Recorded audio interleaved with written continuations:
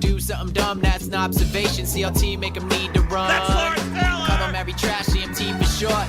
Wonder if we best once you peep the score. Up at the crack of dawn, top stories of the morning. While you're yawning, grab your coffee, rise and shine with 8:80 a.m. This is Drop Time. We provide highlights from your favorite teams. Got Dave and Rick making plenty of picks. It's Rule 76.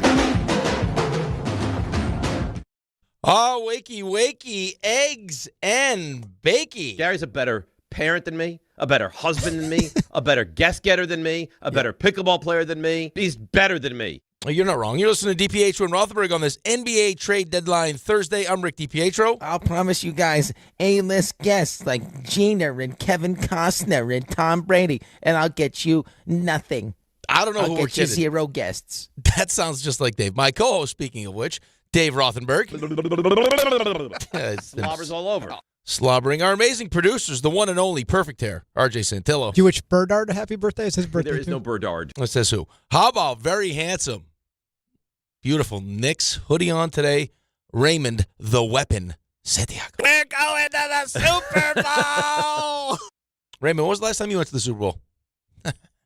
96. Yes, big shout out to the companies. Thanks for getting up with us. You can listen every weekday morning, 6 a.m. to 10 a.m. right here on ESPN New York. And now you can see us wearing matching hats on YouTube. Number to call, 1-800-919-3776. I'll get people's phone numbers, and I'll never use them.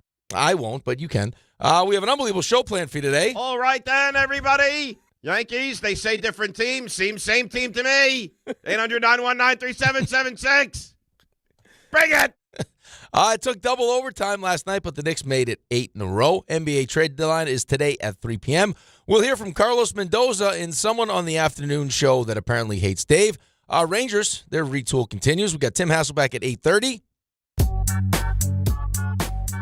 Such a better song. The great Alan Hahn at 9. And as always, on the Thursday at 7:45, we have Knobservations. Did it happen in Florida? RJ's world-famous stuff you missed around 9:15. But before we get to all of that, let's call it what it is. Dave is a diva. Why are you being mean to me? I'm Dave. Right, Dave the diva. You know what it is, right? They're threatened by my prowess.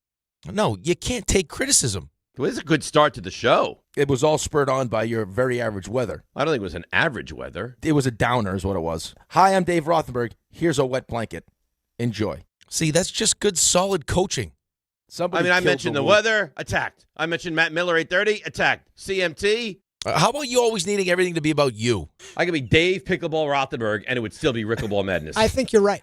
Well, maybe you could do something to change their minds. I could have a tattoo of a pickleball on my ass, and it would still be Rickleball Madness. That seems a little extreme, but it's no excuse to act like this. Yeah, not what I did or said. I'll promise. Just do whatever you want. You act like a gremlin. You're going to get treated like one. Well, at least you have this. You don't control Gary. I run Gary. Oh, poor Gary. And here he is. I don't look like a weeb. Of course not. The one and only. We love him. Dave Hugh Rothenberg. You know what? Next time we have one of these high-level meetings and it's said, should we continue You're Open? Maybe my answer is no. Oh, you love this. Stop. I'm getting strays all over the place in these things. The Open is, it's not strays. The Open is just taking shots at you. That's what it is. That's what the Open is. You want me to do the Open? That's what I the don't, Open I don't is. think Raymond took any shot. No, he never does. RJ took nothing. Nope. And it's just boom, boom, boom. I'm thinking on fire. That's it. Yeah. Occasionally we'll get strays. I jump into a bunker. The target is you. They're always. Just like every Open to the show, to a segment. It's all about you. Speaking of me and you. Yep. How good were we in that meeting What yesterday? a meeting. It just ended like 10 minutes ago. We just walked out. I actually stayed over. And I feel like we were at the highest of levels yesterday in that meeting. Well, here's the thing, so people know. It was supposed to be my meeting. Yeah. And then you came out to meet everybody. I hijacked him. And you didn't hijack. You did such a good job. It just so happens that one of the people that run the company, and it may as well be you, same like Giants, all the same favorite teams. And again, what was his first question? Like I keep telling you. Is this really true? Did you really leave your family? Did you really leave your family? Yes. You know what's weird about that story? In the retelling, it's not as adorable as when it happens. Especially originally. around women. The look on the women's faces is my favorite. Because I'm not paying attention to the men. Because for the men, this is unbelievable. Right. Like this guy is such a savage sports But I fan. think they kind of respect it. Yeah, there's like a reverence. Yeah. And then you look at the woman, And there's this like, is this guy serious? Yeah. What a I'm the piece of Giants. garbage that he left his wife. Who? And the best was how you explained it. It wasn't like we got into a fight No. because she said something nasty. It was like she was making me dinner. It was like, would you like a delicious salad with Right. your dinner? Right. And like, you don't get it. Yeah. She doesn't. I can't be here. If you could ask a question like that in a moment like that, you don't get it. I need to go to the Hilton for 2 days Yeah. and have wings. I mean, It's- it couldn't. It's wild. Yeah. It really is. It really is. It really is. The thing that was very distressing to me after the fact is when apparently Ben, who was it was no Alex, No. so opened the door and was on the driveway like, "Where's Daddy? Where's Daddy?" He's gone. And Cher's like, Daddy's gone. he's gone for the moment. You know what I feel like is the most amazing part, and I was thinking this as you were retelling the story, is like Sherry is a really good-looking woman Yeah. that has plenty of options if she chose those options, and yet she stayed with you. Well, I think she stayed with me and she was with me originally because I offer more than you realize. I'm very entertaining. Yep. I'm a good partner, and I have beautiful things that to Yeah. offer. Well, I mean, listen, whatever it is, it's worked, and We congratulations. got 22 coming up in a 22. couple months. That's amazing. 22 is legitimate. That's legit. That's like adult-like. It's adult. It's over 20. Yeah. Yeah. That's you guys are not going anywhere. No, not going anywhere. No. Not going anywhere. This will be one like she dies, and then 2 days later, Not 90 minutes. yeah, maybe 90 minutes. you're crawling in the casket. Yeah. Yeah. Like, She make room. but there is no way she's going first. No way. Who knows though? I'm telling you. For your sake, I hope. I hope not. She's no. I hope that I go first and I give her enough time that she can still live. What do you mean live? Well, if she Like just get wild? Like what? whatever she chooses. She's gonna get wild. She's living right now. whatever she wants. Like more men? What is she gonna go to hedonism? well, I don't think a woman, hopefully in her 80s, is good. Right. She's gonna get involved in like the nursing home sex game. If that's what she chooses. I don't see her. STDs run rampant in those places. Yeah, I don't think that's on her bingo card. I think just Right. like maybe travel. But what if she can travel with you? She doesn't need to travel by Well, herself. when are we going to travel? What are you, dead weight? Well, it's not like we're going to Alex have a is ton almost of in time. college. I understand that, but I also have a job. Well, you got plenty. You're taking you're planning vacations that take people on. I mean, you got all sorts of stuff That's going to happening. be something. Oh, And for some reason, you're like, no. And I look forward to that greatly. I can't wait. Then I find out the news about you. Did you guys hear this? What they want him to do, Ray? Hedonism. That's not hedonism. They want him. He was so mad. They Actual hedonism? The No, term, was the he term was hedonism used? borderline. He was so mad. They want him. Okay. What area of the world, when you think Rothenberg, what area of the world Outside of Canada, do you think of? places he goes. Oh, San Martin. He's the Caribbean. Yeah, He's the Caribbean. Listen, Yeah, no. right. The best is the self-proclaimed, and he said this in front of everybody. I am the Caribbean. Yeah. No, you didn't. yes, No, you yes, he didn't. did. You can't I- say, you can't I say am anything the- around you. I am the Caribbean. Yeah. So apparently they're going to have him teaching older women pickleball in Turks and Caicos. yes. Yes. And I said, what? Yep. I said, So all this- these things. This is the package. This is that the you asked- package that was being discussed before. How about me doing this? I play pickleball. It's the one sport I'm actually pretty good at, and I love the Caribbean. What could be a better match? Are I you go, are you going to teach older women how to play pickleball and maybe in a G-string? well, that's Like, the thing. I They think I go, do it in yeah, G-string. but we discussed this, and he'll do it half naked, and you won't. Right. I'm like, so we are hedonism. Yeah. Okay, that's Well, wait a minute. I'm will, like the guy from Along Came Polly that takes you for the scuba. will you not do it half naked? no. I mean, okay, well there you go. Would you If want to have- see? Would you want to see that? I wouldn't be seeing it anyway, so I'm good. Right. But if you're one of those No, older but like ladies, 75-year-old women would probably be very attractive. Mm-hmm. I don't know about that. Yeah. So you know what it is? Here is, Oh, here we go. and this is fine. Here we go. Can we talk sports? They look at him. It is a sport. Pickleball. Pickleball is a sport. They look at him as sheerly man meat. That's it. He's a good-looking guy, and his depth of knowledge, it ends there. They want to send me to Europe and making the pizza. That's what they want from me. Him, hey, where can we send him that he won't get himself in massive He's trouble? actually Italian. Yeah, no kidding. I've been to Italy. Yes. So that's fine. Listen, I didn't ask for it. Mhm. They approached me with it. Yeah. And you know it'll be littered all over Twitter of half a day. He'll be wearing just one a holder, just a holder. Is all he'll Just wear. the jockstrap. Yeah, and the Rule 76 hat. That's it. Yes. Um, Now, how so- about a Rule 76 G-string? That would be nice. Maybe that's next. Yep. Maybe that's next. I know where I'd put your name. So that's not nice, I think. What? Maybe. I put it right in the back string. No, my name's too long for that. You know? When, No, put RJ and Ray on the back because those guys get the back of the hat. All right, so Yabusele, we Yep. hardly knew you. Gone. Gone. It was nice that they unloaded his money. Very nice. Yeah, real nice. Very nice. Now, I don't know if it means anything immediately, but at least it gives you a little more flexibility, and it gives you a little more flexibility in the offseason. Correct. That being said, I'm not even kidding with you. I have no idea the gentleman they brought back in return. Just Is just. I guess he's a living, breathing body. a good defensive player. Yeah. But yeah. But Dalen Terry Yeah. is his name. I don't know. I don't anything. We'll ask about Alan him. about it, but I think the focus really was just trying to give Of course. yourself some flexibility. It, to get Yabusele. right. It was to unload. The Well, not contract. necessarily in Yabusele's money for next year. It's moving on from Gone. Yabusele. Yeah. They probably would have done it for nothing. Like, you can have Yabusele, just get him off of our book. So Right. I like that. Today's the day. By 3 o'clock, right? So a little under 9 hours, we're going to find out. Talking to RJ before the show, and I think this is most of our feeling. They're not going to make a trade for Giannis, and I actually am to the point where I don't think anybody's going to make a trade for Giannis by 3 o'clock. Well, and there today. you go. For you, for me, that was our perfect scenario. Right. Was that he doesn't get dealt. We let this group make their run, see what happens, and then if it doesn't go well, then we reassess. But this is, it's a big moment. It really is.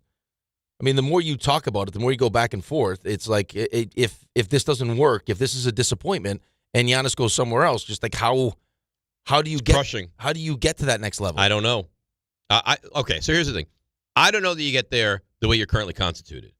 I don't know that you get there if you make the trade for Giannis, but if he goes elsewhere and you never have the chance to get Giannis, I personally, and I don't know how you feel, I would be heartbroken if that happens.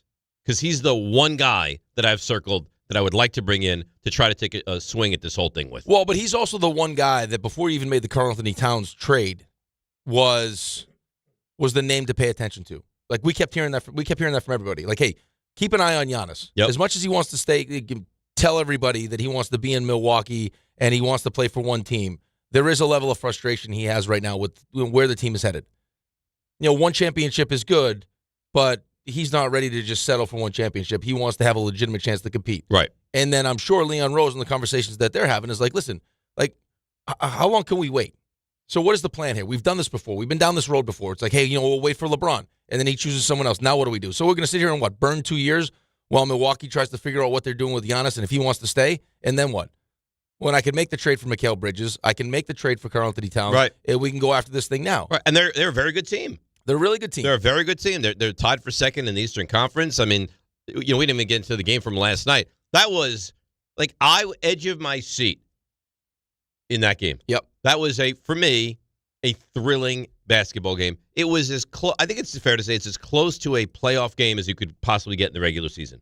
It was a phenomenal basketball game. And you know what you saw in that game, though? Was exactly why when you play a team like Washington, especially going into a back-to-back, You have to destroy them. Yes. Yeah.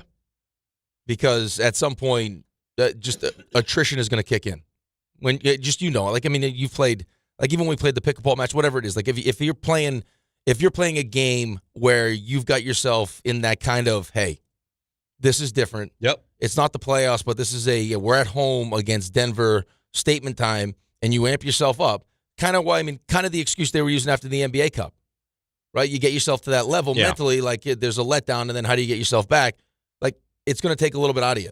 So if you had to work extra hard against Washington, right? You're in a fist fight with Washington, And they were talking about it last night. They played Brunson a lot of minutes in that game for some reason. Oh, it wasn't that bad. It was like 30. He only played just over 30. Yeah, but the game was non-competitive. Right, but he's fine. I'm not worried about him. You're worried about the guys that are really OG Bridges. It was smart. those guys. They didn't play Mitch, right? Right. And Mitch is it, dude. I When he's healthy, you understand why they deal with it. He's better than he's ever been. He is phenomenal. Yeah. He can defend Jokic Anybody. and he can defend Murray Anybody. on the perimeter. Yep. He is an A+. He's up for the best he is a defensive player of the year kind of player. He is phenomenal. And it's so jarring to watch the dichotomy of Towns is in the game and what he can do offensively then they make the switch out, or they don't, and what Towns is defensively and what Robinson is defensively. Right. It couldn't be further polar opposites. No, but Mitch does. Mitch is he is a force multiplier, right? Like he just makes everyone better defensively, right? When you have someone like that. And then, he's putting the ball on the floor. Like, it's funny because I'm sure in practice you see things that you don't see in games, and you're like, wow, he's got that in his bag, but you never see it. Like, Allen asked him after the game, because that's, again, like when a big man does something like that, you're not used to seeing it. It's like, holy crap. And he's like, yeah, I do that stuff in practice. Because, there's these other people like, oh, Mitch stinks offensively. Like, remember the Scalabrine thing? Yeah, He's like, listen, I'm closer to Jordan than you are to me. I don't care who you are. Right. And then he dominates them. So of course he does. Everyone's like, that Mitch offensively, he stinks. He would in the pantheon of NBA players, he stinks offensively. Would abuse you against the common person. Right, He's like LeBron James he offensively. He could shoot threes but it's not what he does well. So he sticks again. Like I'm gonna star in my role. Yep. And I'll tell you what, man. If you want to point to something that Mike Brown and this coaching staff has done really well, and I know it turned a lot of people off. It's like, dude, it's game one. What are we doing? We're load managing game one. This recipe they have for Mitch right now. It is. It's working brilliantly. Did you find it curious that Jordan Clarkson goes from you can't play him to starting? So he's in the starting lineup?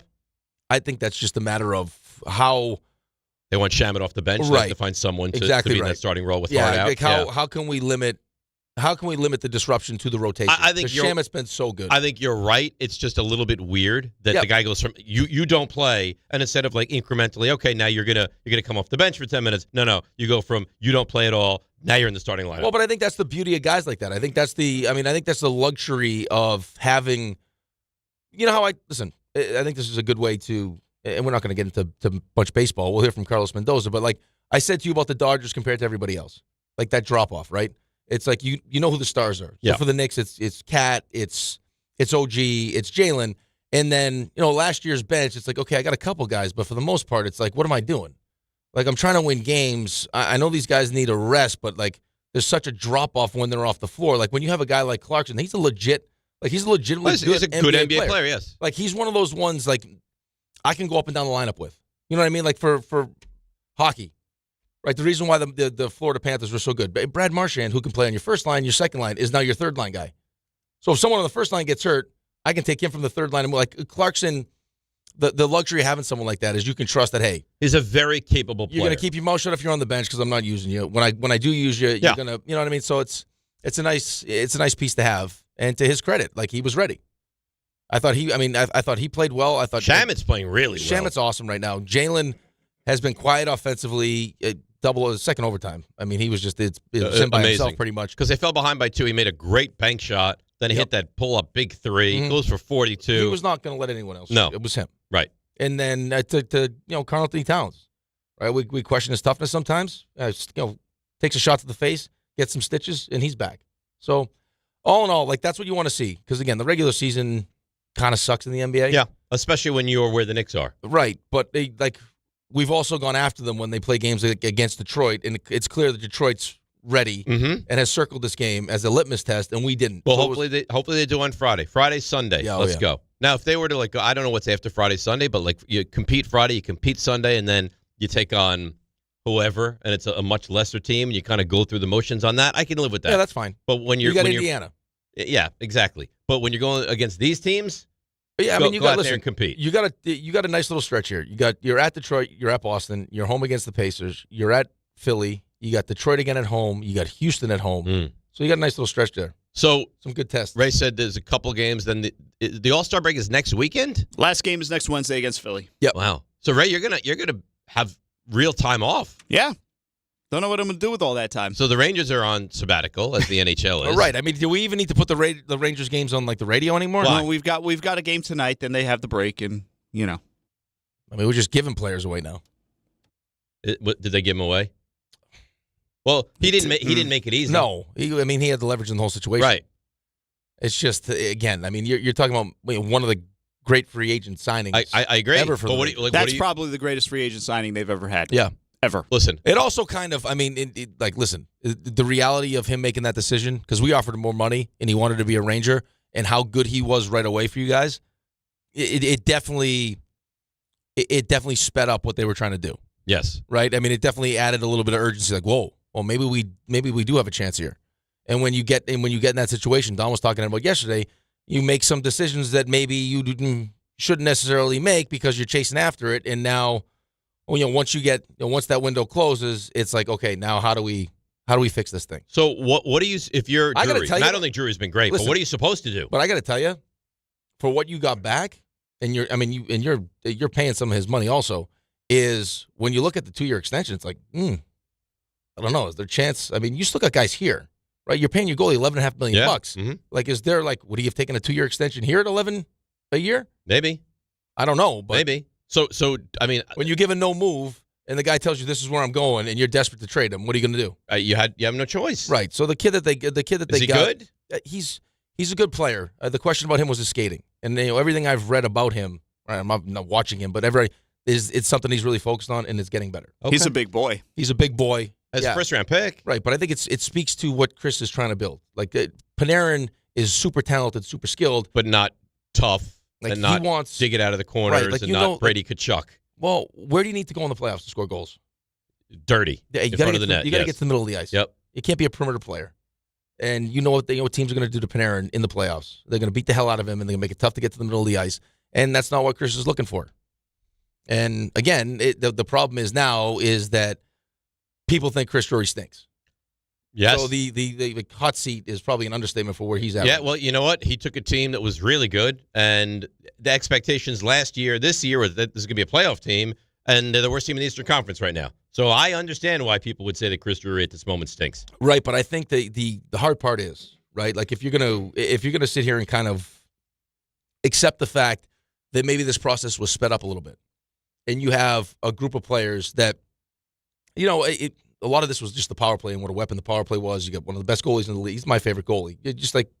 So you had this mix where things were working, but at the end of the day, I'm sure he looked at the team and says, like David Stearns, right? Looks at the team like, like I don't know how sustainable this is. Yeah. I don't love it, but they just got to the NLCS. So what choice do I have? Right, and now you got to figure that's not necessarily the team that Chris would build. Okay. And Well, then listen, you watch the team have success. he's gonna. This is his job. Right, but you know how impatient people are. I'm one of them. Right, and then you break down the deal. You're like, we just gave away Panarin for this.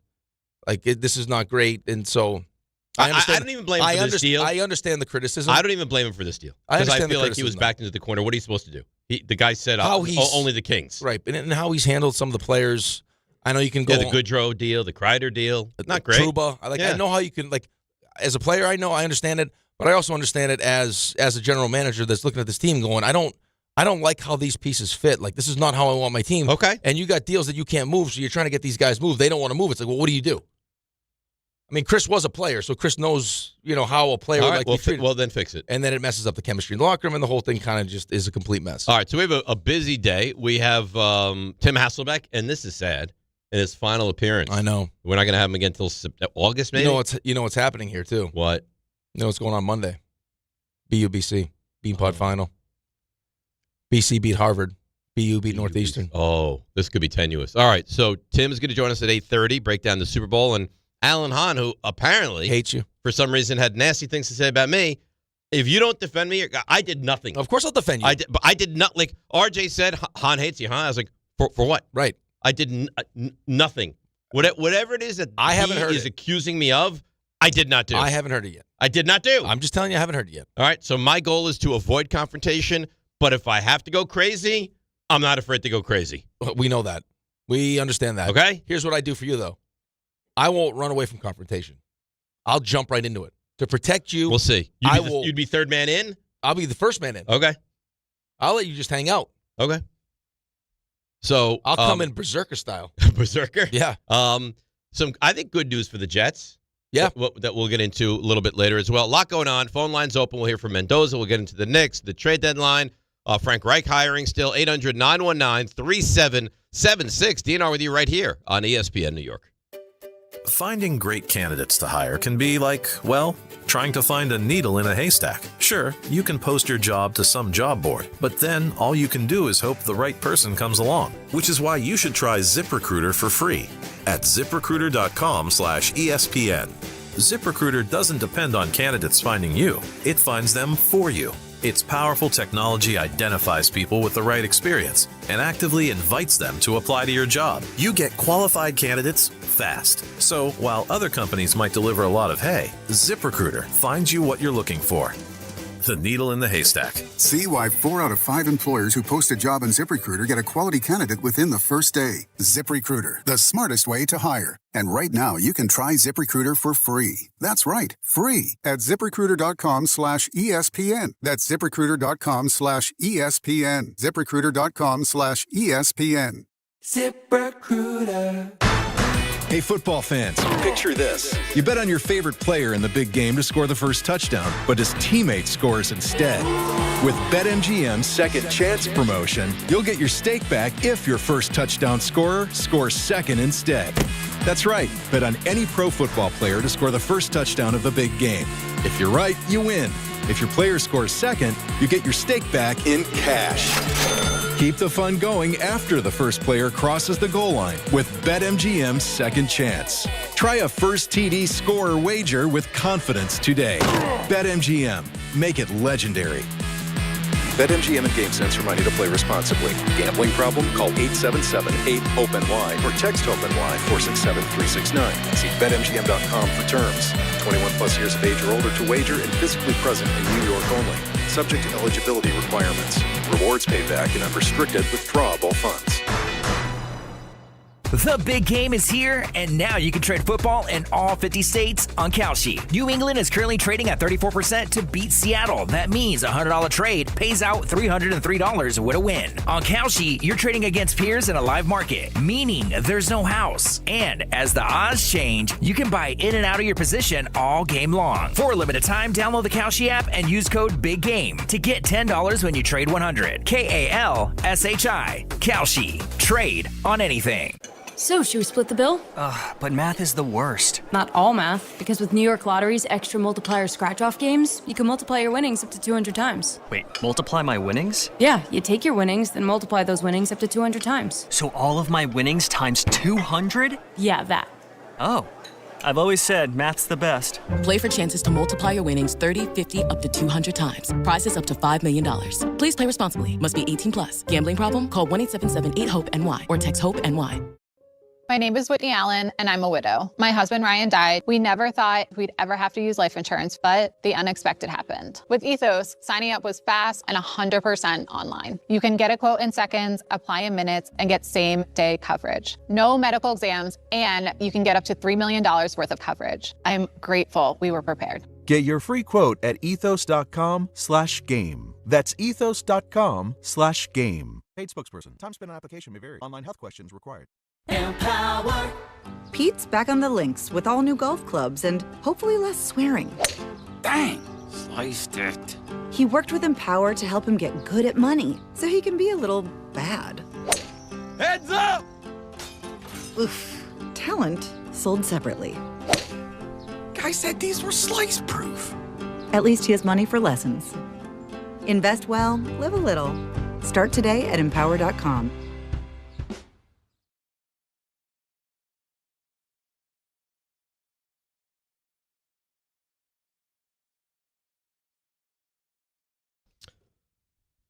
All right, DNR with you, ESPN New York. ESPN is proud, very proud, to introduce the handoff. You might question, what is the handoff? Well, I'll tell you. It's a special 24-hour football event. We take you direct from Super Bowl 60 in Santa Clara to SoFi Stadium in L.A., the home of Super Bowl 61, coming to ESPN, ABC, and the Walt Disney Company in February of 2027.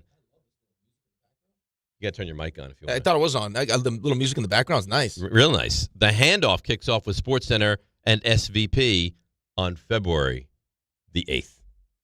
I got to tell you this, okay? I'm going to tell you this right now. Okay. In front of goddamn boys. You and Don's whole spiel about the Super Bowl and the halftime show gets more and more ridiculous every time I hear it. Why? Because it's such a stupid take. I don't care about the halftime. Not caring about it and making such a big deal out of it are two different things. All right. Well, it was brought so up, and I out, commented on it. And then Don, I mean, talking about the Stadium Series game where the guys came out dressed as the Bucs. Don't attack me for that. I mean, come on, man. Don't attack me for that. You're getting a full-on concert during a football game. I don't want a concert during a football game. It's not going on during the football game. The halftime is extended twice as long. Who cares? I care. Why? Because I just want to watch football. I don't want special flashlights. I don't want here's I where don't I want would them agree. spelling out Listen, you words in the crowd. I just want to watch football. Listen, I would understand if the extended halftime means they're going to play less football. Hey, you know what? We can't play the full third quarter because Bad Bunny went too long. That's not the case. We're probably only a matter of time till that happens. It's the same amount of time. Not the halftime. Let's put on a 35-minute halftime, God. And we'll be back later. You sound like such an old. You are. I didn't bring this up. Yeah, because it pisses me off listening to you. Too old. Like he's like too old. Well, men. you know what? Don's great. Oh, the halftime is too long. It's ridiculous. Oh, stop it. It's ridiculous on multiple fronts. Stop it's ridiculous on the length of the halftime, and it's ridiculous that they're doing some big fancy concert. Here's the thing: the Super Bowl, and I've come to deal with this, is not for the football fan. It's just not. The Super Bowl is for everyone to enjoy. The 84-year-old mom, grandmother, who's not really interested in football. Oh, I'll watch the football. Right, but it's like the Super Bowl is the wedding, right? I mean, you're getting the ceremony, which is the most important part, but you're also getting the big party. That's a terrible analogy. No, it isn't. It's just like the halftime is for the casual fan. If you're not necessarily interested in watching the football, so we're going to give I you consider another myself reason to be a diehard fan. Right, but fan. It's not taking away from the football. It will for me. It's enhancing the experience. The longer commercial breaks takes away from me. The longer halftime takes away from me. Hey, you stink. So when they cross that line, that means it's a touchdown, and now they get 6 points. No, I don't want. I'm too good for this. That's not what they're doing. I'm too. Yeah, that's not what they they're explain doing. it to you like this is not like the Nickelodeon you're an idiot version. Oh, please! It's exactly what it is. RJ, help me out here. Don't you think? I mean, enough is enough with this. I don't like the halftime show. Enough is enough. I didn't bring this up. Yeah, but you talked about it yesterday. It completely turned me off. Oh, I'm so sorry. I'm so sorry I didn't turn you on yesterday. What do you want, a lap dance while I tell you how much I don't know. The whole Super Bowl thing sucks? Do you have time for lap dance? Do you have time for foreplay? Who knows? You just want to dive right into it. Oh, look at you. Yeah, God forbid. You're probably making love to Cass. You're like, hey, you know what'd be great? A halftime performance now. That'd be great. Hey, let's pick this up in 35 minutes. No, but maybe I'm like, you know what? Let's pause here for a second, and I'll do some other stuff. Mm-hmm. Maybe I'll focus on some other areas. Okay. Yeah, but yeah, that's not who you are. Might I nibble your ear for half an hour? No, that'd be half an hour. Half an hour. RJ, aren't you sick of this take? The take that I didn't bring up. Aren't you sick of it, RJ? I had a hard time sleeping last night thinking about it. I'm so sorry. And you know what? I know Ray's excited off. for Bad Bunny, and that's fine. I believe Ray also agrees. Halftime, he could live without it. You've gone through a place because you pulled out two. And we know what's going to happen here. No. I want to get to the bottom of what's happened with you mentally because you pulled out of John's playoff fantasy pool also. There's something weird going on with you in like playoff football, I pulled out of John's Super Bowl. fantasy pool because I was broken with the Giants. Here's how you need to supplement, though. You're clear, like, I don't want to say disdain for the Super Bowl, but all that goes on around those 60 minutes of football. You need more. You need boxes. You need fantasy. You need some kind of gambling. And that's another thing. You need something. Super Bowl boxes? Yeah, you look down on that, too. Oh, God. I mean, the Super Bowl box? No, thank you. Just the most popular way to gamble on the Super Bowl. Because it's hey, you don't know anything about anything? Choose a Super Bowl box. But you need to embrace other people are being brought into the party. That's fine, but the party's not for me. Then don't watch the party. You know what? Don't watch the Super Bowl. Yeah, don't watch it. You know what? I'd rather you not. Don't threaten me. We won't talk about it on Monday. Don't threaten me. Don't watch it. You know what?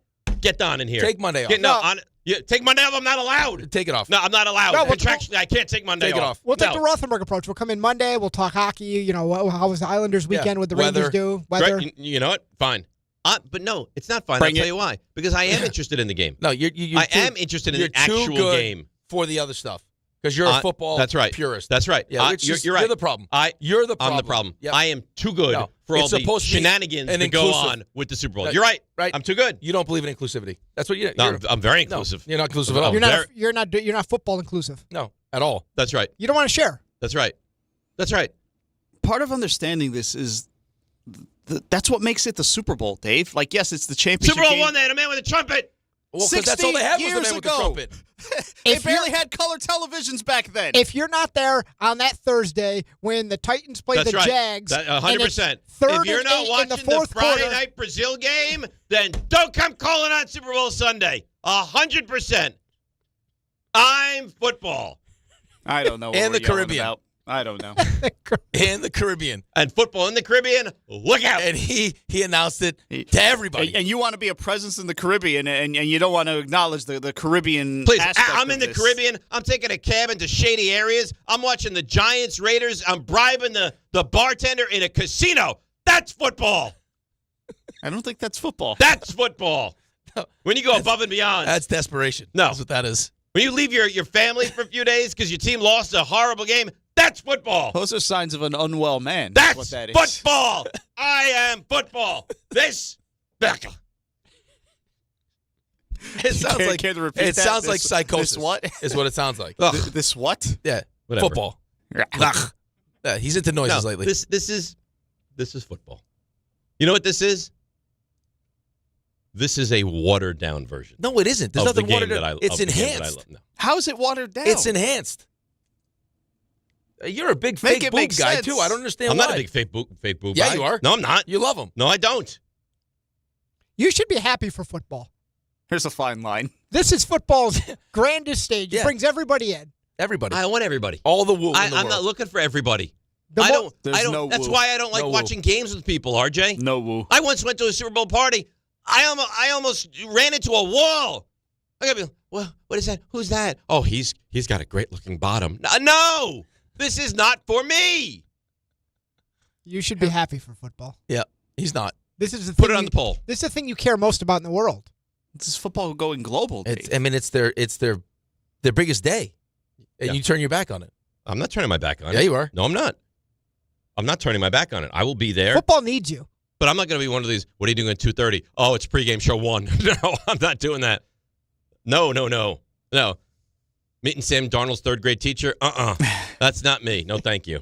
I don't want the forced, no. You're unbelievable. So you're not even looking forward to Sunday. No, he's not. The game.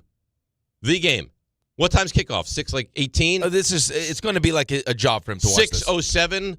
Turn it on. No juice. I like the introductions. No, There'll be juice because I do enjoy the actual game. You're if I in can. denial about it ending. I understand that we all deal with grief differently. I don't know what stage you're in. That's what it is. Football's ending, and you're taking it out on Sam Darnold's third grade teacher. Yeah, you're not wrong. And this is a man who loves American Idol where they tell all the backstories. No, I'm out. That's your favorite part about American Idol. Yeah, I do love that, but I'm out of American Idol. I don't what have makes this stuff compelling. I don't have time for There's this too much anymore. Dexter. I don't. I'm mid Dexter. I got to do Landman. I can't. It's too much. It's very stressful. You are the Caribbean. There's a lot going on. I'm the Caribbean. He's football. I'm planning a European trip. I got a lot going on. He needs. It's like the best part of it is it's like a 2-week trip he's going on. It's not like a couple days. Yeah. I can't wait to see the itinerary. I can't wait. What do you mean? I can't wait. It's going to be an incredible trip. Oh, there's going to be buses. I'm going to be eating tours. lasagna with people. And tours. Oh, we're going to make pasta together. Oh, my God. Oh, yeah. Maybe we'll take in a European football game. Serie A. There you go. I wish you loved the Super Bowl the way that we all love the Super Bowl. Yeah. I wish so, too. As football. I wish you loved it. I wish so, too. You're the only person in the world that needs to hear this. I wish you loved the Super Bowl the way that you would love Cardinals-Texans on a Thursday around Halloween. It's a fair point. I don't feel like you love Cardinals-Texans on a Halloween. Oh, yeah. I don't feel like that's give me true. That. With oil. Yeah. Absolutely. I wonder, you know what? Because John considers himself to be this massive, now we're getting to it. Now we're getting to football it. fan. And here no. we go. I mean, seriously, I wonder if John is on my side or on your guys' side. Like, I wonder if John's like, oh, I love all the pomp and circumstance and the halftime show and ribbons. This and is still the confetti fallout of the declaration he made like a year and a half ago that he's a superior football fan. This is a continuation. But you know that's not true. Well, this is the fallout. This has of that. this has nothing. Right, but I just don't understand the premise though. Like I understand going to a party and having to be around people that don't know football. I understand that part. So that you're okay with. I'm okay with that. The idea though that like just an extended halftime where you're actually getting like a show that may be good, it may be bad. Like you can choose to watch it or you can choose not to watch it. I'm not gonna watch it. You know what it is though? You know when there's a couple, and they're like they start fighting about a parking space or what somebody bought on Amazon. We're not actually fighting about the halftime show. We're fighting about the fact that you just don't like that you have to share football for a day. Right. I think it's we're fighting about a thing that's not the thing. I don't want to share my football. RJ, you know what it is? With the commoner. I'm going to give you a good example here. Stop calling them that. And it may be a bad example, but it could be a good example. He just talked himself into a pickle with that. Yeah, have you ever been to a Could be an restaurant? example. Could be a good example. It also could be a bad example. Because now I'm a little bit gun-shy after All what right. you said. You know when you go to a nice restaurant and say you order a steak, right? This is how I prepare my steak. The chef does not want anything put on the steak. There's no steak sauce, nothing. Right? You can't enhance the steak. Right. This is how I want the steak. Right. That's how you want your football. That's right. You don't want any. I want my football the way I want my football. That's it. And I don't want you to give me special sauces. That's it. No. I don't want a gratin. No. I don't want ketchup. I don't want it well done. You want to taste the meat. I just want the meat. Give me the big. What are you laughing about? Go on. Give me the big, beautiful meat. That's what I want. And that's all I want. Hey, it's fair. All right. 800-919-3776. Knicks fans join Bart Scott and Chris Carlin for a very special Knicks watch party on Thursday, February 19th at Tara Moore, 150 West 30th Street, starting at 7 o'clock. Watch the Knicks take on Detroit in a big Eastern Conference matchup with Wild Turkey Bourbon specials, great prizes, and awesome vibes all night. You'll also have chances to win tickets and enter Wild Turkey Bourbon's Ultimate New York Game Day Experience this April. Join Bart and Carlin at Tara Moore Thursday, February 19th. Tip-off 7:30. Brought to you by Wild Turkey Bourbon. When you know it's right, don't change a damn thing. Must be 21 or over. Enjoy Wild Turkey responsibly. Let's break, come back. We'll get to your calls. We'll get into the Jets, Giants, Knicks, all of it. DNR with you, ESPN New York. Do you owe $10,000 or more in credit card debt or personal loans? With credit card debt at all-time highs, Debt Relief Advocates is urgently notifying consumers of debt relief now being made available, designed to aid consumers with out-of-control credit card debt. Those who qualify and enroll for this relief program will only have to pay back a fraction of what they owe. This is not bankruptcy or a debt consolidation loan. This is a relief program that credit card companies would rather you not know about, as it ends your debt nightmare and saves you lots of money. Consumers owing at least $10,000 in credit card debt or personal loans can now take advantage of this debt relief as the cost of living skyrockets. Debt Relief Advocates has established a relief hotline for you to call to learn what debt reduction you may qualify for, so don't wait. For this free information, call the Relief Hotline at 800-606-8737. 800-606-8737. 800-606-8737. Good Karma Brands is proud to be an equal opportunity employer, providing equal employment, development, and advancement opportunities to all teammates and applicants. To learn more about careers with us, please send an email to talentacquisition@goodkarmabrands.com. That's talentacquisition@goodkarmabrands.com.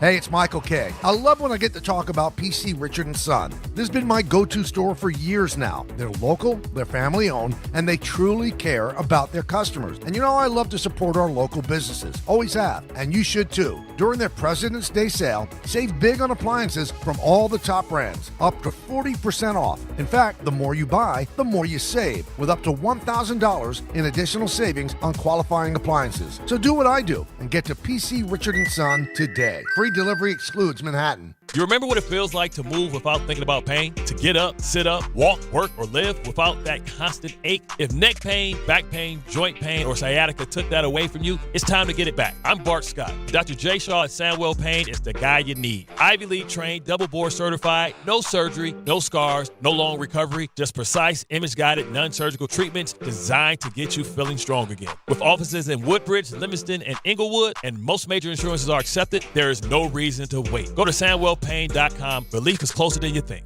Whether you're building a single roof or a successful roofing business, roofing contractors like you need the right tools for the job, and software is no exception.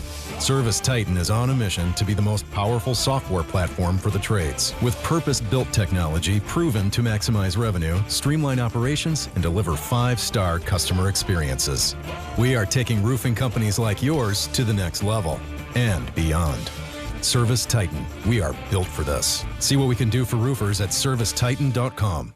A SoFi personal loan is here to help you achieve something once thought impossible: overcoming high-interest credit card debt. Walk the tightrope of your finances with one low, fixed-rate monthly payment, no fees required, and as soon as the same-day funding. That's right. Pull off your own debt-defying stunt with a SoFi personal loan. Visit SoFi.com/trick to learn more. Loans originated by SoFi Bank, N.A., member FDIC. Terms and conditions apply. NMLS 696891. I'm Boomer Esiason. My mom died from cancer. She was only 37 years old. She didn't have life insurance, and that was devastating for my family. That's why having life insurance is so important to me. Ethos makes it fast and easy. Get a quote in seconds, apply in minutes, and get same-day coverage. You can get up to $3 million in coverage with no medical exam. Get your free quote at ethos.com/play. That's ethos.com/play. Paid spokesperson. Time spent on application may vary. Online health questions required. Can I take your coat? Oh, you noticed. Yeah, I found it on eBay from a seller in Vegas. Pre-loved and perfect. She listed it and jackpot. Italian leather, classic trench silhouette. And did you see the braided buckle?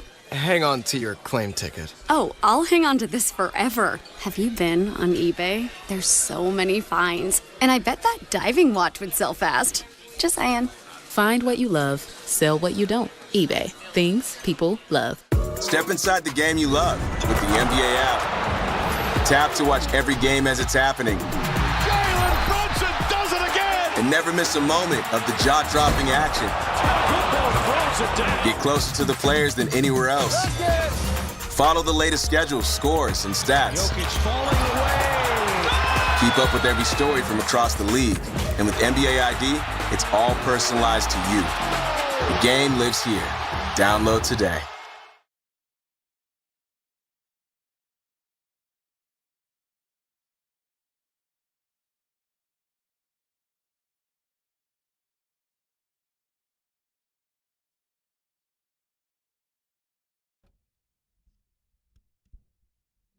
Is this the song you just requested from Raymond? Yeah, I was listening to it this morning. Is this the first time you've heard it? No. You liked it and you...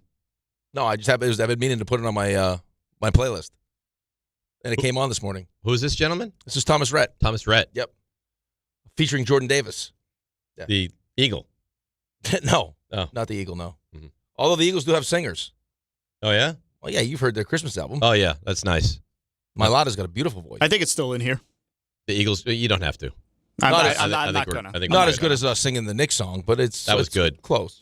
Almost feels like today could be a singing the Knicks song kind of day. Let's We're not get not crazy. there. It's not Let's not get crazy, postseason. I yeah. understand. All right, so let's get to some of the callers. 800-919-3776. Oh, my God. Hey, look at the phone line. Every line is lit up. And they all agree with you. It's disgusting. Because I'm right. No. It pains you that I have the pulse of the people. Well, your guy disagrees with you. Well, John disagrees. That's fine. I mean, in Quite the analogy you made, a by the list way. of analogies that don't even really make all that much sense. It's a rambling, like who has time to read all that? He wrote multiple paragraphs. A rambling, nonsensical analogy. Look at you. I'm reading that. No, it makes sense. I don't think it's nonsensical. In light of all this, It does make sense, though. Super Bowl next year is going to be very interesting. In light of all this, Why? what days it fall on? Sunday. Valentine's Day. Oh, is that right? Yeah. It's not going to affect him. Yeah. No, not you. He doesn't care. Not you. What do you mean I don't care? Well, in It's a fairness, I'm throwaway not a holiday big for you. Valentine's Day guy, but I will celebrate my wife with something. We'll do something. Right, but John's point is that... you go out for brunch next year then. Yeah, right. But, I mean... Obviously you can't do a dinner. We'll go brunch. Yeah. Well, sorry, babe. We've got to watch the Super Bowl. But you take your future girlfriend out for a dinner during the game. You do that. Listen, at this point, it's not an issue. So we don't have to worry about those types of things. Here's what I will say. If you meet the girl, and you're going to meet a great woman, and you're going to marry her and have lots of kids and the whole thing. If you meet her and she says, you know what, Raymond, I want to go out for dinner on Valentine's night next year, run as far as you can. That's craziness. Yeah, it's bad for the economy, for the restaurant economy. It actually is. Yeah. I'm sure restaurant owners are like, oh, God. We got to do brunch. I don't think brunch is a terrible idea. It's a great idea. It's going to have to be Saturday. Saturday the 13th.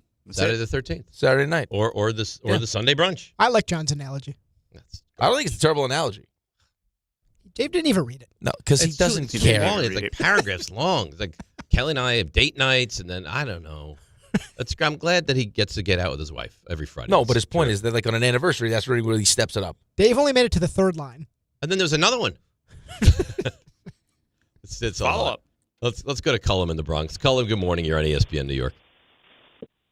What's going on, Dave, Rick? So I was at that game last night, and that Knicks game was one of the best games I've been to in a while, like out of all sports games. Phenomenal. every player felt like it stepped up. Karl Anthony Towns gets bloodied, and then I felt like he needed to get the ball more because every time he touched the ball during the game, he was playing phenomenally. You know, Jalen Brunson even played great, like defensively. There was multiple plays where he's stealing the ball and getting charges. You know, Mitch was putting the clamps on Jokic for a lot of the time. Yes, Jokic puts up his points, but 1 for 13 from 3, and he wouldn't stop shooting the 3. I mean, no matter what happened, he was going to hoist those 3s up last night. But the thing that I took away from that game, it felt like 6-on-5. The refs were horrible that game. Every call went the way of Denver, and the Knicks still persevered. Like, how do you make that call at the end of overtime when there was no possible way that dude was going to get to the ball with like 0.3, 0.4 seconds left and be able to get a shot up? Right, but it's a dumb foul. Why do it? Ball foul? What do you do? Why do it, though? If you're Mikal Bridges, what are you doing, Cullum? I agree. I just, like... Why put yourself in that position? It was yeah, and it was mind-boggling, but whatever happened in that situation, the Knicks persevered and ended up winning that game and 8 straight, and they look good, and everybody on the team right now, I still think they haven't reached their peak of potential, and they've been playing so well recently, but, like, I don't care what anybody says. I don't think the Knicks need anything else. I think what they have and the amount of depth and the amount of talent is enough to win the whole thing. Capable. The whole thing. Yeah. Okay. I do. Well, I'm gonna be the guy to go out on that limb. Okay. Listen, I hope you're right. I hope more than anything that you're right, that they win the championship. I don't look at this team against those teams in the Western Conference. Do I think they could? You know what scares win the East? Yes. You know what scares me to death though is the fragility of Mitch. Yeah, it should scare you. You know what I mean? Because you don't behind Mitch. Like, I don't know how much you trust the options. Yeah, but what they're doing and handling him with kid gloves is work. Keep doing this. Yeah, exactly right. Like, don't play him against Washington. No, the recipe, get him ready. Yeah. Right, I'm sure he'll play Friday. Friday's another one of those circle the calendar games. You want to win And that Sunday. game on Friday because they hate you. They play physical against you. It kind of feels like they have the recipe to beat you in the way that they play, and you know they're going to go out and try to win that game. You know they're going to try to humble you on Friday night. Right, and you know how the fan base is going to react. As happy as they are now, if you play Detroit again. Absolutely. And they beat you up. Saturday on the Grassa Show. Right. It'll all be what the hell is wrong with the Knicks. Tyler in Albany. Tyler, you're on ESPN New York. Hey, fellas, good morning. How we doing? What's up, Tyler? Dave, in regards to your Super Bowl take, you were nothing short of right. Mm-hmm. I'm a diehard Patriots fan, so obviously, like, I'm locked in for this game on Sunday.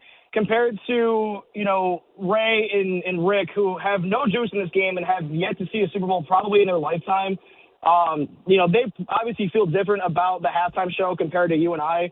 Like, I got invited to a family Super Bowl party on Sunday. I'm not going to go because I can't be around 20 people, having conversations throughout the game, and I just want to sit and watch football and not worry about a halftime show. I just want to watch the game and not have to worry about it. Why? Let me ask you a question, though, Tyler. You didn't have to be nasty to the rest of us. Why are you worried about the halftime show? It's not affecting. It's not going to cut into. It's like, I hope Bad Bunny gets off the stage so it doesn't eat into the third quarter. He hopes Bad Bunny gets off the stage so he can watch the third quarter. You guys, you sound like idiots. Is what you sound like. It feels more like a focal point in the game itself. It's not a focal point in the game. It feels more like you're complaining just to complain. Right, like because none of what you just mentioned has any impact on the game whatsoever. I'm 100% with you. No, but I'm 100% with you with the party stuff. Dave. Especially if it's my team. Right? If the Jets somehow magically end up in the Super Bowl, I'm not going to want to go to a party with just other people. What are you doing for Super Bowl? Home? Yeah, home. Family? Yeah. I'm not interested in going to the parties and stuff. Like our team parties before, like when I played, were awesome. The unbelievable time. What level of fandom would you have around an NHL team? Like could you sit and watch a game and they would be like, it was good, solid NFL analysis? Yes. Or would it be like, oh my God? Well, no.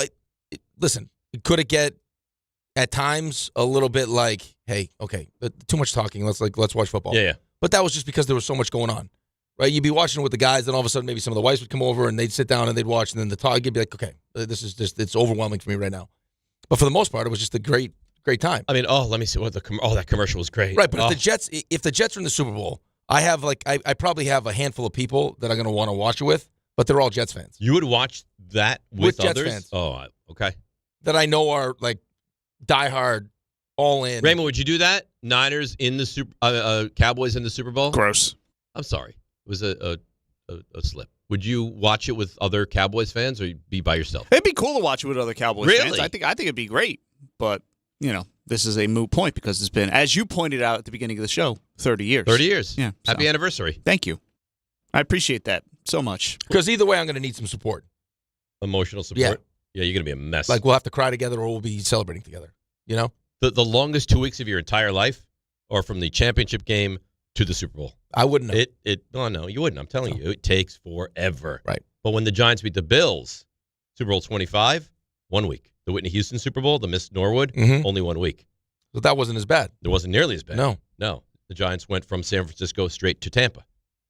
I couldn't imagine. So, I mean, hopefully it happens in my lifetime, but doesn't feel like. I don't know I don't know what to say. There's nothing you can say. Yeah, I don't know what I'm supposed to say. I mean, it's not your fault. I like Frank Reich. Yeah, I do too. It's just, I mean, we'll see what happens with the quarterback, and then we'll go from there. That's all we can do. Well, there's a quarterback that looks like will be available for the Jets in this draft that yesterday we didn't think was going to be available, and we'll get to that next. DNR with you, ESPN New York. Oh, but before we do that, well, God forbid anyone tell me. God forbid it's on your rundown. Just sitting right there. It is. Oh, look. FanDuel, 657. Do you right understand there. how much I have to do? It's got our name on it. Okay. Well, you could jump in. Before we go to break, because the break is Why secondary would I jump in to this. If me and you are driving in a car, and you're driving, and I see our exit, and you see me speeding into the back of a truck, would you say, like, Dave, hey, brake? Yeah, but this is not what this is. Our exit's there. I'm not going to grab the wheel and just take us to the exit. But you might say, hey, you know we're exit 39, right? Huh? Hey, you know this is our exit, right? You know what, Rick? Listen. Tell us about our exit. Okay. It's last call for football, and FanDuel's giving you a daily profit boost every single day leading up to the big game. Today's 30% profit boost is around touchdowns. Shortest touchdown scored in the game, longest touchdown scored, first touchdown, and last touchdown scored. Will the Seahawks run the barn burner tush push and hit the under shortest touchdown scored? Kenneth Walker has the best odds to score a touchdown at -185, but will he get the first touchdown? Will the Patriots be throwing from behind and add a touchdown late to Hunter Henry for the last touchdown scored? All you have to do is opt in each day and place an eligible bet to use that day's profit boost. Play your game with FanDuel, official sportsbook partner of Super Bowl 60. Must be 21 and older and physically present in New York. Opt-in required. Bonus issued as non-withdrawable profit boost tokens. Restrictions do apply, including any token expiration and max wager amount. See terms at sportsbook.fanduel.com. For help with a gambling problem, call 1-877-8-HOPE-NY or text HOPE-NY at 467-369. Nice. Well done. That whole tush-push thing kind of got in the way, but other than that, really, really well done. Let's break, come back. The Jets quarterback of the future, will it be a guy that will be coming out? We'll get to it next. DNR with you, ESPN New York. Guys, quick PSA, forgetting Valentine's Day flowers is not the move. Trust me, this is why I go to the Books Company every time. Books delivers modern bouquets fresh to her door. Plus, with my code CANTY, you get 25% off. Books flowers are cut fresh from the best farms in the world, so you get bigger, brighter blooms that last way longer. They've got incredible flowers, even roses grown on the side of a volcano. And the best part? Books makes it easy. Pick the bouquet, the delivery date, and you're done. No last-minute panic. That's why Books has over 50,000 five-star reviews. And listen, even if she says, don't get me anything, that doesn't mean no flowers. Flowers still score. Every time. Valentine's Day is February 14th, right after the big game, so don't fumble this. Order now. Go to Books.com, use my promo code CANTY for 25% off. That's BOUQS.com, promo code CANTY. Books, promo code CANTY. All right, let's see what's happening on the roads. Here's Debbie Duhame. Dina, good morning. Hey, good morning, company. It's another cold morning. Alternate side parking rules suspended for ongoing snow removal. Metered parking rules in effect. Bronx River Parkway North by the Bronx Zoo. It's an accident. 684 South Exit 6 in Katona, a collision. Troubles on 18, closed in both directions at Ruse Lane in East Brunswick with a bad accident. 23 South at Hamburg Turnpike, West Milford. It's a collision there as well. Sponsored by Positive Coaching Alliance. If you have questions about youth or high school sports, Positive Coaching Alliance can help. PCA develops better athletes and better people through youth and high school sports. Info at positivecoach.org. I'm Debbie Duhame on 880 ESPN New York. ESPN New York. Now streaming live on YouTube. Subscribe today and watch the show. WHSQ and WCBS-FM HD2 New York. Prizes, Flyaways. even cash money. You want it? We've got it. Find a list of all contests and official rules by visiting ESPNNewYorkContests.com. That's ESPNNewYorkContests.com. Hi, I'm John D'Agostino from D'Agostino & Associates, the injury firm. You know what's interesting about the words personal injury? The first word is person. And at D'Agostino & Associates, that word means everything. That's because I handpick every person in our firm, from the pleasant professional person who answers your call to the experienced person litigating your case in court. Because every person in my firm is an extension of me, and the only way to exceed our clients' expectations is to deliver the highest level of personal service every single time. And that starts with hiring the right people. You see, we know that every client is a person too, someone going through the toughest time in their lives and deserves to be more than just a file number. At D'Agostino & Associates, we put the person back in personal injury.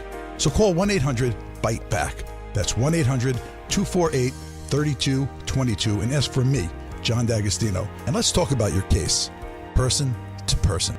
D'Agostino, law, bite back.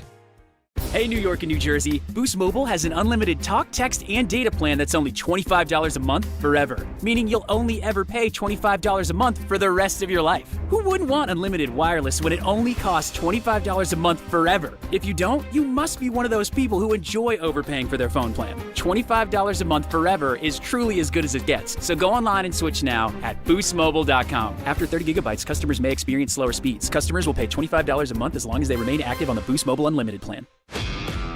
This is the story of the one. As the purchasing manager at a manufacturing plant, she knows the only thing more important than having the right safety gear is having it there when you need it. That's why she partners with Grainger for auto reordering, so her team members can count on her to have cut-resistant gloves on hand, and each shift can run safely and efficiently.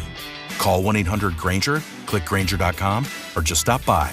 Grainger, for the ones who get it done. Smalls here. Life is full of choices, some big, some small. And when you choose an H&R Block Tax Pro, you're choosing the largest network of tax expertise to be in your corner. For when your big ambitions need help with the small details. For when your six figures come from 6 different places. For when your gaming stream becomes your revenue stream. For when your business's year 1 needs 70 years of tax know-how. At H&R Block, they've seen it all. And they're here to help you make the most out of your money for life outside the box. This is DiPietro and Rothenberg. You and Don's whole spiel about the Super Bowl and the halftime show. You're getting a full-on concert during a football game. I don't want a concert during the football game. But it's not going on during the football game. That's what makes it the Super Bowl, Dave. Super Bowl one, they had a man with a trumpet. If you're not there on that Thursday when the Titans play the Jags, then don't come calling on Super Bowl Sunday. 100%. I am football. This is DiPietro and Rothenberg. Give me the big, beautiful meat. That's what I want, and that's all I want. On ESPN New York. And streaming live on YouTube. All right, so obviously the Knicks are on the table the entire morning. Alan Hahn is going to join us right at the top of the 9 o'clock hour. Apparently I have beef with him that I didn't even know about until I walked in this morning. He doesn't like you. And you don't exactly know what it is either. No, RJ told me this morning, and then he just assumed you knew, and I was like, there's no real chance Dave knows, because if Dave did call in, the second he's done, he's done. But by the way, Dave did not call in. You never called in? Nope. So you weren't on the show? I was on the show. No, they called you. Yeah, there's a second. There's a second layer. You were on the show, right? Yeah, right. We're gonna have to do some investigating. Is what I'm learning. So do you believe that there's an untruth being told by someone? I don't even know the story. Might be. What's this untruth? We don't know. I don't even know what the story. I don't know why Alan's even like. Right. I said goodbye to those guys yesterday, and RJ's like, "Oh, so Alan hates you." I was like, "I have zero idea of what he's talking about." Tell you what, there's a puzzle out there. We get to Knobs. We're gonna put the puzzle together. I don't want to wait till 8:30. I like puzzles. I think we have. I love puzzles as well. Yeah. This fits perfectly. That's where it belongs. It's not enough time. No. 8:30. You're gonna have so much time. We have Hasselbeck no, not on. 8:30. That's what you just said. You're gonna have Hahn at 9. 8 o'clock. Knobs. Whenever we do Knobs, I will start Knobs. No, he believes that we're going to cut it off to go to Hasselbeck. Is what he's. We are. We need a longer runway, RJ. You're going to have plenty of runway. I don't think so. And then you could. It's going to be like the St. Bart's runway. Like it's not going to be a long same thing. I almost said that. Really? Yep. And then you can confront Hahn about it at 9 o'clock, so you can do it all over again. Have you You're seen fine. the planes that land in St. Bart's? It's crazy. When they're like wobbling. Crazy. Have you ever? You haven't flown No, there. I was supposed to go. What is that, crosswinds? Well, they can't take regular jets. It's a tiny little runway. So it can't take a regular jet. You got to be on one And of those prop planes. And you got to come like. And it's like right over. Steep. Yeah, I'll send you a video of what landing in St. Bart's is like. 2,133 feet. Yeah, okay. Yeah, that's a short runaway. It's a very It's short very runway. scary. They can't take it like a regular, normal-sized airline. Will not fit on that St. Bart's runway. So you got to take one of those puddle jumpers, and then apparently the crosswinds, terrible. Yeah. Brian and Anna went. Said Took a flight. Wild. The flight. Yes. Were they terrified? Yeah, and then they wanted us to go, and Cassie's like, "Yo, tell me again about this." Well, you could just fly to St. Martin and then just take the boat. Right, we could do that, but it's just they suggested flying. And Cassie's like, "No. Yeah, no, we're not doing that." I think you would soil yourself. Probably. So I guess he could appeal again, but he's going to again. Mm-hmm. My understanding is he's not going to win. Well, now it's going to the state. No matter how many times this continues down the road. Trinidad Chambliss's appeal denied, and we're one step closer to him having to be involved in the NFL draft.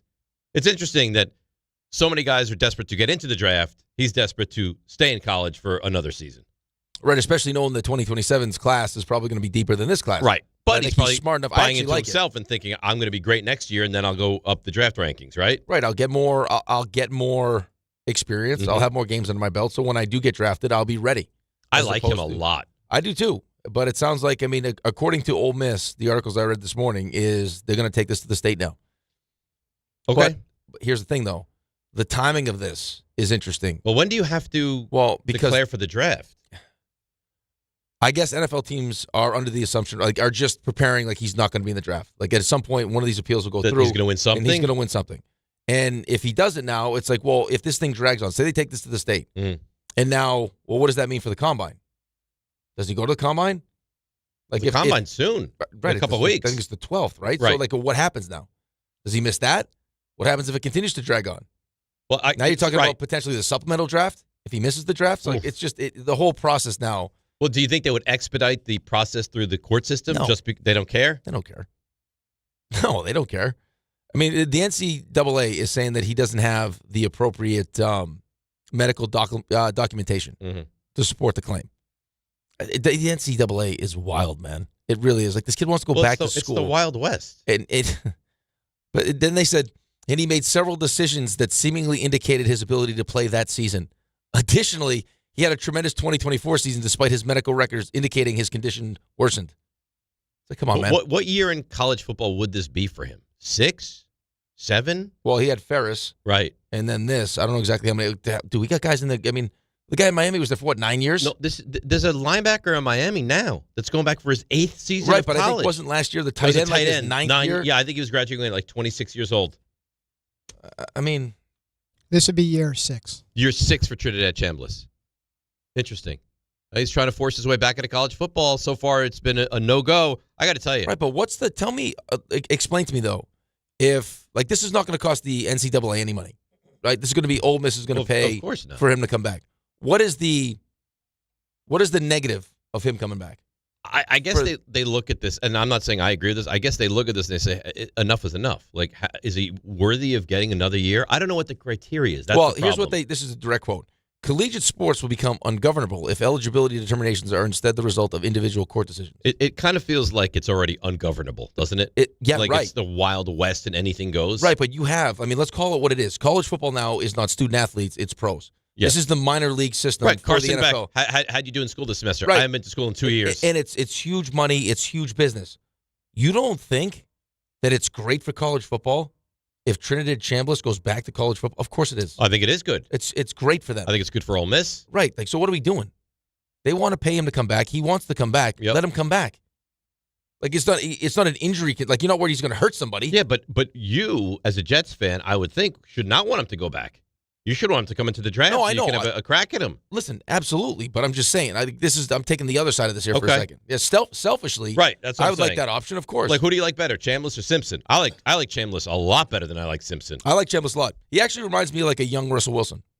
Yeah. Like a prime Russell Wilson. I think he's actually taller than Russell Wilson, too. Yeah, but he's like the same kind of like he can move around. I like him a lot. Yep. And he supplanted a really good quarterback at Ole Miss to start.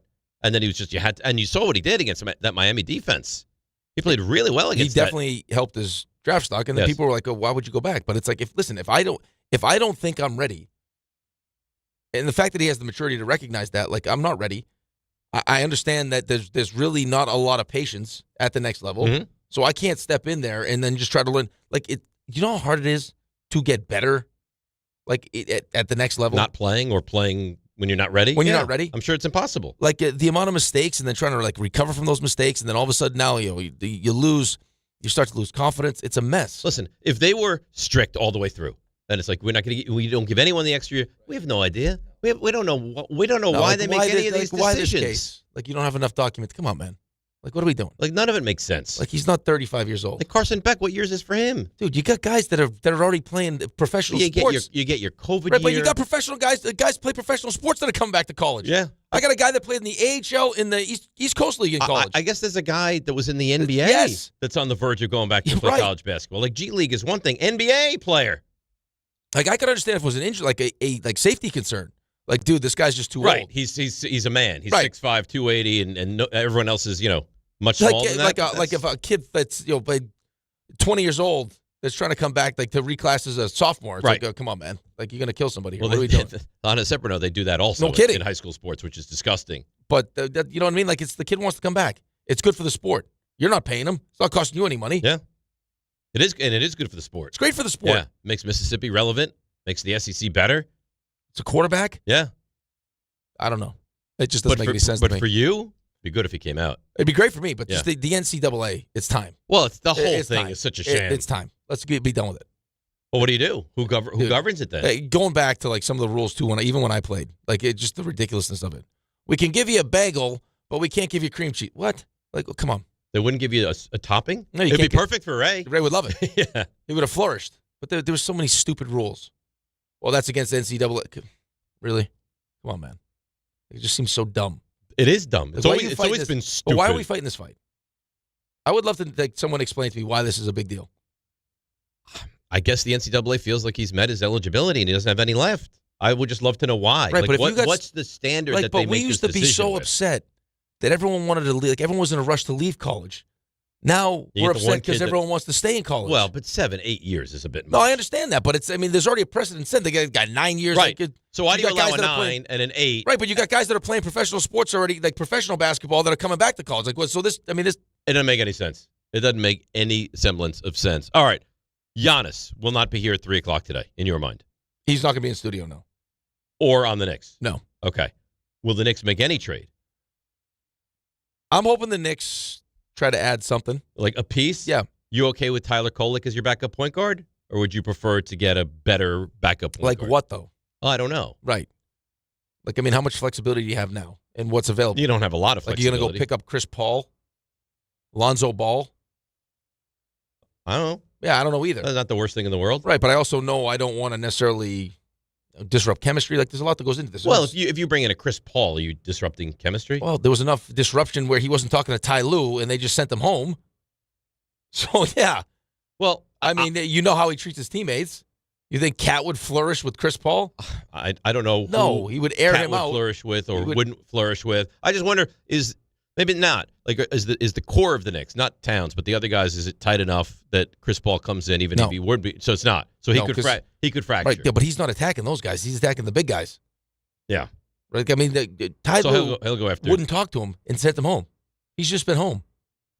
And they just traded him to Toronto. The weird thing is, I've heard such great things about Chris Paul. Well, that's if you could handle his leadership style, which is like doesn't need to be your buddy. He's going to just hold everybody accountable. It's a shame that he'll never wind up winning a championship. There was a time where he was, beyond incredible. Well, they had their opportunities when he was in Houston. They did. So it sucks, man. That's why when he was on, was it New Orleans?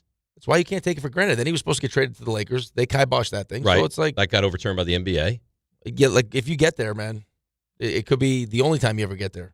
He was ask Dan Marino. Such a special player too. Yeah, that's why. You can never take it for granted. Not every team is the Patriots. No. Where you're going to go every third year to the Super Bowl. Not everyone's like Robert Ory that just gets put on, you know what I mean? It's just like every team you end up on. Most are not. Yes, the Most majority are not. I mean, you got guys like Mike Vrabel, who's won as a player, saying he'd cut off his piece because he wants to win one as a coach. That's how important that is. I would give you something to go win a Stanley Cup. What would you give? Like whatever. Like I don't know. Testicle. Really? The full one? Full one.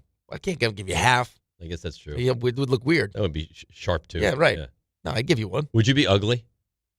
What do you mean? Would you? Would I make myself ugly? Yeah. Would you? You'd have to be ugly. Like I'd have to look like Malkin. I'm not going to call I out would someone trade for their looks. ugliness. Poor Malkin. I would trade looks with Malkin for his cups. Trade look. You now look like Malkin. Yep. Permanently. Not like a year of unattractive appearance. You now look like disgusting. Yep. Yeah. Stanley Cups? You kidding me? Yeah. Really? Yeah. Your face is your moneymaker. No, but my whole life was to win a Stanley Cup. RJ, you think he'd really give up his looks for a Stanley Cup? I know that you do. Yes. I don't even think he'd. I would think twice. Yeah.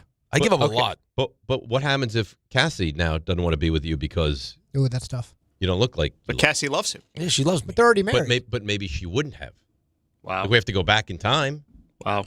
No, we're going back in time. Yeah. So he's just You been. grow up as now I'm just an ugly Stanley Cup champion. You didn't mention that. Have you seen Malkin's wife? I would have been okay. I've never seen Malkin's wife. Yeah, Google it. Why are we calling out poor Evgeny Malkin? I used to tell him that. He doesn't like Malkin. He said, "How does it feel to be the ugliest man on the planet?" He's made it clear. Look like Rocky Dennis. Really? No. Yeah. Would you look like Rocky Dennis? To be how many cups now though? 3. Am I a Hall of Famer? Yes. Yep. And Conn Smythe winner. Yep. You're Rocky Dennis. Mm-hmm. You would do that. Yeah. He did okay. Malkin did okay. It did better. It did better than okay. I'm underselling. But how did Rocky Dennis do? I don't know how Rocky Dennis. Okay. How am I hung? Beautifully. Like a donkey? Oh, come on. Not like, All right. Very well done. Okay. Yeah, I'm in. You're in. Who played Rocky Dennis? Anybody? I feel like I know this was answer. it Eric Stoltz? Was it? Yep. Look at you. Yeah. Even though your team hasn't been to the Super Bowl in 3 decades. Why are you doing that was this? I don't know. Why Was it doing Ricardo this? Stoltz? Yes. Lockett? It was Ricardo Laquette. Casuals. You're the one that'll be glued to the Super Bowl on Sunday. Oh. You say like it's a bad thing. I mean, Look at that Volkswagen. Oh my You're God. the worst. It was all-wheel Yeah, drive. but it's just added to it though. I don't understand why you're such a. Oh, the Larry David Because juggling he- tortillas. you know what why? a commercial. Because I almost his used the word. entire- his I almost entire- used the word jerk and another word at the same time. His entire personality is based off having a sense of superiority over other people. That's right. And so if he can't have that in some sense of something, then he can't feel engaged. So he has to have this smug sense of superiority. Oh, I'm only watching the Super Bowl because of the football. It's part of the experience, Dave. I'm not looking for the experience. Yeah, but it's the football with extras. It's like you don't want the surf and turf. I give you lobster tail with your steak. You don't want the lobster tail? No. You're just gonna have the steak. Just give me Just what I like. because you're a steak purist. Give me what I like. I just want meat. Yeah. He's just a smug individual. That's it. He's a smug. Well, call it what it is. Most people agree. Hey, you know what? With me. Hey, you know what it is? What? I'll tell you right now. Mhm. I didn't want to tell you this, but I'm gonna have to now. It was actually the Caribbean that said that they didn't want you. No, don't. I'm don't, telling no, don't. I'm telling you. Don't. I'm just telling you. Don't. They said that. Why would the Caribbean want anyone who's so dismissive of a right. legend like Bad But Bunny? the Caribbean for me is Week 4 NFL. I love the Caribbean. The Caribbean doesn't love you. Well, you know what? Then it's one-sided. Because the Caribbean has more to offer, and you're not willing to show people what they have to But offer. I would. No, you wouldn't. I absolutely No, would. that's Aruba, and this is what we do in Aruba. I would just went to St. Martin, Aruba. I'd go Turks and Caicos. You won't. I will. Barbuda. For a big pickleball event. Lots of instruction. I hope you Super Bowl one day, the man with the trumpet. What's that have to do with anything? I am football. That's what that man had. Was a trumpet. Yeah. And then I'm not blaming that man. Right, but that's what he had to work with. Just like the Red Panda's got a unicycle in bowls. I bet you that man when they ran him out there with the trumpet. Mm-hmm. Yeah. He goes, you know what? I hope that in 60 years, Yes. this is bigger than I could ever imagine. Wasn't there a a man- terrible bunny performing here? Yeah. Wasn't there a man on the jetpack or something? Yes. He probably the guy with the trumpet probably killed it. You know what? If the guy with the trumpet stunk, maybe there was no. That's a halftime great show. point. It changed history. Changed history. Yeah. He was so good with that. So you trumpet. guys can be dialed in. They had you out there in Super Bowl II with the skin flute. Show would have been done. Why? He can't help himself. Why? All right. Why not have him just stand up? I'd be too intimidated. He'd walk out on stage. Rick DiPietro here. How you doing, everybody? How would you Good be to be here? How would Boy, you are be my too arms intimidated? tired. Well, just be yourself. Just do what you just Yeah. did now. You'd actually be allowed and embraced what you just did. Then you could do like a 45-minute set to match it up with the half. 45, 50 minutes. That's no, too long. And then we'll wake the guys up in the locker room and come out for the second half of football. I only do 45-minute meetings. That's all I do. We'll book a comedy club and just let Rick just sit up there and tell all the jokes that you've told, everything that you've told, some of the stuff that we couldn't clear on this program. Yeah, and you could just tell. Guess where it does next year's. Hey, guess where it does clear? YouTube. Yeah, baby. How about next? I'm willing to take the dump now. I'll take the dump. Take the dump. I'll take the dump Next because I got it year's here. Football punishment. You have to do a set at a comedy club. Oh, how good is that? That would be so It's good. not a bad idea. Actually. That's actually an unbelievable idea. How good? But now we get the best of both worlds. Now we got a team act. Now we got a show activity. It's a show activity. We can have listeners come out and partake in it, and it's highly embarrassing. And you could fall apart. I can hardly wait for them to come up with a reason why we couldn't do it. You'd have to be able to do. Why couldn't we do that? Why couldn't we do that? I don't know. I could just see it coming down from on high. No, well, actually, you guys can't do that. You guys can't do that. I would suggest. Here's the other one I would say. How about this one? Instead of making just individual picks, we do show picks against another show, all the shows, and then losing show has to be the show that gets roasted for the next roast. Because that roast was awesome. Yeah, that was really fun, and that would give them something to do also. Yeah, I think that's good. That would be great. I think that's good. Or we could do that same thing, and the losing team show has to go to the comedy club and do as a station event. How good would that be? That would be great. But we could do our own. It would have to be at a comedy club. We could do our own get together, but it would be based around them doing stand up. Yes, but we'd have to open it up to the public as well. No, yeah, it'd be unbelievable. Yeah, you buy tickets to it, and maybe we stream it. We do it in Huntington. There you go. There you go. It's done. All right, Long Island. 800-919-3776. More of your calls. Of course, we have Tim Hasselbeck coming up. We have Alan Hahn coming up. The Knicks, today is the day. We'll find out what, if anything, they do. It's DNR with you, ESPN New York. It's Chuck Devine with SnowCountry.com. You expect more from yourself. Expect more from your money. Get started today at Robinhood.com/yourmoney. Our midweek days are delivering the more comfortable ski days. Still cold to preserve that pack powder night. A great day Tuesday at Sugarbush, Vermont. Awesome leg-burning groom cruisers go on for miles from Super Bravo and Heaven's Gate high-speed quad chairs covering 2,600 vertical feet. Mountain Creek, New Jersey rides that Cabrio to 44-pack paddle trails on 4 mountain peaks. They have action day and night. So do Mount Peter and Thunder Ridge, both 100% machine-groomed snow and pack powder. Gore Mountain and Whiteface riding their gondolas to virtually every trail. They have pack powder and loose and frozen granular. In Vermont, Stratton's 99 trails include a nice selection of groomed black diamonds. Pike goes on every trail, and Smuggler's Notch just got another 4 inches fresh with 75 slopes. You don't just ski or ride, you dominate. At Killington, we fuel your adventure. Be the beast. Ski and ride Killington. 1-877 Cars for Kids. KARS Cars for Kids. Ready to get rid of that old car? Donate it to Cars for Kids. Call 1-877-CARS-FOR-KIDS to reach a friendly live agent. Donation's super easy, and your car can be picked up as soon as tomorrow. Call us now, 1-877-CARS-FOR-KIDS. 1-877-CARS-FOR-KIDS.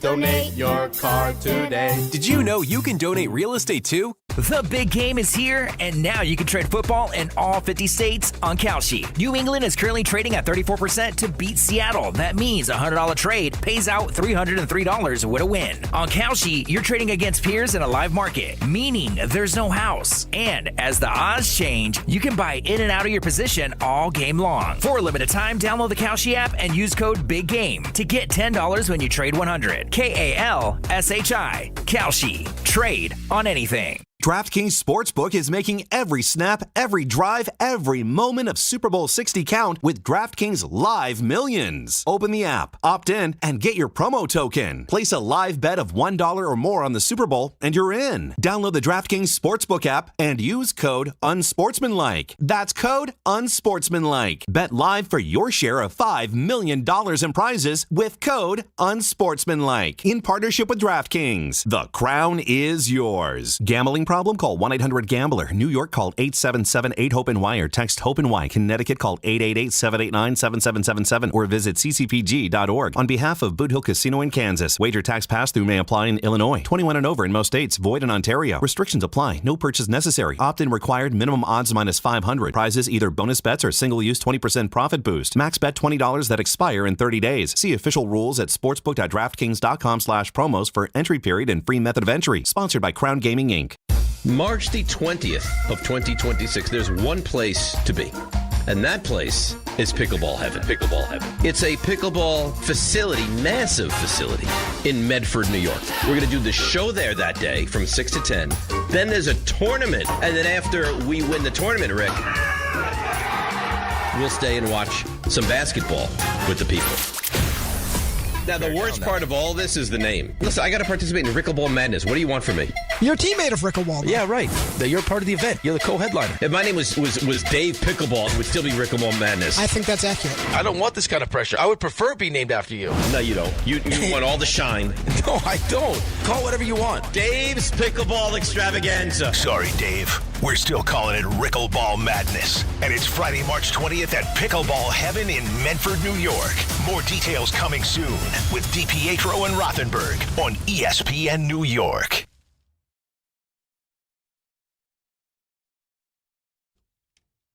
All right, DNR with you, ESPN New York. Phone lines all lit up. How about that? He turns to me moments ago, Ray, and he goes, "When did you record this, the whole pickleball commercial?" I was like, "It's from the show." Yeah, that's Brownshire pulling clips from the they just show that day. Right, but it sounded, I mean, does that, Brownshre's great. It sounded like that was like you did it in the studio with him. I did it. I think he did do. I just announced that we're doing this, and they were able to grab it from the show. High quality stuff. Right, but it sounds like he actually went into like Brownshire studio and did it. Like it was rehearsed. It was not. It was that good. And that's what you said. And that's the genius. And what do you of think it. he said to me? You see what you've done. You know what you were doing. He already said it though. The second I said it, he goes, "That's just how good I am." Yeah, it's the genius of Dave. That's right. He thought it was like, all right, take 11, try. No, one take, boom, in, out, done. There you go. It's impressive. You set the bar really high. Well, I do what I can. Just trying to get there. 800-919-3776. Ira's very excited. We got. There's another football story. I think RJ may have it in Knobservations. If he doesn't, we'll get into it later. You had just mentioned to me off the air. Let's go to Ira in Staten Island. Ira, good morning. You're on ESPN New York. Hey, good morning. How are you? I took a fresh, deep breath after some of the Jet news. It's the first positive thing I've heard in the last 50 years. No, come on. Frank, Stop. No, you know I'm kidding. No, you know I'm kidding around. But automatically, Frank Reich and Carl Dunbar are the two best coaches, probably more qualified than the head coach than they have on their complete staff. And if the Jets were smart and Glenn was smart, they'd get out of Frank Reich's way, let him, if possible, get the quarterback for 1 year that he's comfortable working with, whether it's Brissett or whoever it might be, and move forward. But at least you have to feel like there's a professional in the building that knows what he's doing with the offense. And listen, Reich's had his up and downs, but he did make it the playoffs twice. You know, he was a good player. He's more than capable. I mean, to be not to be disrespectful to you, Ira, the fact that he's a good player doesn't mean anything to me because some of the best coaches are not. I mean, Belichick, right? Well, but I think it helps. Oh, fine. I think it helps. But I don't care about that. The fact is, he's a good coach, right? But I think you have to establish yourself, like, in order to walk into a room as someone that's just coached is much more difficult than someone that's played at a high level. Okay, but the fact he's got skins on the wall as being a coach, he's a good coach, right? But I'm just saying, like, when you walk into a new room, like, guys are sizing you up. And it's easier for you when you had, like, if you have a successful NFL career. Fine. Maybe it's easier, but I've also seen really, really good players that doesn't translate to being a coach. 1,000%.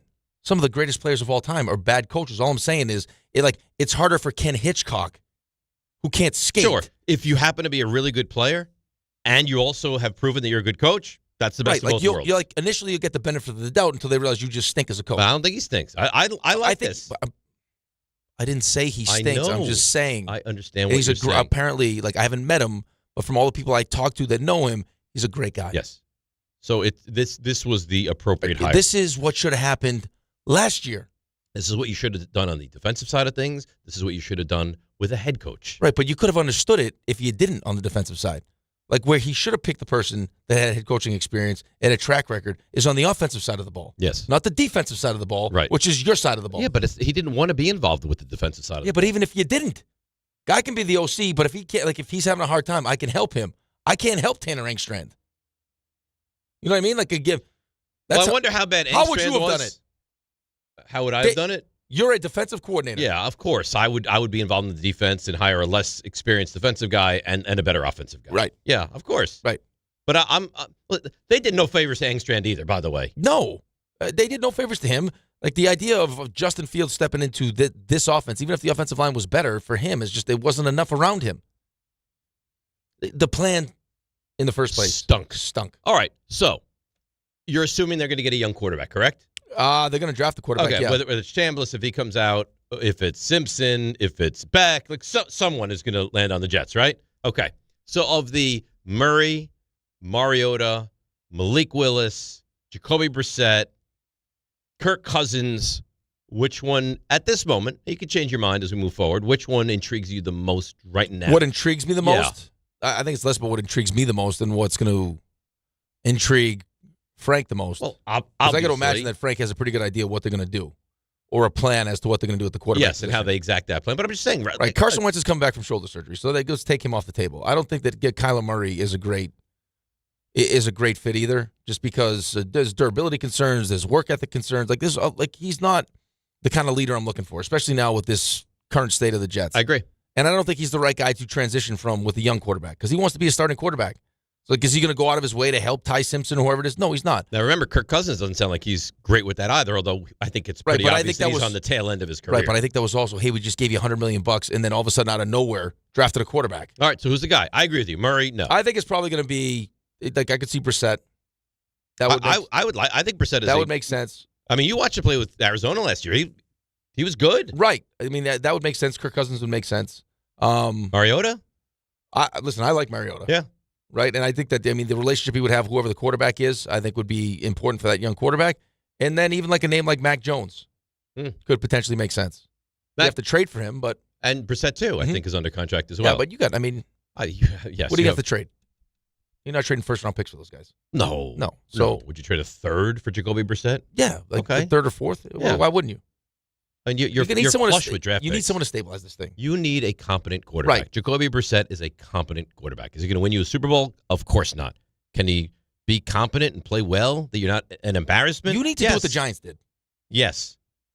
Like that's again, they didn't do a lot of things well. But that's one of the very few things they did well. They built a good quarterback. Yes, really good. So, I mean, that's and that's the another, blueprint. not that you'd want him, but Russell Wilson is another guy you could have if you would like to take him all on. set. You don't want him? No, thank you. Mm-hmm.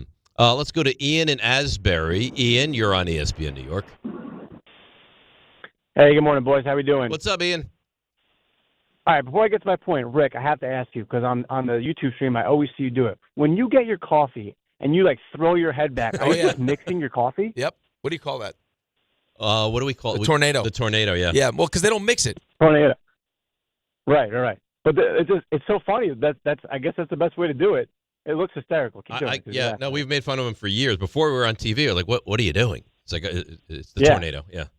It's like one of the things I look for every day. I'm like, I wait for you to do it. You love the tornado, huh? The daily tornado? I love the tornado. I'll make sure I do it extra. Big fan of the Rick tornado. Yeah. All right. What else you got, Ian? So my wife and I, we have an 8-month-old, and I am a sports purist like you guys, and I don't want to fall under the whole Renan situation, and he needs to funny, be Renan a huge sports fan. texted me. Go ahead, Ian. Just texted me. So that's telepathy right there. Yep. And so my wife is very much on the pretense of no screen time. He can't watch TV yet. He's too young.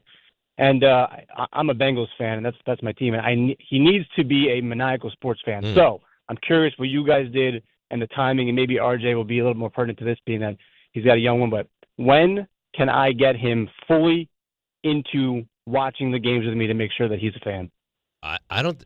Listen, mine's a long time ago. I don't even know what they can see at 8 months. But why couldn't he be allowed to sit on Dad's lap and watch the Super Bowl? Oh, he could. I mean, I'm sure he could. It's just, I mean, you're not going to put him in front of an iPad. No, I don't even know. I don't need an iPad. Right. What exactly do the baby see at 8 months? But he should be. Yeah, they can see. You start to expose No, I know, but I him know a little they can, bit. Of course, they can see, but I don't know if they see. I think they see like shapes and. But let him start colors. to see what football's about. And you know what? This kid should have a football in his hands at all times. Baseball in his hands. Okay. All times. First of all, it starts with the relationship you have with him. The more time you spend with him, the more interest he'll give to what you're interested in. Right? So, like, if you spend a ton of time with him and he sees what you like, he will naturally kind of like the same things that you towards like. that, yes. Now, I work. My job is to watch sports. All I do is watch sports. I got 2 kids that are great athletes that all I want to do is play sports. But God forbid they sit down and watch sports with me. They won't watch anything? Barely. See, that's the way Ben is. Barely. Alex They want to play it. Yeah, The second that's the way Ben is. If I have a game on, the second they see that hockey's on, Rocco's downstairs and he'll come up with full goalie equipment on in whatever jersey. If it's an Islander game, Islander jersey. Did we Let's go help play? Did we help you at all, Ian? Yeah, I mean, a little bit. I mean, I just I need. It's like I got to make sure that it happens. I'm just my biggest fear is that he just doesn't like sports. Listen, you can't guarantee that it's going to happen, right? Like, I mean, you can lead him to water, but he's going to have to drink. That's what I would say. Lead him to the water, and if he decides that he doesn't want to drink and he wants to be thirsty, there's nothing you can do. Right. I mean, I've had conversations with Ben. I'm like, you're not going to watch the game today? He's like, I can't watch 8 hours of football, Dad. He's like, I just can't do it. And then you live a life like Renan, where you ask the kid to swing a baseball bat, he like just purposely swings it. And do it. By the way, Renan, I think you will not appreciate this. What kind of an animal doesn't love the Super Bowl box pool? That's Renan. I think it's great entertainment. You love the box pool? I participate. Who doesn't? I don't. The box pool RJ's kind of like a sneaky gambling addict in his own No, way. that's not not like even you. gambling. Yeah, I agree. It's cheap entertainment. But you put it in the It's same. like a peep show. It's like when the thing goes up. You put it in the same compartment as the. I don't think that's applicable at all. You put it in the same compartment as the. He's just looking for an excuse to touch himself. Let's call it what it is. It's not the same as a slot machine, which is where you're categorizing it. It is. Mentally, yes. It's a slot machine. But it takes no knowledge, of course, no energy, no effort. If you can put your initials in a box, now all of a sudden you can be in a box pool. See, here's the thing. I'm looking to bring people in. It combines football, combines gambling. Like my mother-in-law doesn't watch any football. She comes around for the box pool. Gambling, football. And that's what I don't want to be involved. I don't want to be involved with your mother-in-law. Well, I get that. But don't you want to be involved? Well, you don't. No. Most people want that connective tissue about something you never would talk about. I don't want to connect at all. Let's connect over a movie. I'd like to see the new Will Arnett movie. Is this thing on? I want to see that.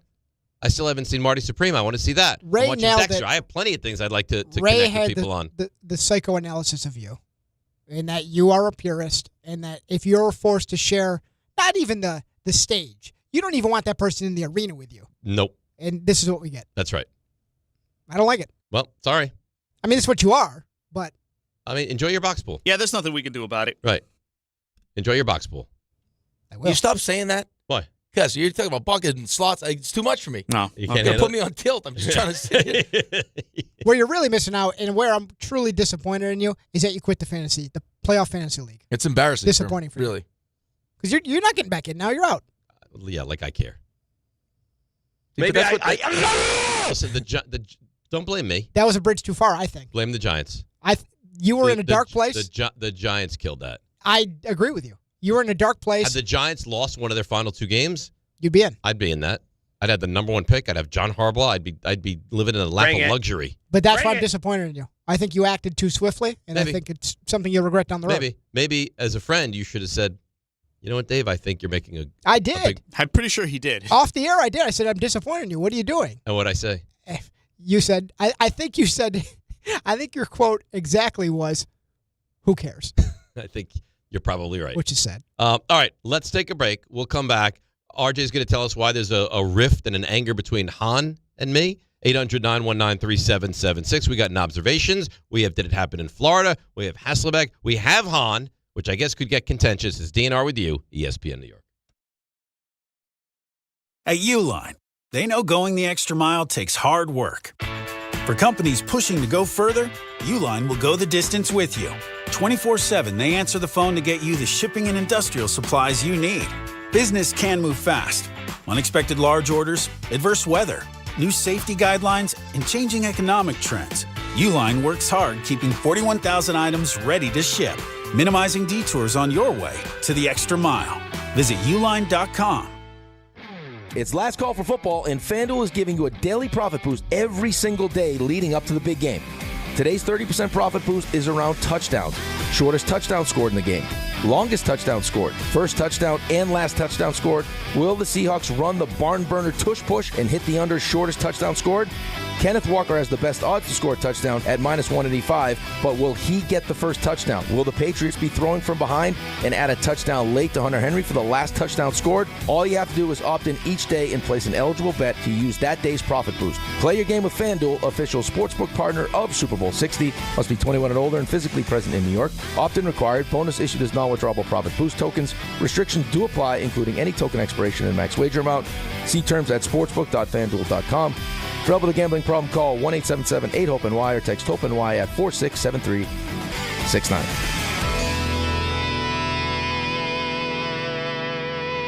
Hey, it's Michael K. I love when I get to talk about PC Richard & Son. This has been my go-to store for years now. They're local, they're family-owned, and they truly care about their customers. And you know, I love to support our local businesses. Always have, and you should too. During their President's Day sale, save big on appliances from all the top brands, up to 40% off. In fact, the more you buy, the more you save, with up to $1,000 in additional savings on qualifying appliances. So do what I do and get to PC Richard & Son today. Free delivery excludes Manhattan. Texting enrolls you in a recurring automated marketing text messages. Consent not required to purchase. Message and data rates may apply. The team's looking good this season. I think so. Man, I miss playing football. Ever since I turned 40, I just can't find that fire I used to have. Think it could be lower testosterone? What do you mean? I was feeling the same way. After 40, the body has less testosterone, and men lose their edge. That's why I take Nugenix Total T2. That's the testosterone booster, right? Yes, but Total T2 is their brand new formula that skyrockets nitric oxide levels in as little as 3 hours. Since I started taking it, I've been lifting like when we played for Coach Carter. My energy is way up, and it even spiced up things between me and the missus. Are they still giving out complimentary bottles? Yep, just send a text. Text HAWK to 321-321 for your complimentary bottle of Nugenix Total T2, the next generation testosterone booster. Text now and we'll include a bottle of Nugenix Thermo X, our newest, most powerful fat burner ever, absolutely free. Text HAWK to 321-321. That's HAWK to 321-321. These statements have not been evaluated by the FDA. This product is not intended to diagnose, treat, cure, or prevent any disease.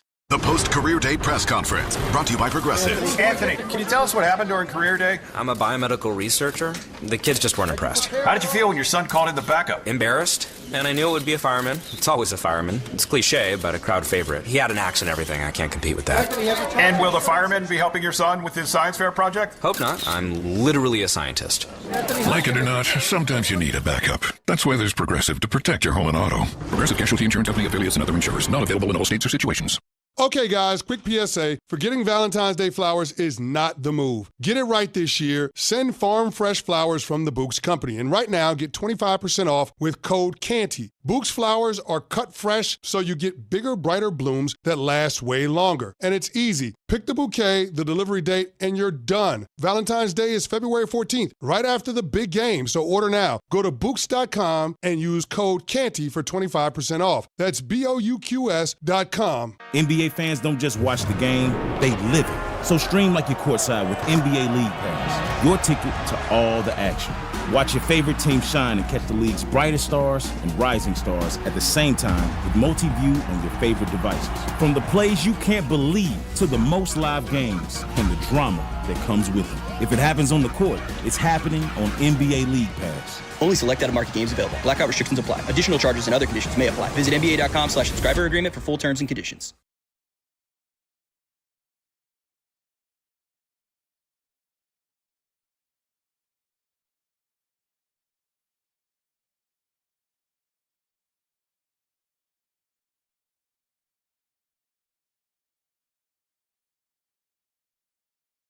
All right, DNR with you, ESPN New York. Game time brought to you by Tullamore Dew Irish Whiskey. When it's game time, it's Tully time. All right, tonight, Rangers say goodbye to the, I don't know, pre-Olympic portion of their schedule as they host the Hurricanes at the Garden. Islanders visit the Devils. At the same time, the Nets are in Orlando taking on the Magic. And that's game time brought to you by Tullamore Dew, the original triple distilled, triple blended, triple cask matured Irish whiskey. Be sure to grab a Tullamore Dew or try the new Tullamore Dew Honey during today's action. Glasses up to enjoying Tullamore Dew responsibly. Remy, you can see my buddy tonight at the Rangers Hurricanes Oh, game. that's Mike? Mike Maniscalco. Nice. Who was just named North Carolina Sportscaster of the Year. Good for him. Yeah. Congratulations. He's a great guy. He is a nice guy. Mm-hmm. He's enjoying hockey more than the rest of us right now. Yes, he certainly is. Canes are always good. Every single year. Right. But the Canes need to kind of find a way to take that next step. Which they never do. No. I used to hate playing there. Hated it. I don't know what it was.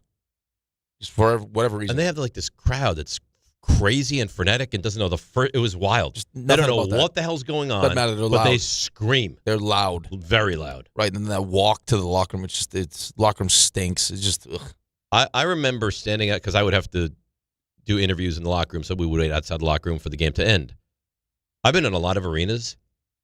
There was a wind whipping off the ice. And the tunnel, yeah. It was freezing at the it used It to was be the not a RBC great. It Center. was I don't not know a what great they setup. call it now. It was not a great setup. No. Then you've seen the walk from the visiting locker room to the ice. Sure. It's brutal. Then you can't sit on the bench. You got to sit by the Zamboni door. Lenovo Center, yeah. Brutal. But then you go to Montreal, the place is sick. So this is the Bell Center, is that where Awesome. they play now? You would love it. I was at the Rangers' last game against the Canadians in the Forum. It was they had just traded Patrick Roy. Yeah. It was Jocelyn Thibault was in net. I used to love Thibault. And they were mocking him. Yeah. They were so angry that they traded Of course. Roy. They were just chanting, Thibault, Thibault, Thibault. Kept him in to get lit up. It was not good. And he that was he it. was very unhappy. Mm-hmm. They landed in your lap. That was his buddy. The coach of that team was his buddy. Awful. But oh my God, did they love hockey.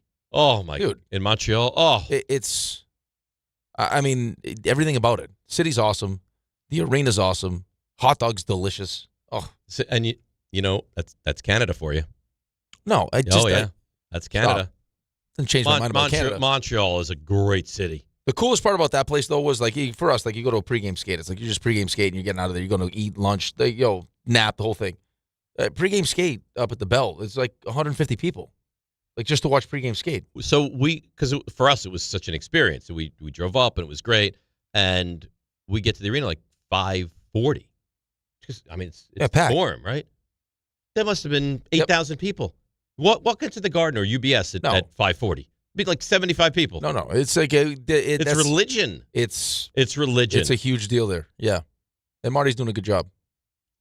He used to coach my buddy's kid on that youth hockey team. Mid Fairfield. Yeah. And his kids went to Brunswick. Right. Mm-hmm. Doesn't he still have a kid there now? I don't know if his kid is still at Brunswick. Okay. I think there's two of them college. No, you'd know better than someone just told me this the other day. One a senior? Maybe, I don't know. I watched them play last night. I don't know if it was. I didn't ask. You might be right. I'm not 100% sure. I just know that he went from coaching youth hockey to the Canadians. Yeah. I was just looking at the rink, being like, oh, God, would I love to have one of these. Brunswick, on campus. Brunswick is such a nice place, man. It's a phenomenal school. Beautiful. Beautiful. Let's spend a couple minutes on the Panarin trade, and then we'll hand it over to RJ so he has a nice long landing strip for observations that did happen in Florida. What are you trying to do to me today? What do you mean? You know exactly what you're doing. You could have said runway. You didn't need to say landing strip. You like to change up the vernacular every once in a while. RJ, just so you know, if I do say something inappropriate, it's because he took me there. This has nothing to do with me. It does feel like you're teasing him. He's 100% teasing me. You think so? Yeah, he's got a low-cut top on, and he's just jiggling them in my face. But that doesn't give you the right to touch them. I didn't touch them. You can't touch. I don't think he's touching, but I think he's looking. Stop ogling. Did you say licking? Looking. I mean, that's worse than touching. We're just picking up nothing here. Your brain is just... You really are. I didn't sleep. All right, it's not even Friday. I went to sleep at 11 o'clock. I woke up at 2. Okay, I haven't had no sleep. Why'd you go to bed at 11? I didn't get home till late. And then the Knicks game went to double overtime. I was all worked up because we won, and then we won the hockey game. I couldn't go to sleep. I love you, buddy. I really do. But I'm not trying to hear any of this right now. I'm really not. Right. You complain to this guy. Yeah, right. About lack of sleep. Now, this is going to sound rude and maybe partially a little inappropriate. Uh-oh. I also have to speak on the microphone for 4 hours. Oh. So he's saying, without saying it, he's saying what I'm a he hack does. Who does nothing. I'm not saying what he does matters more than what you do. I absolutely no role in this. I'm just here to I didn't say it. No one said that. You did. No one said that. You said not to be rude and disrespectful. It's exactly what you're doing. No. You think you're better than him? No, I'm not directing. I'm not directing traffic and running up and down Madison Square Garden for 4 hours. I mean, this man works harder than anybody I've ever met. I'm not doing it. No. My God, Hold I don't on talk one for 4 hours. Hold on 1 second. Are we talking about what you did last night or what you're doing right now? Now I understand. Like, you know what? I can't talk anymore. It's too straining. It takes too much out of me. Killed Raymond. I can't do well, that. No. I wasn't talking about what he's doing last night at the Garden. What takes more mental energy right now in this moment for 4 hours? What I'm doing or what he's doing? They're both incredible challenges. I don't disagree with you. But when you have to talk for 4 hours, you may say some. He has no idea what goes on back here. Yeah, none. Like, give them some respect.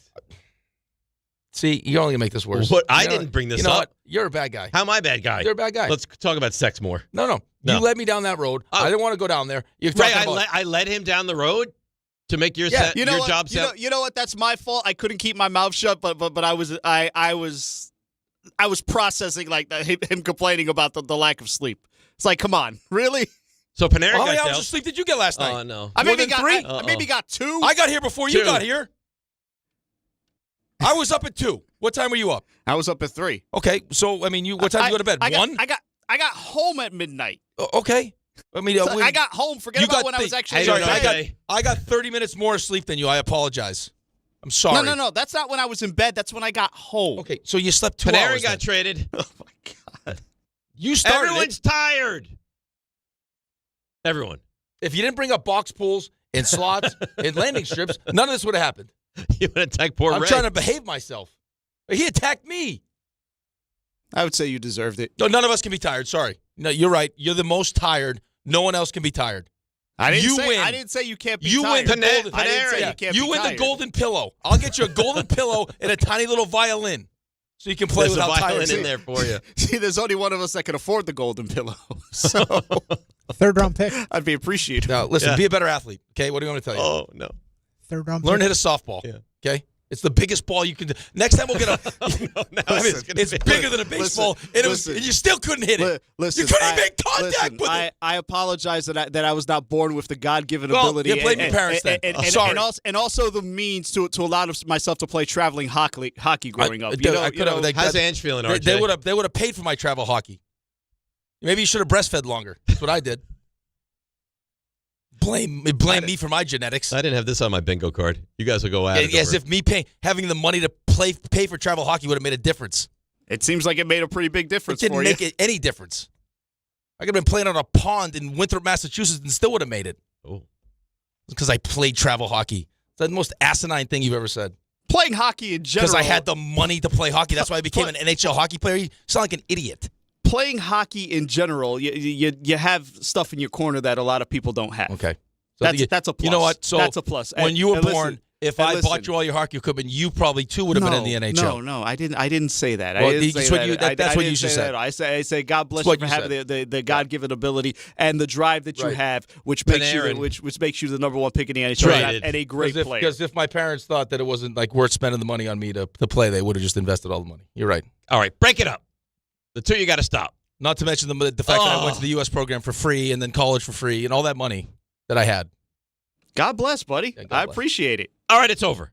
Let's talk about Panarin. This is your fault. How is it my fault? Because you led me down this road. I didn't lead you down anything. Yeah, you did. Right down it. All right. Anyway, blame me for whatever you want to blame me for. Panarin. Yes. I mean, what do we think about this kid they bring back? Is he going to be capable? Is he going to be a top 6 player for the Rangers? He's going to be capable, but you're talking about, you're talking about, with the best player on your team, the greatest.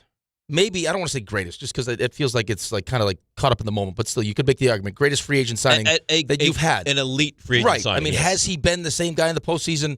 No, which I think is the biggest part of this. Like, if you told me right now that Panarin was going to agree to a 2-year extension for $11 per, I'd be like, but would he have with the Rangers? But I'm saying, if you told me that, I'm like, I don't know. Is it worth trading him? Like, he's that good. Not if you don't feel like you got a great haul in return. Right, which I don't think they got a great haul in return, but I think that's also because he's got a no-move clause. Right. And if he tells you this is the only place I'm going, it sounds like he wanted to go to Florida. Florida couldn't make the money work. So now it's where you want to go. Right, and he said I want to go to only LA. the Kings. Right, but I think had it been a sweepstakes, they would have gotten a lot more for him. Right, but what you would say to that is like So why the sense of urgency then though? Like, right? I mean, okay. The deal is they wanted fine. to do it before the deadline. Oh, okay, but the deal is fine. That's great. Okay, but I think that's what I've heard from people is like, why? If you didn't love, like you can say you love it. If you don't intend to sign him, to re-sign him, right? Then don't you have to? You trade have him to at trade least him get something back in return. And then this is the problem with all the deals that they've signed though. It's like you can't move Mika. Like there's deals you can't move. Well, whose fault is that? That's whoever signed him to these deals' fault. But Panarin was great for you guys. I don't think that Panarin is exactly what Chris Story is looking for. As you see, like the JT Millers of the world, like sounds like Trocheck could be next. It's like this thing is. I think Trocheck is exactly what you're looking for. Yeah, right. Like I think you built. I mean, that's right, the guy that you want. Okay, but you're also trying to bring back. Like, how close are you really? Well, you couldn't be further away. Right. But so I mean, you do have money invested, right? You've made a commitment to Igor, and you brought in JT Miller, and you've done all these things. I think the other problem too with this thing is that you have the first and second overall pick, and they don't work out. No. That's a big problem. They've been awful. Like that was supposed to be the transition from like that core group of players that had a ton of success, like the Kreiders of the world, to now it was going to be, Lafreniere's team. Right. Lafreniere, because I don't know enough about this, is your wheelhouse. Lafreniere clearly has underwhelmed, right? He's had moments in the playoffs, you're like, oh, the kid line, right? Well, that's why you end up paying him. Right. So Lafreniere has failed because Lafreniere has failed, or Lafreniere has failed because coaching and organizational mishap? I think it was probably a combination of the both.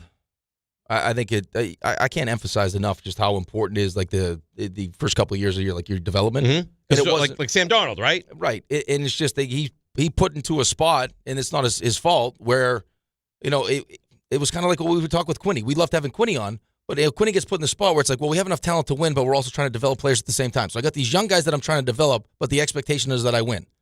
So I can't. Yeah. What's the more important grab here? Yes. Would I love to put him, on a top line and let him go through the ups and downs and the mistakes and everything else? Should he be on the first power play? Like all those things he should be doing. But we're trying to win at the same time. So now that affects his development. And he doesn't blossom into the player that everyone expected him to be, which is the guy that's supposed to be, one of your best players by this point. He's never going to live up to what we thought, right? Of course not. No. And then Kako was a big F. And I thought he was going to be great. I'll raise my hand to saying I was wrong. I watched him in the World Championships against men. I was like, oof.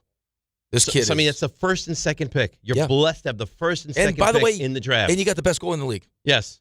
I don't care what anyone tells you. I love Shesterkin. Love him. But it's all been think about wasted. What did you think Keandre Miller was going to be? I thought he was going to be a freaking stud. I thought he was going to be a stud. Adam Fox is one of the best defensemen in the league. That's not him anymore. No. So, it's just, it happens. And now. How far away do you think this team is?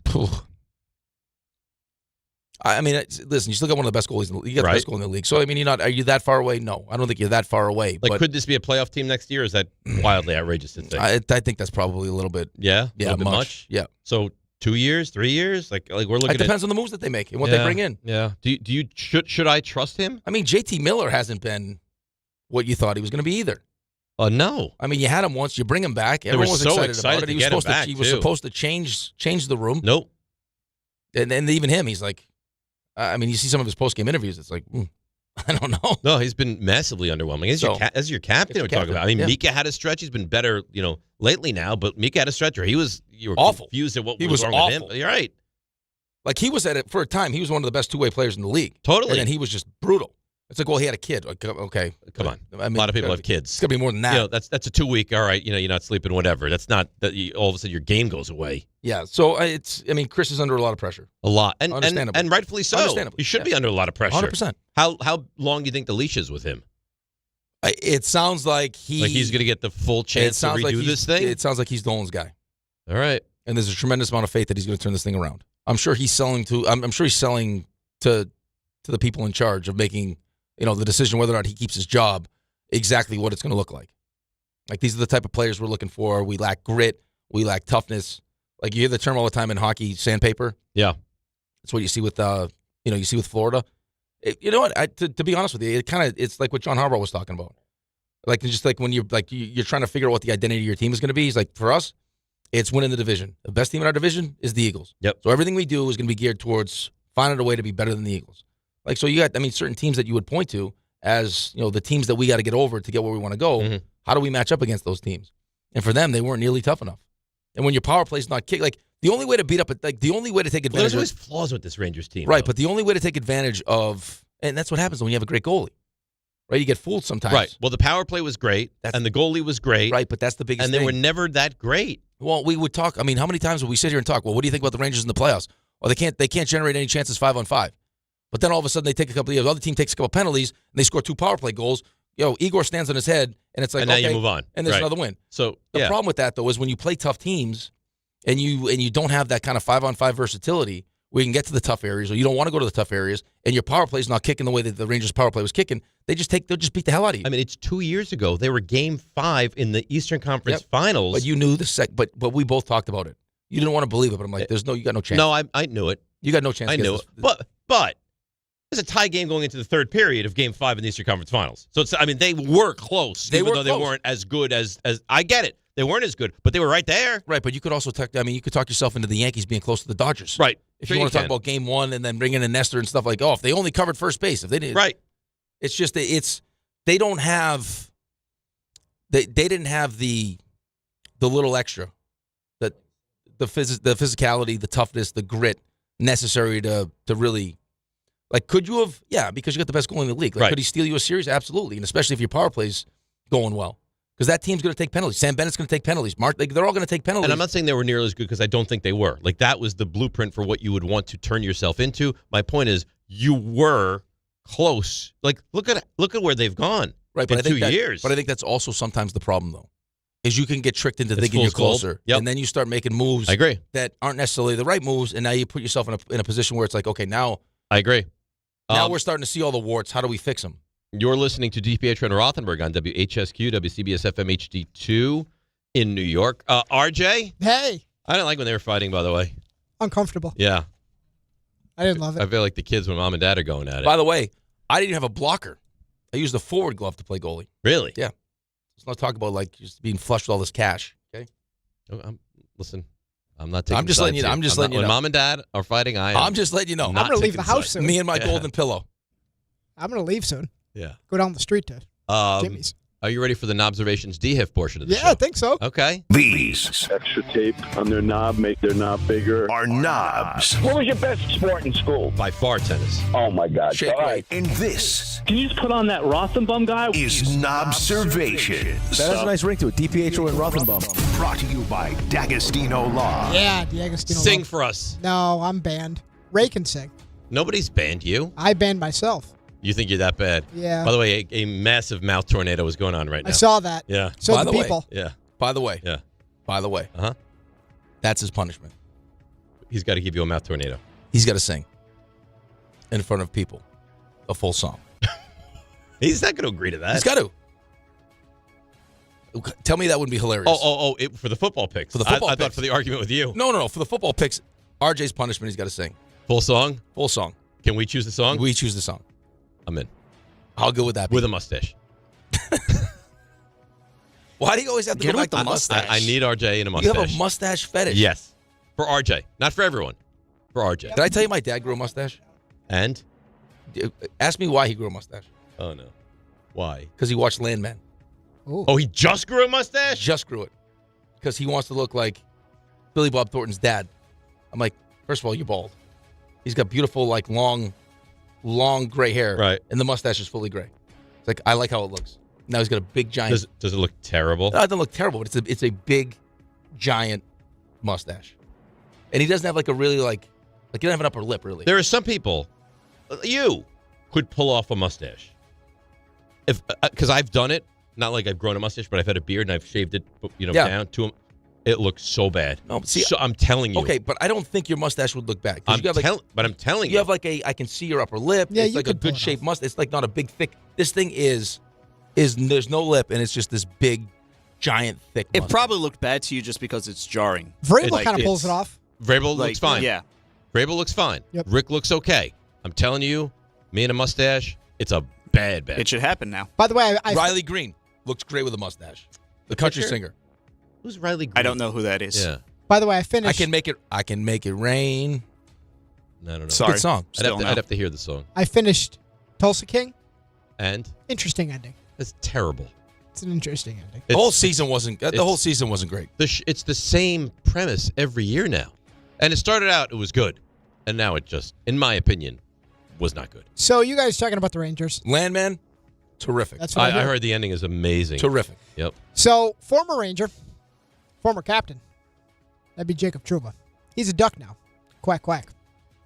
And his team was on TNT. For some reason, I love when you quack, quack. I like when they do the commingled quack, quack. Is that what you call it? Yeah. You know when you guys say quack, quack at the same time? Quack, quack. Yeah, I love that. Play it again. Quack, quack. I love that. So Trouba, after a victory for his Ducks, was on TNT.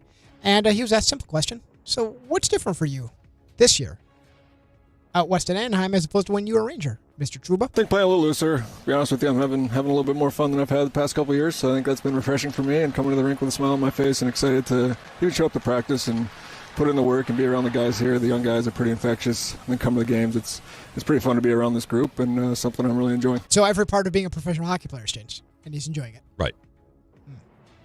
That's exactly right. I mean, come on, man. I mean, what? Because there's too much pressure? You're the captain? Not an easy I'm place. having fun now? Stop, please. Well, you know what? I'm sure he's not happy with the way it ended here either. Pressure is a privilege, man. I mean, you were on a team that the expectation was to win a Stanley Cup. That's exactly what you want. Right? I mean, it's not fun. Well, I thought he was a good captain. Right? Yeah, but you know what? It's supposed to be hard. Winning a Stanley Cup is hard. Yeah. Right? It's just like, it's the twilight of your career. You get to go have fun with young guys. Great. But I mean, what are your chances of winning a Stanley Cup in Anaheim? But they're not going to win a Stanley Cup. Cup. Okay, so, I mean, stop.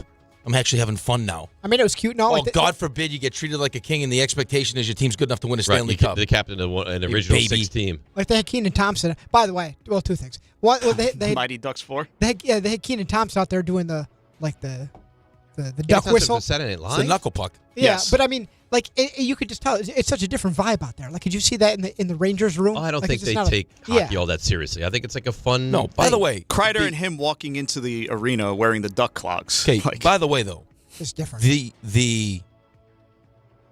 The things that the Rangers get to do is a completely different level than pretty much every team in the NHL. The amount of the accessibility, like going into the green room, it's from what I've been told because I didn't experience it, is unbelievable. Look at Henrik. Well, I mean, he's a star, But a massive. so can I ask how many guys actually want all that extra stuff? They'd rather just go play hockey and not do anything else. I feel like Trouba leans more into that category. Right, but they're not even that, though. This is not Toronto, though. Right? It's not Toronto where you can't go anywhere. Like, this is the city. Like, they can do anything they want. And it's I not, bet you and it's not even, Henrik gets mobbed because he's got movie star he's looks. Henrik. He's Henrik. Yeah. Yeah, of course, he can get mobbed, but you could also get lost in the city and do whatever. Like, these guys get to do whatever they want. Yeah. I was walking down Madison Avenue, got to be 25, 30 years ago. Walk right by Wayne Gretzky. No, I mean, no one knows. No one cared. Unless no you're one like was interested. abnormally like tall or big. It's Right. like you just hockey players don't look like No. Nobody had any interest. Dude, you go into the green room after these games and you got the supermodels and you got celebrities. It's like, I mean, And the Rangers more than any other team in hockey. Here, I'll give you a perfect example. The difference, okay?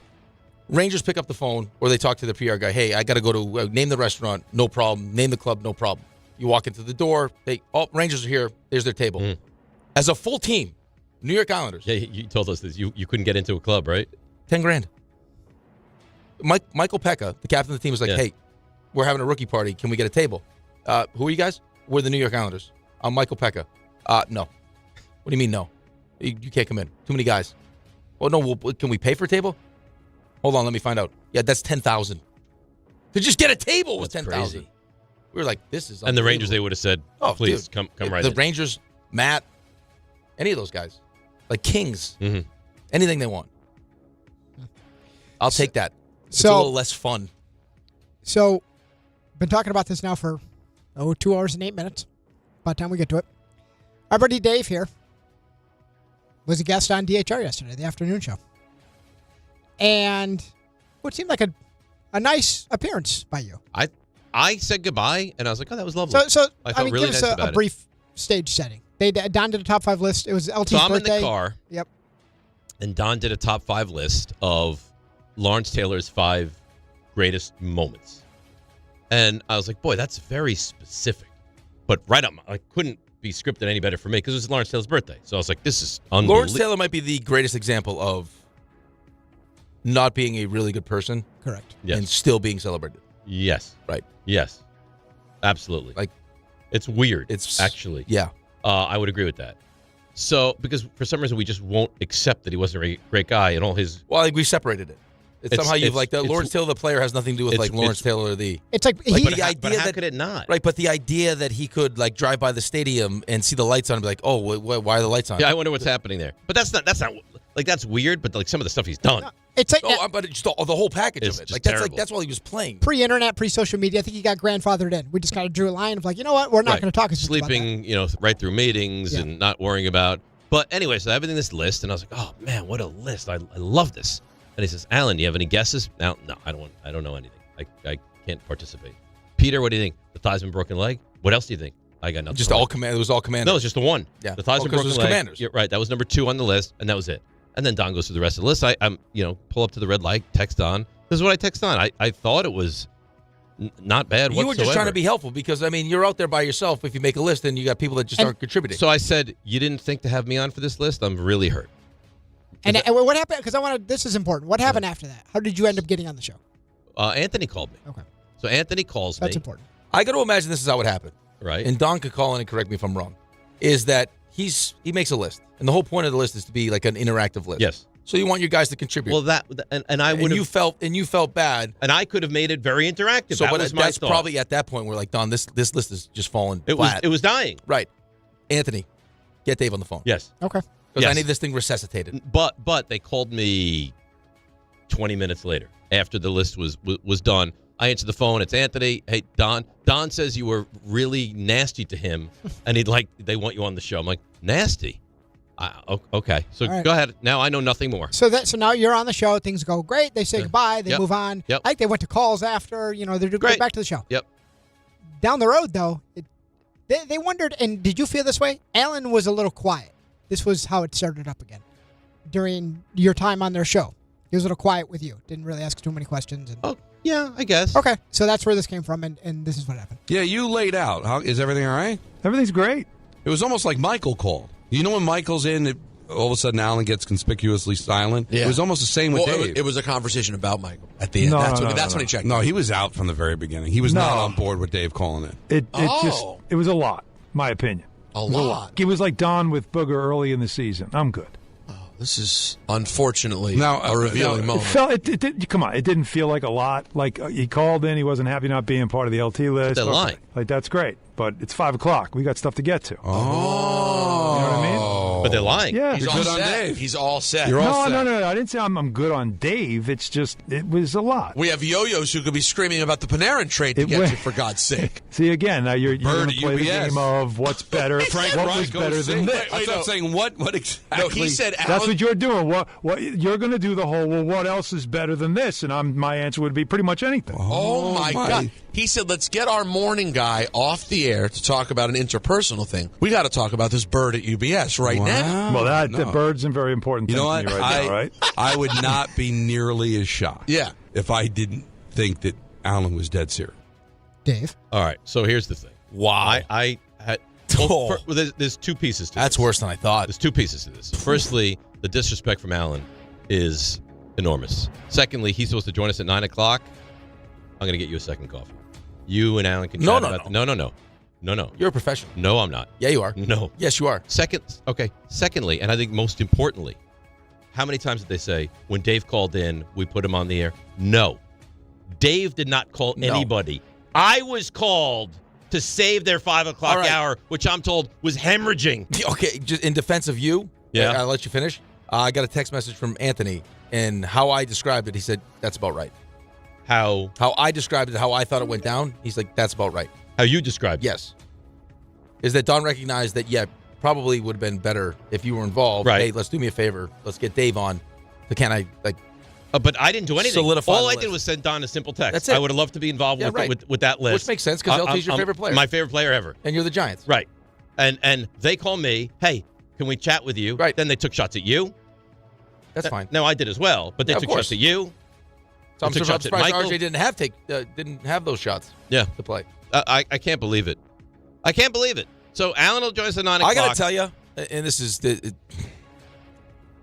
I think that was way more disrespectful than taking shots. Like, shots is fun. It was nasty for no reason. I did nothing wrong. Wow. Listen, I can be polarizing. I get that. And I can rub people the wrong way. I get that. I didn't do anything. No. Yeah, but whatever you did. You know what they said? Hey, can you be a guest in our home?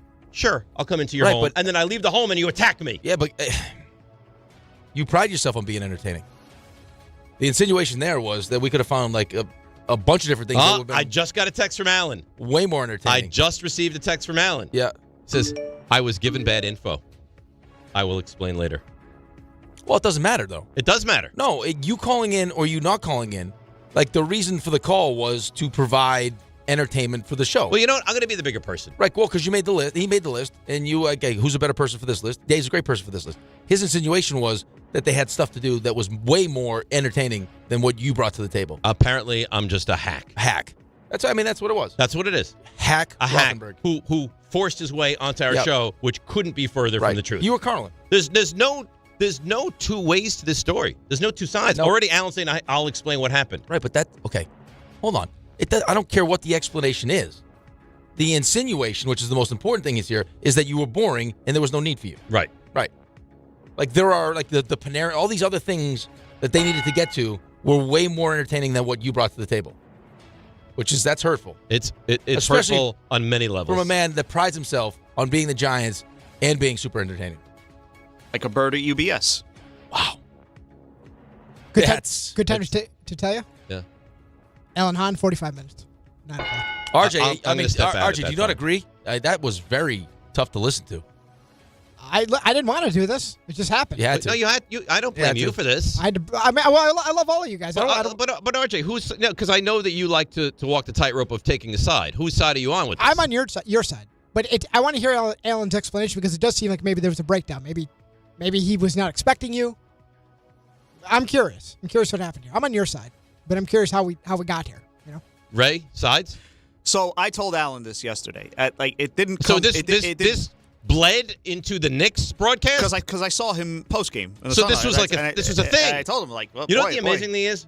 I said goodbye, oblivious to it, and had no idea that this was happening. I tried to explain it to RJ. I only knew about it because why would I know? Anthony made me aware of it. Listen to the so I had listened to the cut. I had, and I said well, I got to tell you, man, that doesn't sound great for you. You seem totally dismissive of him. And he kind of had something along the lines of what he texted you that it's not being represented properly. All right, so there must be more. Oh, okay. Well, you know what? Because I am a team player, I will listen to what Alan has to say. But I am very turned off right now. Clearly, Alan's out there. I'm going to be texting Alan about the big, beautiful Comrex that we hope to get you on. Yeah. Right, but okay. Let's put this to bed here before we get Alan on at 9. Here's where the disconnect is for me. The semantics of whether you called in or you didn't call in, what's the difference? That matters. Why? What do you mean, why? Alan wasn't expecting him. Right, but even if I didn't expect it, if you called in to talk about a list that I made or whatever, right, that was supposed to be part, why else do the list then? But what you're saying is the list was stupid. Maybe he has an issue with Don, right? But that's what I'm saying. And he's deflecting it over to me. If you called in, if I called you, whatever it was, if I thought what you brought to the table was good, it doesn't matter if you called in or not. Sure. So they're lying about who was called, and on top of that, in my appearance, I stunk. Exactly right. Well, next time they ask me to come on the show, I'm not going to let you. You do realize that I'm not going to be able to anymore. I'm not going to let you. Yeah. How did those guys do with the actual list? They didn't get any. They couldn't have done worse. So Alan right away is like, I don't know. I don't remember any plays from Lawrence Taylor. And Peter's only play that he remembered was the Theismann. How does Alan not remember any? Okay, Peter, fine. Alrighty. Well, more at 9 o'clock. We talked about this. I love him.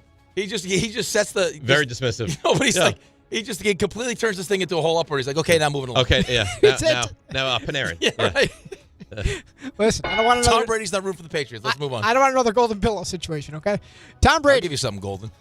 Let's Go podcast was asked about his situation. Broadcaster, former Patriot, Raiders owner, who you're rooting for. Seems like a kind of a Easy answer question, not the case. Listen, I don't have a dog in the fight in this one. May the best team win. And in terms of the Patriots, this is a new chapter in New England, and I'm glad everyone's embraced the Mike Vrabel regime, all the amazing players that have worked so hard to get their club to this position. We did it for 20 years. There was a little bit of a hiatus in there, but the Patriots are back, and it's a very exciting time for everyone in New England. This is so troublesome. Yeah, but you have the definition of a dog in the fight. You call the owner your second father. You were the dog. You were on the Patriots You for almost played two with full Mike Vrabel. decades. This is a fan base that adored and adores you. Yeah. You're right. This is the dog and the fight. This is all of it wrapped up into one. Yes. Like, this is, yes. It's a simple yes. I'm rooting for the Patriots. Would he say this if it wasn't for the Raiders? But if they were I'm playing just the asking. Raiders, that's different. I'm just asking. I don't know. If they're playing the Raiders in the AFC Championship game, you could say my allegiance is now with the Raiders, and I don't think anybody crushes them for it. To sit here and say I don't have a dog in the fight, you wouldn't even have played that had he said, "Yeah, I'm rooting for New England." Of course. It wouldn't have been a story. Yeah, like Mike Vrabel's one of my close friends. Of course I'm rooting for Mike Vrabel. Right. You played with the coach. Yes. You played on the team. The owner's your second dad. dad. You're like best friends, you said, with Josh McDaniels. Oh, my God.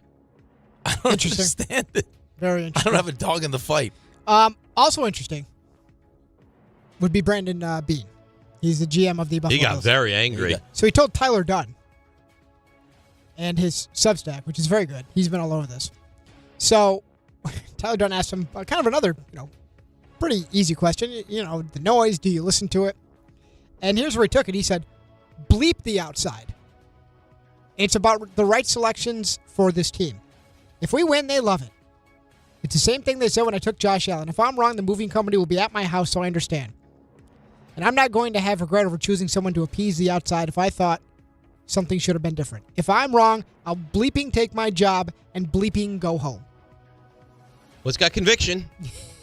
Right? He believes in what they've done. I will say that one of the biggest changes with the whole COVID was swearing. Interviews now. Yeah. You're not wrong. Well, because guys feel that they just have carte blanche to curse. Right, but now up they've a taken. storm. But now it's not like it was. That was before. It was like on Zoom. Now this is Right. just like No. Jason Kidd the other day lost his mind too. Cursing is well Good tease within. by you. Oh, he's on the list. Look at that. You're good.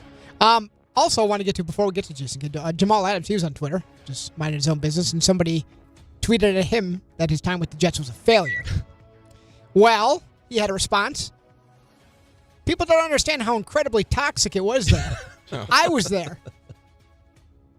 Everyone wanted out. Coaching was the only thing I ever wanted to do. I literally retired and went into finance and private business 5 years after leaving.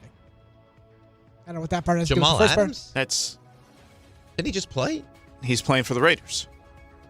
But, point being, he went out of his way to let you know how toxic everything was there. Which I get, but I'm confused.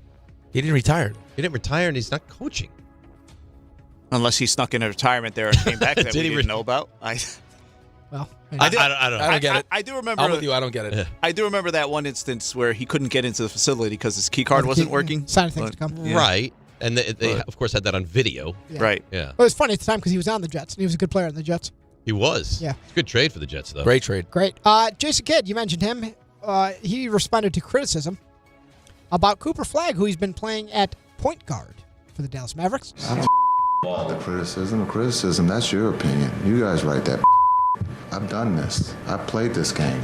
I played it at a very high level, and I know what I'm doing. But I don't give what you guys write, because you guys have never played the game. And so I've built players, so I know what I'm doing. So to take criticism, it only makes me better, because if I wasn't doing it right, you guys wouldn't be poking holes at what I've done.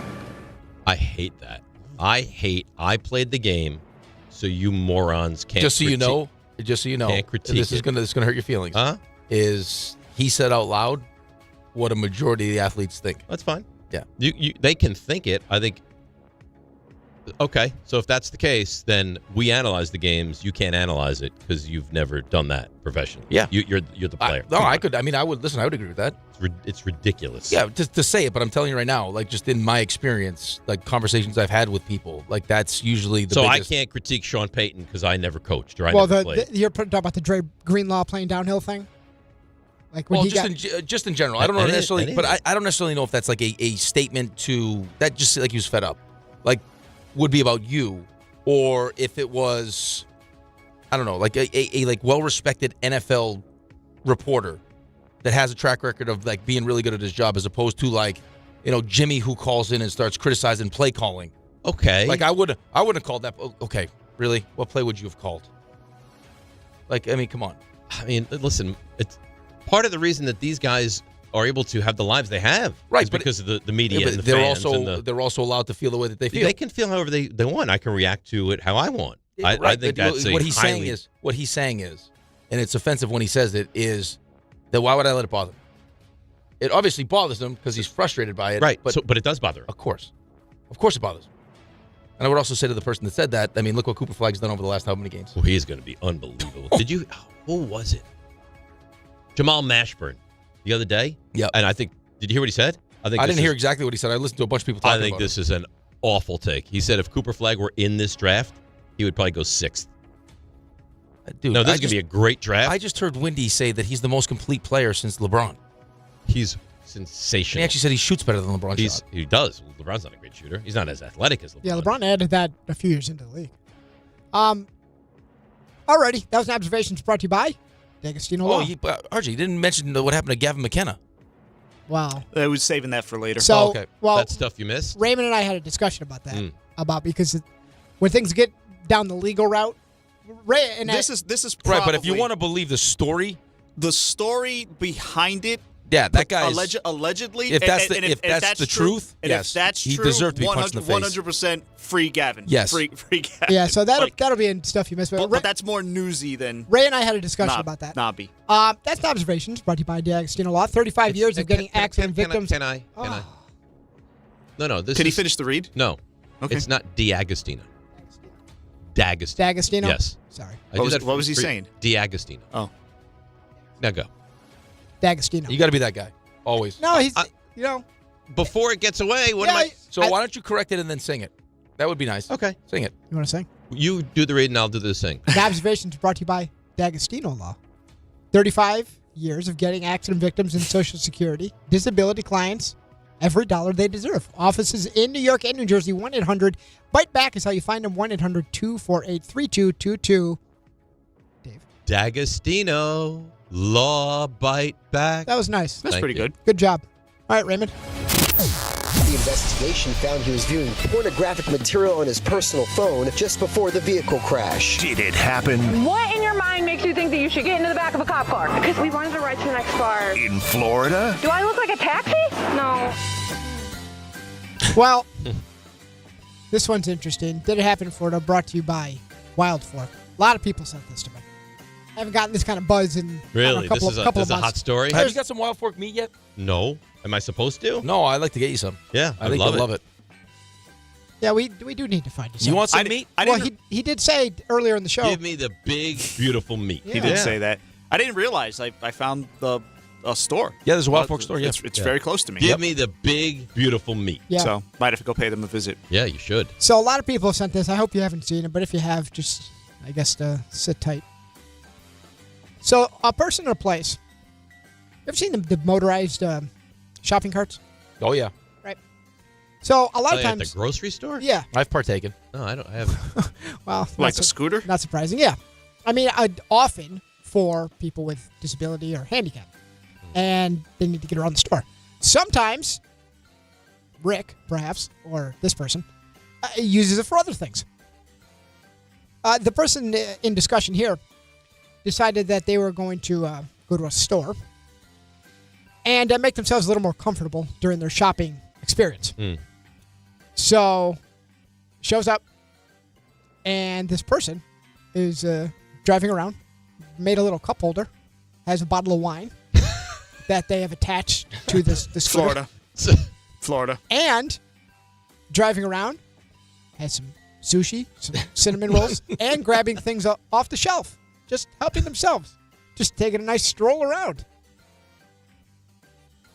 And enjoying the shopping experience. Did it happen in Florida? Yeah. If there's ever been a story, did it happen in Florida? It has to be. Dude, I'm not even joking to you. With you. That didn't make any sense. 19. It's like a major road in Tampa. Okay. For whatever reason, I was talking to Cassie, and then I kind of glanced to my left, and I had to do a double take. There was a person on a motorized scooter, like we're talking about here, with his girlfriend on his lap, or wife, I don't know which one it was, and then a baby carriage connected to the back of it. I think you've told us with the baby in it. Wasn't there a story a couple of years ago? With the pool. That the pool on the top with the, the roof. Oh my God! With the kid in it, driving down the road. Oh, they were like holding it. RJ, if this is not Florida, I want to be kicked out of the game. Well, you're all on the Florida. You're all correct. It's Orlando. It had to be. Job well done. It had to be. Did it happen in Florida? Presented by Wild Fork, your number one choice for meat and seafood. Give me the big, beautiful meat. Yeah. You're trying to steal my Wild Fork. No. Yeah, you never. are. No, no.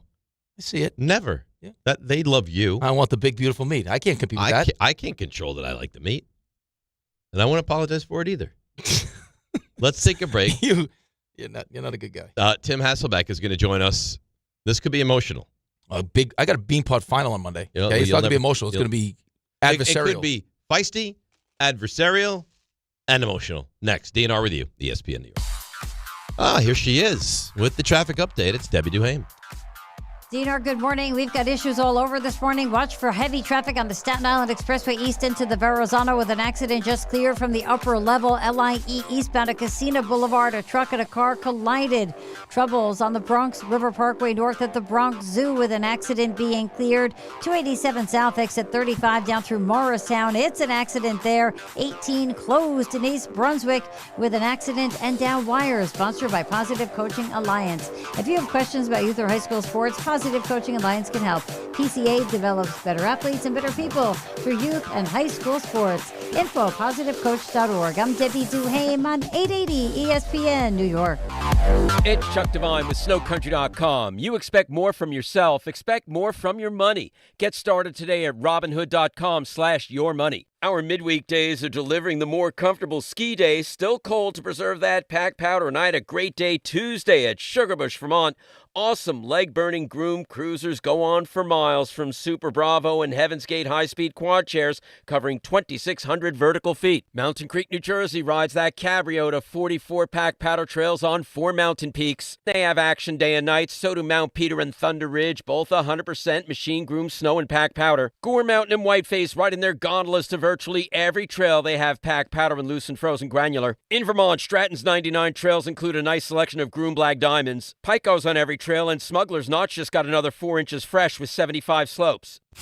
You don't just ski or ride, you dominate. At Killington, we fuel your adventure. Be the beast. Ski and ride Killington. Make cancer screening a part of your annual healthcare routine. New York Presbyterian offers a full range of cancer screenings, including lung, cervical, prostate, colorectal, breast, and more. Regular cancer screenings could save your life by detecting cancer at its earliest, most treatable stages. Screenings are available across New York City and Westchester. Learn more at nyp.org/cancer screening. Stay amazing. New York Presbyterian. The big game is here, and now you can trade football in all 50 states on Kalshi. New England is currently trading at 34% to beat Seattle. That means a $100 trade pays out $303 with a win. On Kalshi, you're trading against peers in a live market, meaning there's no house. And as the odds change, you can buy in and out of your position all game long. For a limited time, download the Kalshi app and use code BIGGAME to get $10 when you trade 100. KALSHI. Kalshi. Trade on anything. So, should we split the bill? But math is the worst. Not all math, because with New York Lottery's extra multiplier scratch-off games, you can multiply your winnings up to 200 times. Wait, multiply my winnings? Yeah, you take your winnings, then multiply those winnings up to 200 times. So all of my winnings times 200? Yeah, that. Oh. I've always said math's the best. Play for chances to multiply your winnings 30, 50, up to 200 times. Prizes up to $5 million. Please play responsibly. Must be 18 plus. Gambling problem? Call 1-877-8-HOPE-NY or text HOPE-NY. At City Harvest, we believe no New Yorker has to go hungry. With your help, we're on the road 365 days a year, rescuing over 77 million pounds of nutritious food and delivering it free to millions of New Yorkers, transforming surplus food into sustenance, sustainability, and smiles, rallying thousands of New Yorkers to power a network of nourishment across our city. One day, one meal, and one New Yorker at a time. That's how we feed good. Donate at cityharvest.org. I'm Boomer Esiason. My mom died from cancer. She was only 37 years old. She didn't have life insurance, and that was devastating for my family. That's why having life insurance is so important to me. Ethos makes it fast and easy. Get a quote in seconds, apply in minutes, and get same-day coverage. You can get up to $3 million in coverage with no medical exam. Get your free quote at ethos.com/play. That's ethos.com/play. Paid spokesperson. Time spent on application may vary. Online health questions required. Every 40 seconds, a child is reported missing. Find the Children is a nonprofit organization dedicated to helping find missing kids. You can be a part of their mission by donating your unwanted car. Call 1-800-294-0222. You'll receive the maximum tax deduction, and we provide fast, free pickup. Call 1-800-294-0222. Donate your unwanted or unused car. Call 1-800-294-0222. This advertisement was paid for in partnership with Cars R Us and Find the Children.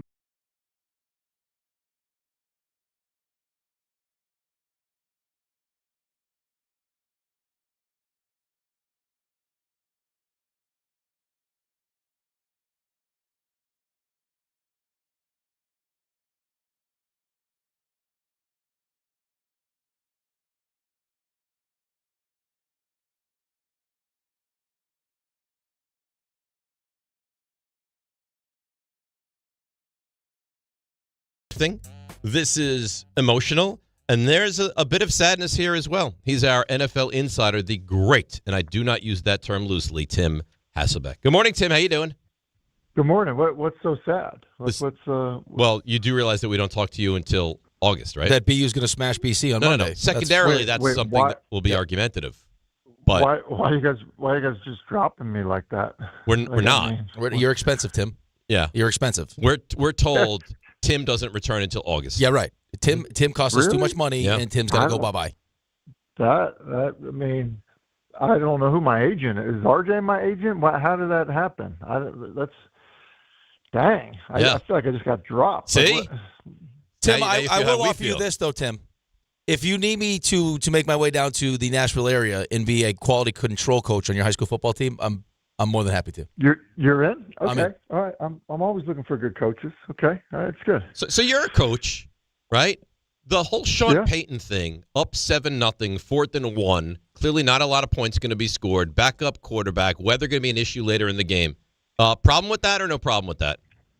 Yeah, I didn't like it. I feel like maybe we've talked about this, but I feel like in this current situation we're in terms of, people talking about analytics and aggressiveness and, those types of things, I feel like we are going to get more data over the next, few seasons where you look at it and you go, actually, just taking points is the better move. Just continuing to just, like stack threes, will help you more so than going for it, but you're not turning the ball over with great field position when you don't get it. And so if you get a stop, that was the right move and it worked out. Like, I don't know that that's going to be the case. And I did an alternative broadcast of the season finale between the Seahawks and the 49ers. And ESPN Analytics, which uses next-gen stats, talked a lot about, like in the broadcast of what you should do. And I will say it felt like every 4th and, 5 or less, it was like, yep, this is a go. Yep, this is a go. And I don't know. It does not feel right to me. And just even looking back at that game, San Francisco, scored 3 points in that game, and it was like they were down there a bunch of times to be kicking field goals. Tim, how much do you think this, though, is it would be tough for someone like you, say you're a coach in the NFL, and you've had all this experience as a player and now as a coach, to explain to an owner, hey, this is why I didn't go for it, or this is why I did go for it. How much of this is just like having empirical data? Reason? I mean, isn't that part of it, though? It's like, hey, why'd you do it? Well, because it says go. The analytics tell you to go. It's like a CYA thing. Yeah, no, I definitely think there is. It feels like this is what happened in baseball. I'm not a baseball, expert, but, the data and the information on baseball, it was kind of my understanding. I had a friend who his father had kind of developed a software program, that really, almost like a Moneyball situation. And I had heard that it was going in coaches' contracts that basically, they didn't have to use that stuff. They didn't have to, be, tied to using some of the information that was out there that certain organizations were using. And so I say that because I do feel like that's the case where it's like, all right, you're going to go into a press conference immediately after the game, and people are going to be like, okay, 4th and 3 in that situation, like, what was it? And look, sometimes it's as simple as, look, our left guard just came off the field. We went backwards on our previous play. We didn't have a call that we loved at the moment. Like, sometimes, there is an element of that. Now, sometimes it's just smart, football of, why people have the chart of, hey, you should go for 2 here. It's too early to chase the points or things of that nature. But there has to be a feel, in my opinion, about how the flow of the game is going. Like, isn't that part of why, you're hiring a certain coach to put a staff around him to make quality decisions? Like, I'm sure a similar thing happens. I mean, think about, again, not a hockey expert, but I'm sure a certain thing happens with lines in hockey where you change things up and you're like, honestly, like, this is the combination that's going out here right now. And there's a reason for it. I think that would be the biggest adjustment that we make is just kind of mixing up lines. But I think for us, like pulling the goalie is kind of like our all of a sudden, thing. like a few years ago, all of a sudden they started pulling the goalie with like 5 minutes left. Well, it's that, jarring. and now it's like before it would be like if you have an empty net, just flip it out of the zone to kill time. Now it's just try to end it, shoot it in the empty net. We'll take the icing. Right. Yeah. No, I mean, and I think sometimes like you look at it and you're like, all right, this is great. Like, I understand the argument, but is that really the best move? Like, is it really I mean, it's almost like we've gone. It's almost like we've gone too far, Tim. Like the pendulum swung so far too to it. Correct. When Ben Johnson, Tim, is going for like 4th and 4 in the first half against the Packers, I mean, I was apoplectic. I couldn't even imagine what he was thinking. Guys, think about the Lions-Eagles game when what was Dan Campbell like 0 for 5 on 4th downs? Yes, but that's who they. But that's who they are, Tim. Sure. That's like, you know what I mean? Okay, that's who we are. It's like, all right, well, like, you're dumb and going to get fired then if that's what you're going to say. Like, you know what I mean? Like, that's the part for me where I think it's like, if you have such a predictable decision-making process, well, then that's not analytics. That's just being predictable.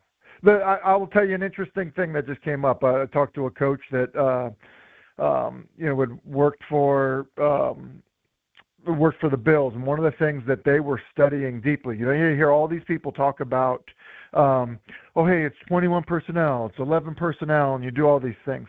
And quite frankly, I think that that's something where the pendulum has swung too much.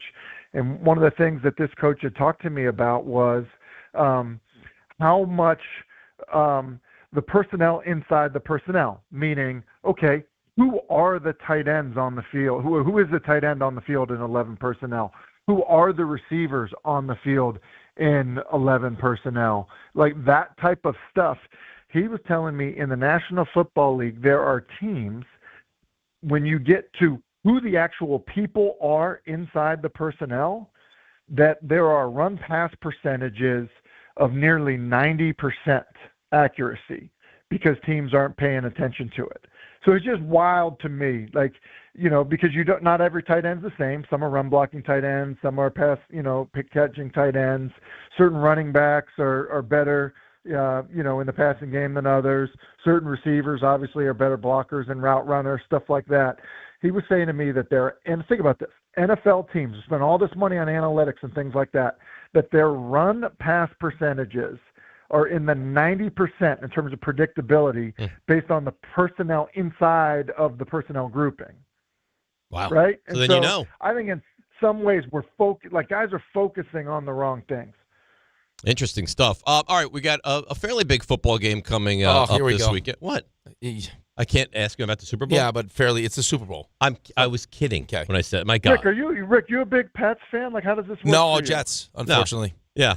Yeah. The genius decided to not go with the Patriots. It's Chad and Pennington's fault, all right? And he chose the That Jets. makes So, sense. Yeah, that adds up. I think I saw like You know what? Hey, tell me the most BU thing ever. choosing, my God, choosing the that's Jets. amazing. 48 of the 58 We like it difficult, Tim. ESPN NFL insiders have chosen the Seahawks to win this game. Like, it's only a 4.5-point spread. Would you be surprised if New England was able to win this game? That's funny. I must be the two. You're one of the 10, huh? Of the, one of the 10. No, I don't think I'd be surprised. I think they're a really good team. I think they're balanced. I think they're extremely well coached. Look, I'm a massive. I was on record at the time. I thought Drake May was the best quarterback prospect that I had seen in my 18 years at ESPN when he was coming out. You know, everyone's talking Caleb Williams and Jaden Daniels. Drake May, to me, was as good of a prospect as anybody. I think they're a really good team. I think what's interesting is he has not played well at all in the postseason. And, you know, like, fumbles are worse than interceptions for quarterbacks, so people don't talk about them that way. And I think he's been sacked 15 times, which is an absurd number in the postseason. Neither tackle has been playing well. It definitely is a strength of Seattle's. But I do think this: if Seattle struggles with their interior offensive line, they've got a problem at right guard.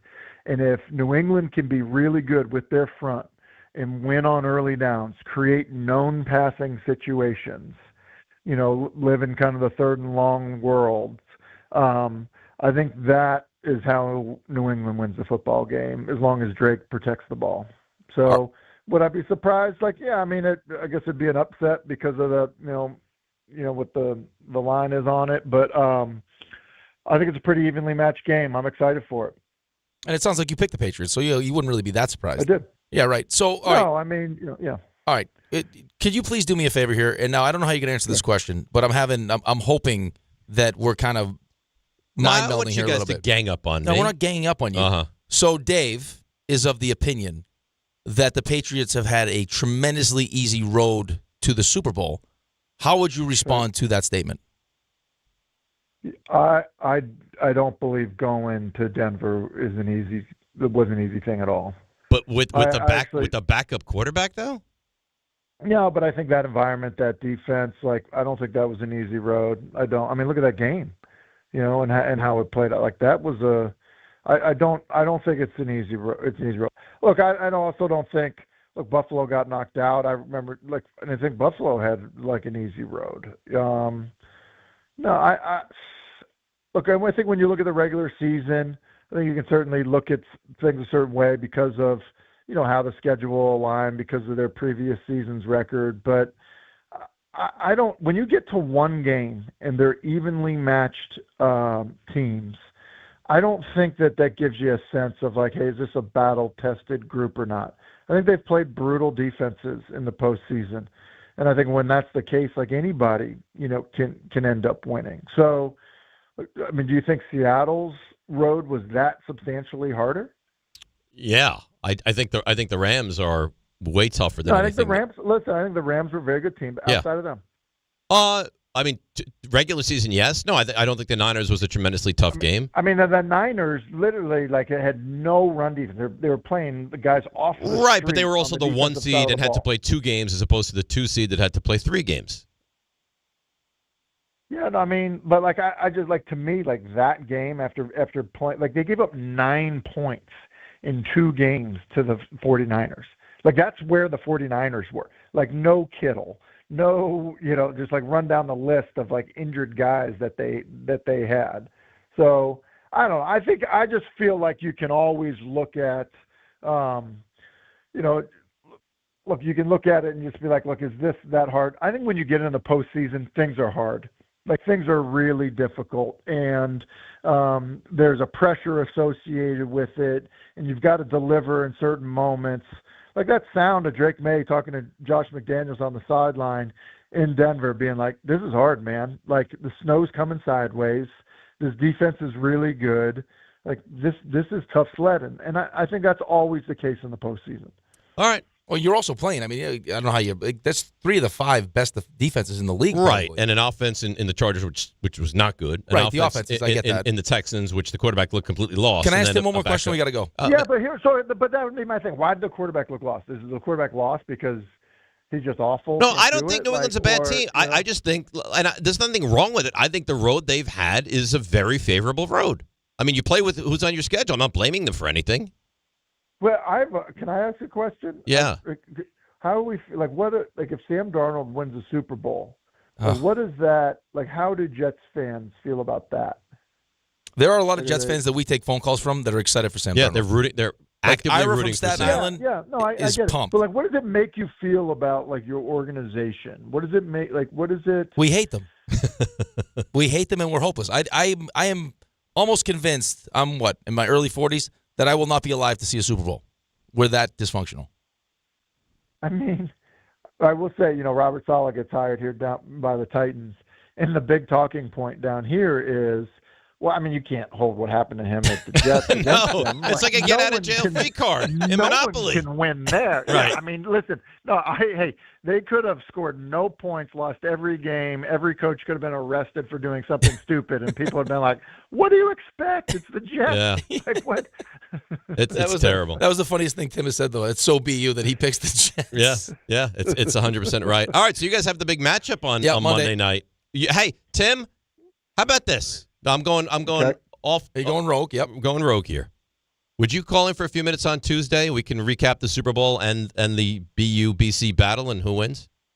Yeah, as long as I get back. I'm part of the handoff broadcast in Los Angeles. ESPN's got the Super Bowl next year, and so you'll catch me at Disneyland with Mickey Mouse on Monday. So as long as I make it back in time, okay, to talk to you guys, I'm totally. Do you think Delta, whatever airline I'm flying, is going to have the bean pot on?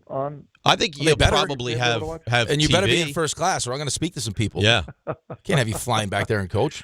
You're a celebrity. I can't believe you guys thought I was flying commercial. Yeah, taking a private jet. Look Private, at this guy. yeah. Hey, how did it's Tim Hasselbeck? Hey, on a personal side note here, how did you make out with the weather down there? I know it was pretty crazy. Oh my God, terrible. To be honest with you, terrible. Dangerous. It looks like no. This is true. I mean this. I haven't seen anything like it. It looked like, instead of a tornado, a tornado is a kind of a narrow path. It looks like there were multiple tornadoes. We were without power for 9 days. They were forecasting that we were going to be without power for over 2 weeks. Had never seen anything like it in my life. Grew up in New England, blizzards, all the stuff. What happened here? And people were like, "What, is there a bunch of snow on the ground?" No snow on the ground. See every blade of grass. It was an ice storm.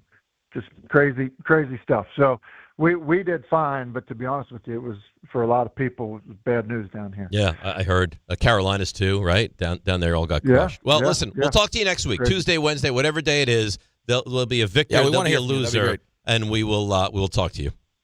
All right. Appreciate it, fellas. Enjoy of course. the game. Yep, that of course, Tim Hasselbeck. And now also, he mentioned the handoff. ESPN is proud to introduce The Handoff, a special 24-hour football event. We take you direct from Super Bowl 60 in Santa Clara to SoFi Stadium in L.A., home of Super Bowl 61, coming to ESPN, ABC, and the Walt Disney Company in February of 2027. The Handoff kicks off with SportsCenter and SVP February the 8th. Let's break. Come back. We got Hahn on the other side. A lot to do. DNR with you, ESPN New York. It's last call for football, and FanDuel is giving you a daily profit boost every single day leading up to the big game. Today's 30% profit boost is around touchdowns. Shortest touchdown scored, longest touchdown scored, first TD and last TD. So, I mentioned, I like Stephon Diggs. How about Diggs to shock with the first TD? And maybe we'll get another short Jake Bobo touchdown as well. All you have to do is opt in each day and place an eligible bet to use that day's profit boost. Today's 30% profit boost is around touchdowns. Shortest touchdown scored, longest touchdown scored, first TD and last TD. Play your game with FanDuel, official sportsbook partner of Super Bowl 60. 21 and over, physically present New York, opt-in required. Bonus issued as non-withdrawable profit boost tokens. Restrictions apply, including any token expiration and max wager amount. See terms at sportsbook.fanduel.com for help with a gambling problem. Call 877-8-HOPE-NY or text HOPE-NY 467-369. Texting enroll enrolls you in a recurring automated marketing text messages. Consent not required to purchase. Message and data rates may apply. The team's looking good this season. I think so. Man, I miss playing football. Ever since I turned 40, I just can't find that fire I used to have. Think it could be lower testosterone? What do you mean? I was feeling the same way. After 40, the body has less testosterone, and men lose their edge. That's why I take Nugenix Total T2. That's the testosterone booster, right? Yes, but Total T2 is their brand new formula that skyrockets nitric oxide levels in as little as 3 hours. Since I started taking it, I've been lifting like when we played for Coach Carter. My energy is way up, and it even spiced up things between me and the missus. Are they still giving out complimentary bottles? Yep, just send a text. Text HAWK to 321-321 for your complimentary bottle of Nugenix Total T2, the next generation testosterone booster. Text now and we'll include a bottle of Nugenix Thermo X, our newest, most powerful fat burner ever, absolutely free. Text HAWK to 321-321. That's HAWK to 321-321. These statements have not been evaluated by the FDA. This product is not intended to diagnose, treat, cure, or prevent any disease. In the city that never sleeps and never stops talking sports, ESPN New York is always on. Now you can live and breathe everything New York sports wherever you are. On your radio dial, on the ESPN New York app, and streaming live on YouTube. However you watch or listen, ESPN New York is always on for you. Hear us, stream us, watch us. This is ESPN New York.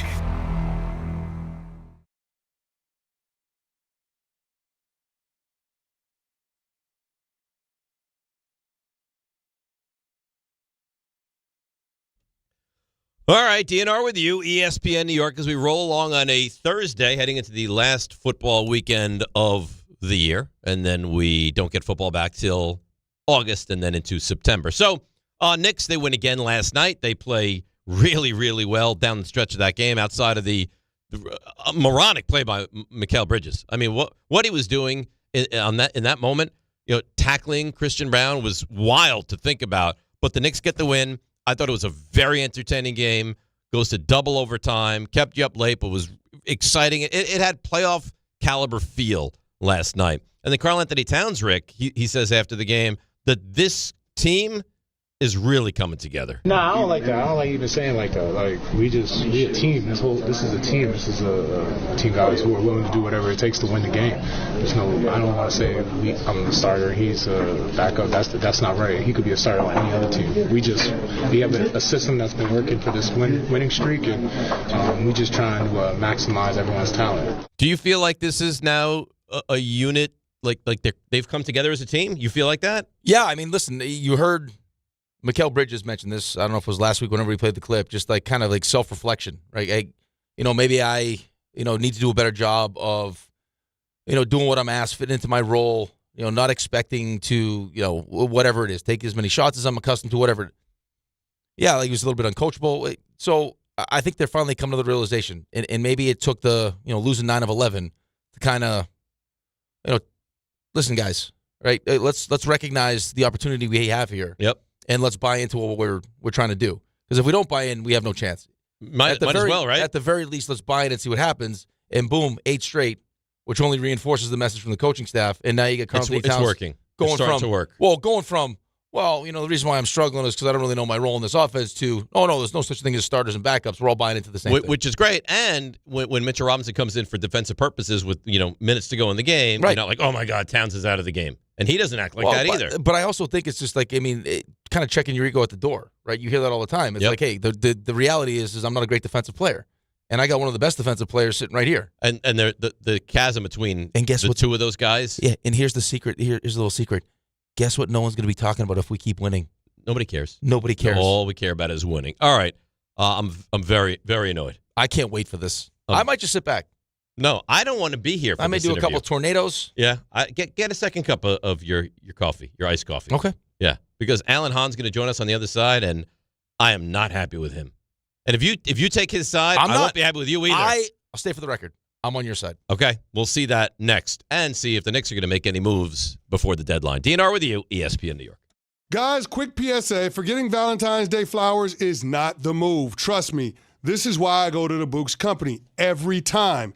Bouqs delivers modern bouquets fresh to her door. Plus, with my code CANTY, you get 25% off. Bouqs flowers are cut fresh from the best farms in the world, so you get bigger, brighter blooms that last way longer. They've got incredible flowers, even roses grown on the side of a volcano. And the best part? Bouqs makes it easy. Pick the bouquet, the delivery date, and you're done. No last-minute panic. That's why Bouqs has over 50,000 five-star reviews. And listen, even if she says, don't get me anything, that doesn't mean no flowers. Flowers still score every time. Valentine's Day is February 14th, right after the big game, so don't fumble this. Order now. Go to Bouqs.com, use my promo code Canty for 25% off. That's BOUQS.com, promo code Canty. Bouqs, promo code Canty. Hey, football fans, picture this. You bet on your favorite player in the big game to score the first touchdown, but his teammate scores instead. With BetMGM's Second Chance promotion, you'll get your stake back if your first touchdown scorer scores second instead. That's right. Bet on any pro football player to score the first touchdown of the big game. If you're right, you win. If your player scores second, you get your stake back in cash. Keep the fun going after the first player crosses the goal line with BetMGM's Second Chance. Try a first TD scorer wager with confidence today. BetMGM. Make it legendary. BetMGM and GameSense remind you to play responsibly. Gambling problem? Call 877-8-HOPE-NY or text HOPE-NY 467-369. See BetMGM.com for terms. 21 plus years of age or older to wager and physically present in New York only. Subject to eligibility requirements. Rewards paid back in unrestricted withdrawable funds. Hi, this is John D'Agostino from D'Agostino & Associates, the injury firm. I've talked about how a construction accident took my father's leg. The heavy prosthetic he wore looked nothing like the high-tech limbs we have today. It was crude wood and metal, held together by bolts that dug into his skin and left painful ulcers. But the thing I remember about my dad is how he never complained. He put on his prosthetic leg and he went to work. He coached my baseball teams, danced, sang karaoke, and even loved to travel. He may have limped, but he always held his head up high and he lived with dignity. At D'Agostino & Associates, I spent over 35 years building a law firm that helps accident victims and those in need of their Social Security disability benefits. We fight till our clients get the money and dignity they deserve. So call us today at 1-800-BITE-BACK. That's 1-800-248-3222. We have offices throughout New York and New Jersey. So don't tell me personal injuries aren't personal. I know what they can cost a family. I've been there, and I'll be there for you. D'Agostino Law. Bite back. The post-crib assembly press conference brought to you by Progressive. Michael, you had some trouble putting the crib together today. What went wrong? You know, those instructions can be tough, and, well, you saw the outcome. Were you upset when your wife pulled you and called in the backup? No, I mean, the baby needs a crib to sleep in, so whatever it takes. You've got a changing table to put together next. It's got a lot of drawers. What's your comment? You know what? We're done here. Like it or not, sometimes you need a backup. That's why there's Progressive to protect your home and auto. Progressive Casualty Insurance Company affiliates and other insurers. Not available in all states or situations. Access to education changes lives. That's why National University provides flexible online and hybrid programs from associate to doctorate degrees. Since 1971, NU was built to serve non-traditional working and military learners nationwide. NU understands the demands of work, family, and service. Each year, more than 130,000 learners trust National University to move forward. Visit nu.edu to learn more. 880 ESPN, WHSQ, and WCBS-FM HD2, New York. A Good Karma Brands radio station. This is DiPietro and Rothenberg. All of a sudden, Allen gets conspicuously silent. He was not on board with Dave calling it. It was a lot, my opinion. The disrespect from Allen is enormous. Come on, it didn't feel like a lot. Called in, he wasn't happy not being part of the LT list. The line. Dave did not call anybody. I was called to save their 5 o'clock hour, which I'm told was hemorrhaging. This is DiPietro and Rothenberg. It's 5 o'clock. We got stuff to get to. Oh. You know what I mean? On ESPN New York. And streaming live on YouTube.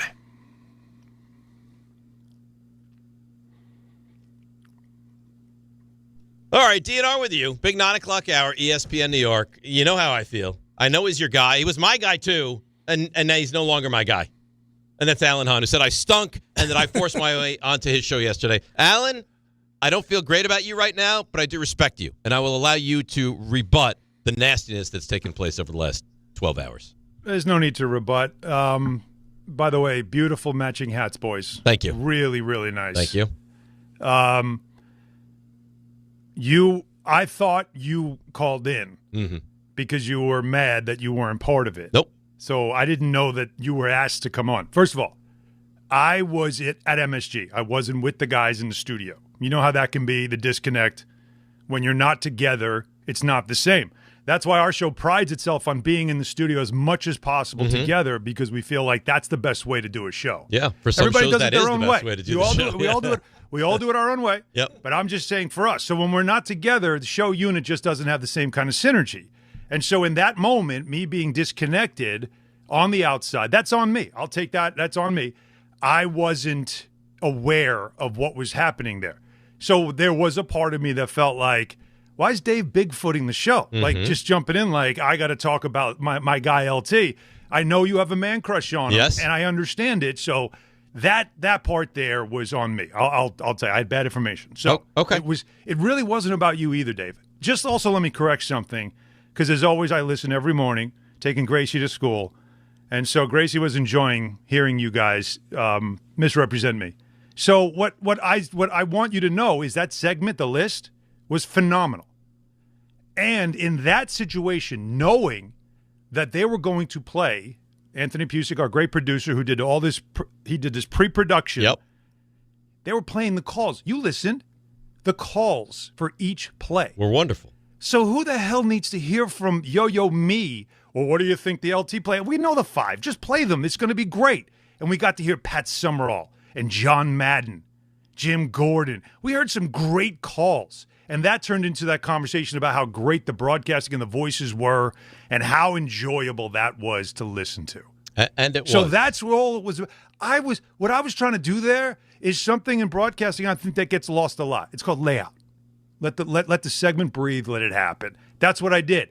It was me feeling like I don't have enough reference and importance to start guessing. We'll do guessing games on these lists. That's not one. All right? That's not what we do. This one, you just let it breathe, let it happen. So that's why I was conspicuously quiet. Last but not least, the part that I said that it was a bit much was, once again, me thought you called in, forcing your way into the conversation. No. And then I'm going, okay, I'm on the outside. I'm not in the studio. You guys are going back and forth. I'm checking out because, again, I'm not in this conversation.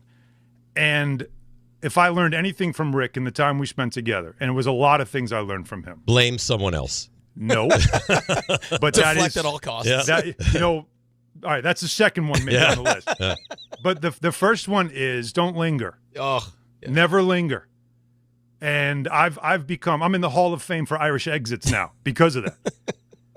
Hey, you can admit felt, it. He was boring. You can say it to him. Was I boring? No. No. See, again, this is what happens too. Then Peter starts putting words in my mouth. Don starts putting words in my mouth about how they're telling me how I was feeling in the moment. And that's when it becomes, guys, I'm done. Like, whatever you guys want to say here, whatever you want to say, go with it. It sounds great because it makes, quote unquote, great radio, right?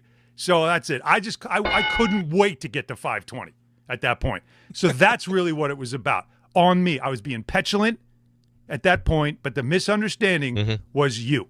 And that's where I will say, that's on me. That's my fault. Sorry about that. Okay. You know what? But I thought the list that Don made was a great list. It was a great list. I loved the audio played with it. And who the hell needs to hear from me about that? And all I said to Don, I didn't call into the show. All I said to Don was, man, what a great list. I'm so hurt you didn't invite me to well, that's guess not what on he the said. list. See, again, on the air, that's not what he said. And then Don responded to me, we'd love you to come on. Okay. Yeah. He speaks for the group. Uh-huh. So understand something. Like I said, I'm not in the studio. I'm not privy to any of this. He said on the air, Dave's now mad at me. The next thing I hear about you is that Dave's calling in. Nope. He wants to talk about it. And I'm like, all right, just. It's not true. I guess 4 hours in the morning is not enough. Right. Dave is the station now. Dave is the transmitter. He's the signal. He's the signal. But I would never do that. I would never just call in to your list. Yeah, he's not your show. He's not if you calling. want me, I'm there for you. All right. So listen. So with all of that understood, Now, do you get where I'm coming from? I'm on the outside. I'm not in the studio. You weren't privy to the information, and in fact, so I'm you were just lied sitting there to. going, what the hell's going on? This thing's now off the road. And then, I was just trying a moment of honesty, which God forbid anybody just be honest for a second. What's the matter? What'd you think? I'm like, well, I felt like that was a bit much. And that's it. And I left it there. Don does it. Everybody laughs. Oh, Don, he's so tough. He's so funny. I say it, and it's like, wow, what a bad guy. All right. I'm a bad guy. Say it. What do you tell you? Yeah. I've never been more proud of Alan in my entire life. He became the victim. Yeah. He just became the victim. Yeah. He just put you into such a verbal pretzel. No. That now Alan was the one that was lied to. Well done. But he didn't put me into a pretzel. Well done. He didn't put me. Oh, I'm so proud of him right now. Alan, and I think it's fair. I've never loved you more than I do right now, Alan. He admitted his mistake when I'm it came serious. When it came to me. If you could see these things, Oh, I am worked up. Stop it. When it came to what happened, I think you admit that you made a mistake and you feel like you were. I was misled. You were in fact lied to. You were lied to. Well, I wouldn't say lied to. I was misled. It was a misunderstanding. Yeah. If I was in studio, I probably would have been privy to enough information to know that that's probably a good time to go to the bathroom. Like something like that. Like that's probably what I should have done in the moment. Did you have an issue with I was on the show? He thinks you stink. Is that no? No. I don't think he does. Well, he wait a went minute. To the bathroom. He thinks your wait information is. Okay. Now, Rick, you're aware. Yep. Because first of all, you also like to stir the pot. Oh, so yeah. I know what you're doing. You know that I listen every morning because when there's something that of interest to me, I will text you. And you can and Santiago and RJ know too because I'll text them. Dave, and I've said this. Because Don also said, why don't you text Dave? Yep.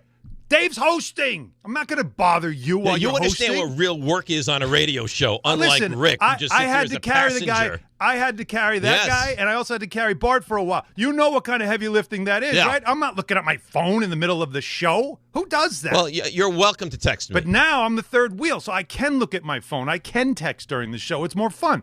But when I'm listening every single morning and also watching on YouTube in the morning as well, when I get home, why would I do that if I didn't think anything of either one of you? Yes. Right? He's There's right. plenty of other things I could be consuming right now. Yes. But There's so many instead, choices. He chooses I us. consume this show. And we love you for and it. Peter, by the way, Yeah. talk about playing victim. When I said that on the air afterwards, which of course we never use that. You guys only have the audio of me just being a jerk. But I also, and then Peter goes, I have a show in the morning. No, I was on with you when he said it. Yeah. Does he still have a show in the morning? Well, he's doing a YouTube show. Oh, okay. He has YouTube now. And he said it's on YouTube and all that stuff. And I just said that, what do we do for a living? Yeah, you prefer the sports content, right? Yeah. Or the occasional sports content. So again, that's the real story of what happened. I know we like to do this, fun radio show beef thing where we're all supposed to hate each other and take shots. I'm sorry. B-bro? That's I don't hate anybody. I love you. That's not. I don't dance on that dance floor. I've always loved you. I love your show, and I think that the station. I love this stuff. We get along really well. Anyhow, all right. Today's a very important day. 3:00 is the deadline. See, Rick, you expected nothing, and you're still disappointed, right? No, yeah. I'm not disappointed in you. I love it. I'm a big fan of yours. I always have been. All right, so let's get to it. I'll ask you about kind of a two-part question here. Do you expect the massive trade, and if not the massive trade for Giannis, do you expect the Knicks to be active at all? It's funny. A couple of days ago, over the weekend, there was a sense that the Knicks' chances for landing Giannis at some point were dwindling to almost nothing because there were teams that were hot and heavy. Golden State, Minnesota, Cleveland even. And I believe that waking up today, I think the Knicks, the meter has gone back up again because – and I have had this sense all along, all season, there was just this feeling Milwaukee really didn't want to move him, still doesn't want to move him. And the only way they will, if he sacks up and says, I want out of here, I'm done, I gave you all I had, it's time for me to move on. He won't do that. So because of that, all they're doing is entertaining offers. They're not good offers. Like, nobody can offer anything. And anything that's being portrayed as a good offer, if you look at it carefully, it's terrible. You think Ranger fans are mad about what they got for Panarin? Some of these offers, if that's what they got for Giannis, please. So that's why I never felt like an in-season trade for him was doable because it was too complicated for what Milwaukee wants, for what his value is. And by the way, guys, $60 million is his Average salary, $60. That's a lot to cover. And he doesn't want to be on a bad team. So there's a lot of problems. That's why this is an off-season deal. This is something that, whether it's June draft or July, feels more likely to happen. And depending on how the Knicks season ends, it still could decide whether or not they're still out of the business or they're right back in. Have they fixed it?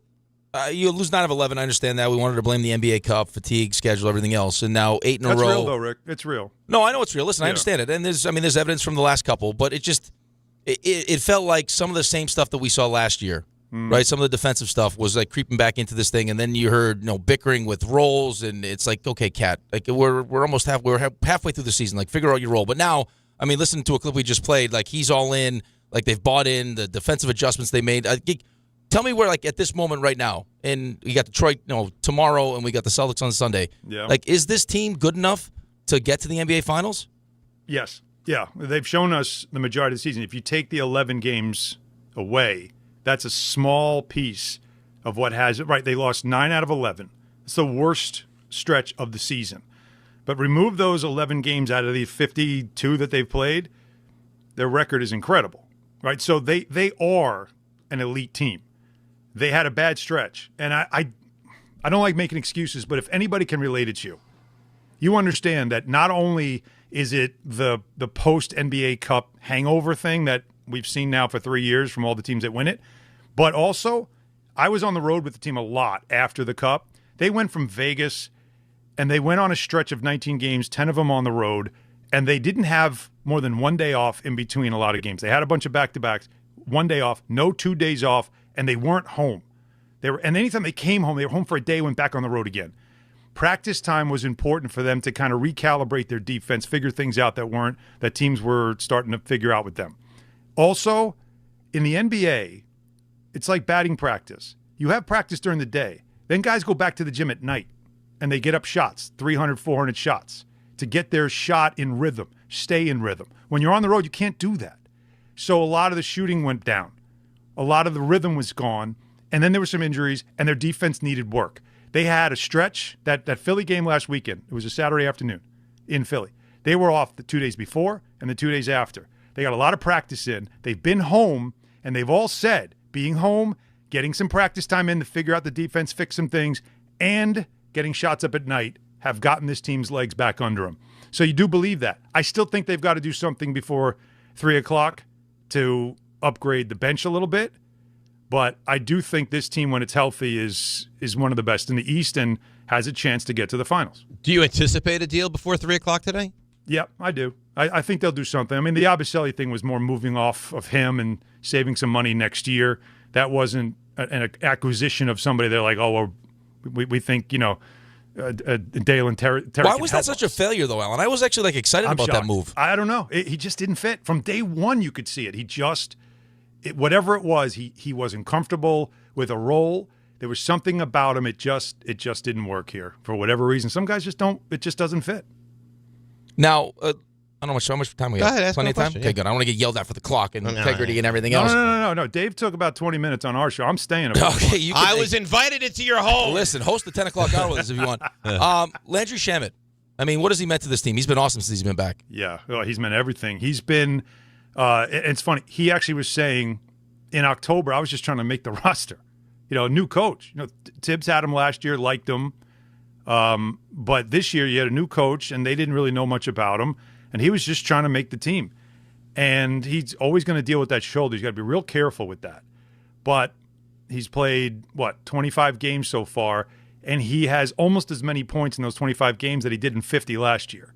And it's the three-point shooting for him, but it's also the defense. So having a guy off the bench that can give you that 3-and-D, especially with the way they play now, they kick out a lot of threes, and they find him. He makes big three-pointers also. So having a veteran like that off the bench who can defend at the point of attack but also hit those kick-out threes, extremely valuable, and he's made their bench better. All right, last one before we let you go. Dave wants to end this. I don't, so I'm going to ask you another question. That's not true. I just didn't have any more questions. Now tell me, give me your take Can on. I ask you guys questions? Yes, Yeah, please. of course. Give me your take on Karl-Anthony Towns, because it feels like he's turned into the Anthony Volpe of the Knicks right now, and whatever happens negatively, it's going to be blamed on him. Yeah, that's been a thing. He was in a different mood last night, though. I noticed that because I've talked to him after games a lot. Sometimes on interview wise, and sometimes just chatting. He's such a nice guy. Like he's so cool. He's very friendly, bubbly personality. Just wants to have fun. But he's had a rough year. A lot of it has to do with the fact that his shooting hasn't been the same. His finger's messed up. He won't talk about it, but I can tell you his finger's messed up on his shooting hit. And last night, though, he gets cut. He starts bleeding. The crowd almost reacts to it. He's getting patched up. He takes the free throws, blood dripping off his face. And there was something in the crowd that they just started to, enjoy. They gave him an ovation as he left the court. When he came back, got another ovation, came in the game, and he had a bounce about him and a smile and an ease. He's playing against Nikola Jokic.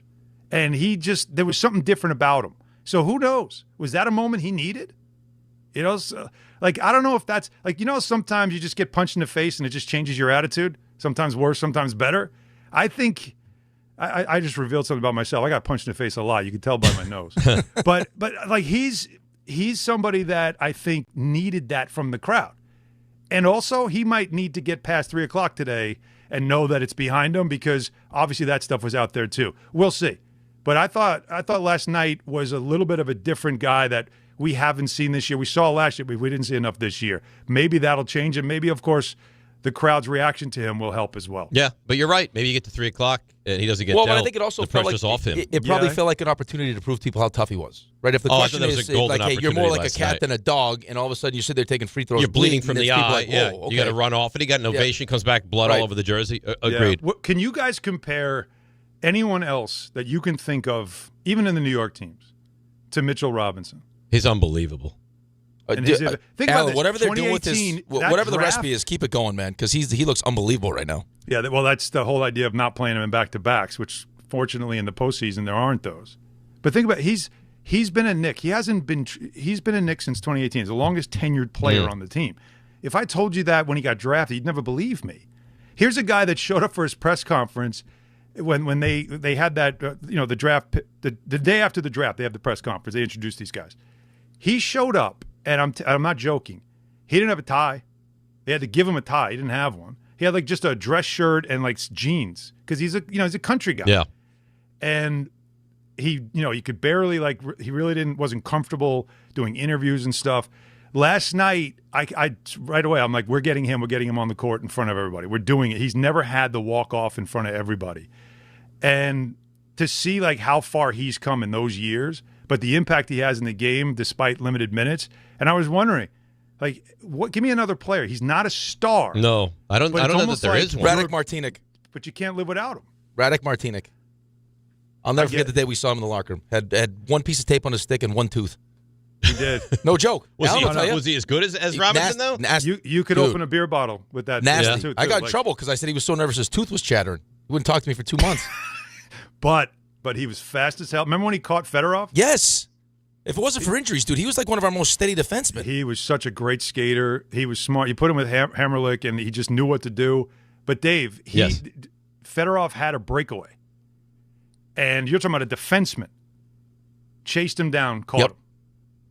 Fedorov. Yeah, at amazing. His prime, probably one of the fastest players in the sport. I don't know if I play with a better skater. Really? And he just gets how to skate now. He was that good. Amazing. All I know is every time, Alan, because Robinson's been a defensive prowess for a long time. He blocked Jokic's 3. I don't he's at a different level than he's ever been. I was saying earlier on the show, he's guarding Jokic down low and dominating him. He's guarding Murray as he's trying to take him one-on-one off the dribble. You can't even go after him. He's such a monster defensively right now. Yeah, but though with the strip that he had on Murray, right when he ripped him, they asked him after the game what'd you see on that? He said, I don't know. I just threw my arm at him. He was about to cross me over. He's like, I don't know what happened. Whatever's happening, keep it going. It was old school. I just blacked out. I don't know what happened there. Keep it going because it is working. Listen, man, we appreciate you. Enjoy your show today. I'm glad that we've gotten past our Enjoy issue. your show till around 5 when I'm Dave not calls coming. in. I promise you, Alan, I'm not coming on today. when he Bigfoots the show again. That is a promise. This is my Irish egg. Good to see you, boys. Bye. There you go. Alan Hahn. He's got a busy day today. I'm sure people are going to want to talk to him all over the place. Of course. Yeah. Yeah, it sounds like hopefully they make a move, right? Upgrade the bench. Yeah. Backup point guard wouldn't hurt either. Yeah, I'm some size behind Mitch. Mm-hmm. Just because, God forbid. Don't even say anything like that. He is such a vital piece to this team right now. And it's amazing, man. What winning does. It really is. And that's a good point he brings up, though, the bloody thing. I mean, if your whole, maybe that's his moment. If whatever this, if whatever the stigma is about you, why people, and it's clearly, because players talk about it, right? Like, he's too nice, he's more of a cat, and all these different things. You got this opportunity now where you take a shot to the face and you're bleeding, and it's like, okay, I'll show people how tough I am. Shooting the free throws, go get stitched up, come back. Yep. Then he did it. Yeah. I mean, maybe that's his moment. Hopefully. Right? They don't trade him. He lives past 3 o'clock here today, and I can't. You think deep down, like he's talking to his inner circle, and there's a thought that he's going to be dealt by 3 o'clock today, though? Well, for Giannis. It doesn't feel like it's No, I don't think it's not going to be dealt for anyone else, but if it was for Giannis, yeah. Well, we'll see. Well, I hope not. I don't think so. I hope we wait and see what this team does, and I don't then see reassess. All right. So, RJ? Hi. How you doing? Good. Good. How do you think Allen handled himself there on the show? Well. Yeah? As good as you could do it, yeah. It's a masterclass. But he recognized his mistake. Well, it depends. What do you mean? He really blamed it on them. Well, whatever. It depends how it was. He apologized to me. That's all I cared about. He recognized his part in it, but he did deflect, and that's why he While was so also proud. taking a shot at our show Yeah. at the same time. At several well shows. done. It was well done. Not wrong. But here's you shut your mouth. You shut your mouth. He's speaking in fact. Yeah. RJ and I did look at each other. There's a chance you see me less. When he said that, RJ and I did look at each other. Oh, really? So, you know what? Why based in truth. Why don't you guys swap with Pusick? I feel if you want to be on the afternoon show so bad. I feel like we just did this. I feel like we just did this. No, I love those guys. I love you guys. Right. I don't want to. They can buy you a golden pillow. I don't want a repeat of 2 hours ago. I'm good. Yeah, we already hugged it out. We're back. Yeah. Oh, it was You nauseating. hear this? Give me a big hug there, big fella. He smells nice. God. You didn't Hold see on. it. Don't fall into the trap. RJ, you heard what he just said to us. What? He's not wrong. I'm not even listening to RJ. All right. I hope they take RJ's urinal out and put a regular size one in there for him. So, RJ, we're in the bathroom. There's an adult-sized urinal, and there's a child's urinal. We're in an office building. And I said, why do we have a child's urinal? He goes, that's for RJ. See, I wasn't even there. Yeah. Listen. Well, listen, now you feel like you were. If the shoe fits. Listen. If the urinal fits. Listen. That was cute. If what you're going to do, that was your quack moment. Listen, if what you guys are going to do, if you're going to fight, you can't make up like 4 minutes later. You have to be awkward about it until the next day, like me and Dave. That's how it has to be. You guys, like 2 seconds later, let's hug. I love you guys. I'm sorry. Oh, no, I'm sorry. It was me. No, it was all me. It was pathetic. Boy, you guys, both of you, nobody can take blame fast enough. I need awkwardness and silence. It's pathetic. We can't all be petulant children all the time. Why? I feel like nothing would ever get done. No, nothing. What are we trying to get done? Yeah. Good radio. I think we're putting good radio on the board. I think you're right. Yeah. Whether with petulant children or Except not. when you go on the afternoon show and you completely just dive bomb everything. I didn't do anything wrong. And look what that leads to. Now hosts have to come on to other shows and he was supposed to come on the show anyway. In fact, I teased his appearance when I was on with him yesterday. It timed out as well as it could. Yeah, that couldn't have gone any better. That's great. Yeah. Really nice. It really was. All right. You ready? Yep. All right. Now. Walk-up three-pointer. He got it! See ya! Put it in the box! The you missed. Listen, I've been your biggest advocate. Wherever, whenever, Dave and Rick are on the show. Doesn't matter to me. I'm a fan of Dave and Rick.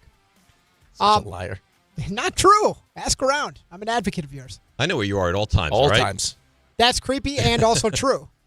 So, well, you guys mentioned I'm actually this. terrified by that. Hey, Dave's got a visual leash on RJ. It's very odd. I had my sources in the other building yesterday send me photos of RJ eating lunch by himself. Buffalo chicken wrap. Before it was just like data, timestamp. Like, I know where you are. Now I'm getting video feed. Can I ask at what point is it like, do you think about yourself, hey, I'm going to take pictures of this poor guy by himself eating. I'm going to take photos of him eating. Stalking is what it is. That's not weird to you? Yeah, I'm enjoying a quiet moment. Me. I didn't do it. But like the person taking the photos. It was sent to me. But the person taking the photos. Right. Apparently, he or she is very comfortable doing it. It's not weird. I didn't do it. Yeah, I didn't do it. It's a nice quiet moment, me and my chicken. Yeah. So how was the sandwich? Delicious? It was. And the person actually said, I felt so bad. RJ was all alone. Yeah. He doesn't mind. lonely. He goes there to regenerate. Yeah, that's before I go pick up because I have to pick up Antonio a little earlier those days. That's a nice, quiet moment. Yeah, I'm sure like it is. It's like a spa to him. Yeah. I stare out the window, and I think sometimes people are like, he must be deep in thought. I'm not thinking about anything. There's nothing going on. There's nothing going on in your mind. Nothing. Just Don't you staring. love that? I love those moments. Of just nothing? Just nothing. I don't really have nothing moments. Oh, I do. My mind is always going. What do you want to say? I think Sherry disagrees. So, Knicks win last night. They won 8 in a row. And you guys mentioned it. I actually do think it was one of those moments for Towns. He's just the face that you just made. But the reason I think it's a moment, he had to make those free throws. Yeah. If he goes up there and misses both, then gets booed. We're talking it means about nothing. Christian Brown? No, Towns, not man. the Bridges. Oh, This is why don't you Towns. listen to the show once in a while? He's I zoned was out. focused on other stuff. Yeah. I actually thought you were saying that on purpose. No. No, he has to go up there and I was make impressed with those free throws, too. He's thinking about the meter probably. Well, yeah, right around like- now. No, I'm paid You're through paid, 11 okay. Yeah, o'clock. with under- I hope you are. It's 9:30. Yeah. But if he goes up there and misses those free throws, then I don't. Yeah. He doesn't get any kind of standing. We're talking about ovation. Towns. That's right. Yeah. You know what the beauty of me is? I Not don't have to even Bridges. worry about the meter. Yeah, Yeah, 'cause you got your fancy bougie lot. Some other trades around the NBA. Mavs trade Anthony Davis, so that's over. He goes to the Wizards. That So worked they- out for Dallas. They traded Luka for a couple of ones. Chris Middleton. And Chris And Chris Middleton. Yeah. Well, apparently that trade was going to put him closer to a championship. They Yeah, said. it really worked out. They're just lucky they got the first overall pick. You imagine if they didn't get the first overall pick? Yeah, oh boy. That's going to be one of the worst trades in the history of sports. Speaking of conspiracy theories, Sixers traded Jerry McCain, who was losing his minutes in Philly, to the Thunder, so I'm sure he'll be a borderline all-star there. For draft picks, Lonzo You joke Ball. about that though, Ray. I'm fully on board with that's what happened. I'm What, not that ready they to they dismiss gave it. him? Yes. Yeah, There's something more. I'm yeah. not ready to dismiss it. No wonder Jason Kidd's so mad. Yeah. I'm fully on board with that. Lonzo Ball traded to the Jazz, who were busy. He will become a free agent, likely as will Chris Paul. He goes to the Raptors in a 3-team deal that involves the Nets, so he's not going to play for the Raptors. Stuck in Canada. Ugh. Toronto's Bulls. a beautiful city. Bulls, they send Kobe White and Mike Conley to the Hornets. The Warriors finally trade Jonathan Kuminga. He goes to the Hawks. SGA has an ab strain. He's going to be out through the All-Star break. And Jackson Hayes of the Lakers suspended one game for pushing the Wizards mascot. You cannot do. Wait, what? You can't push the mascot. He pushed the What is the mascot. Wizard's mascot? A wizard? Yeah, I'm not sure. I don't actually. know. I'll get back to you. men's- Is it like a costume wizard, or is it like a man that's like dressed as a wizard? You can't push it's either. probably a costume. Like, yeah, like, right. Like a Can't Mr. push Met either. kind Because of that'd be costume. weird. Men's college hoops, some court stormings. I'm not the It's like a Muppet. I'm not even the mascot. A Muppet. It looks like a Muppet, like a bird of some sort. It does A look bird. odd. It does look odd. Doesn't really fit. Number 6, Gonzaga goes down to Portland by 7. AJ DeBanza goes for 36 and 17. But number 16, BYU loses to Oklahoma State. The Portland Oh, I know. Trailblazers. No, tell me. Pilots. Good job. Minnesota beats number 10 Michigan State. They stormed the court as well. No surprise, Drake May, Sam Darnold both say they feel healthy ahead of the Super Bowl on Sunday. Did you see Jeremy Fears last night for Michigan State? So They lost. Kicking everybody in the you know what. Izzo said he might bench him. Michigan State lost, right? They lost, but losing is one thing. The guy is multiple times kicking different guys And take a right in the piece. junk. Izzo said he might sit him Yeah. down. Cardinals, they hire Nathaniel Hackett as their offensive coordinator. How could it not work? Him and LaFleur. Longtime Eagles offensive line coach Jeff Stoutland says he will not return next season. Sneaky big deal for them. Baseball, Framber Valdez has a home. Sent with the Tigers. 3 years, $115 million. Tigers also expect to reach an arbitration ruling today at some point with Tarek Skubal for his salary for this coming season. And this is a deeper story, but we promised it here. Gavin McKenna, so he plays for Penn State. He's going to be the first pick in June in the NHL draft. Supposed to be unbelievable, right? Yeah, he This was kid? charged. So he's out at a bar or a restaurant, and somebody's going after his family, and he's in the end charged with felony aggravated assault. But if you kind of do some more digging, that is beyond just the legal facts If what they're saying is true, about what was being said. totally justified. So, but let me ask you this, Rick. I think you're the. Of course, if that was said to him, he should freak out. Don't you have to know what you have at stake here and be better, or can you bring yourself? Or can you be?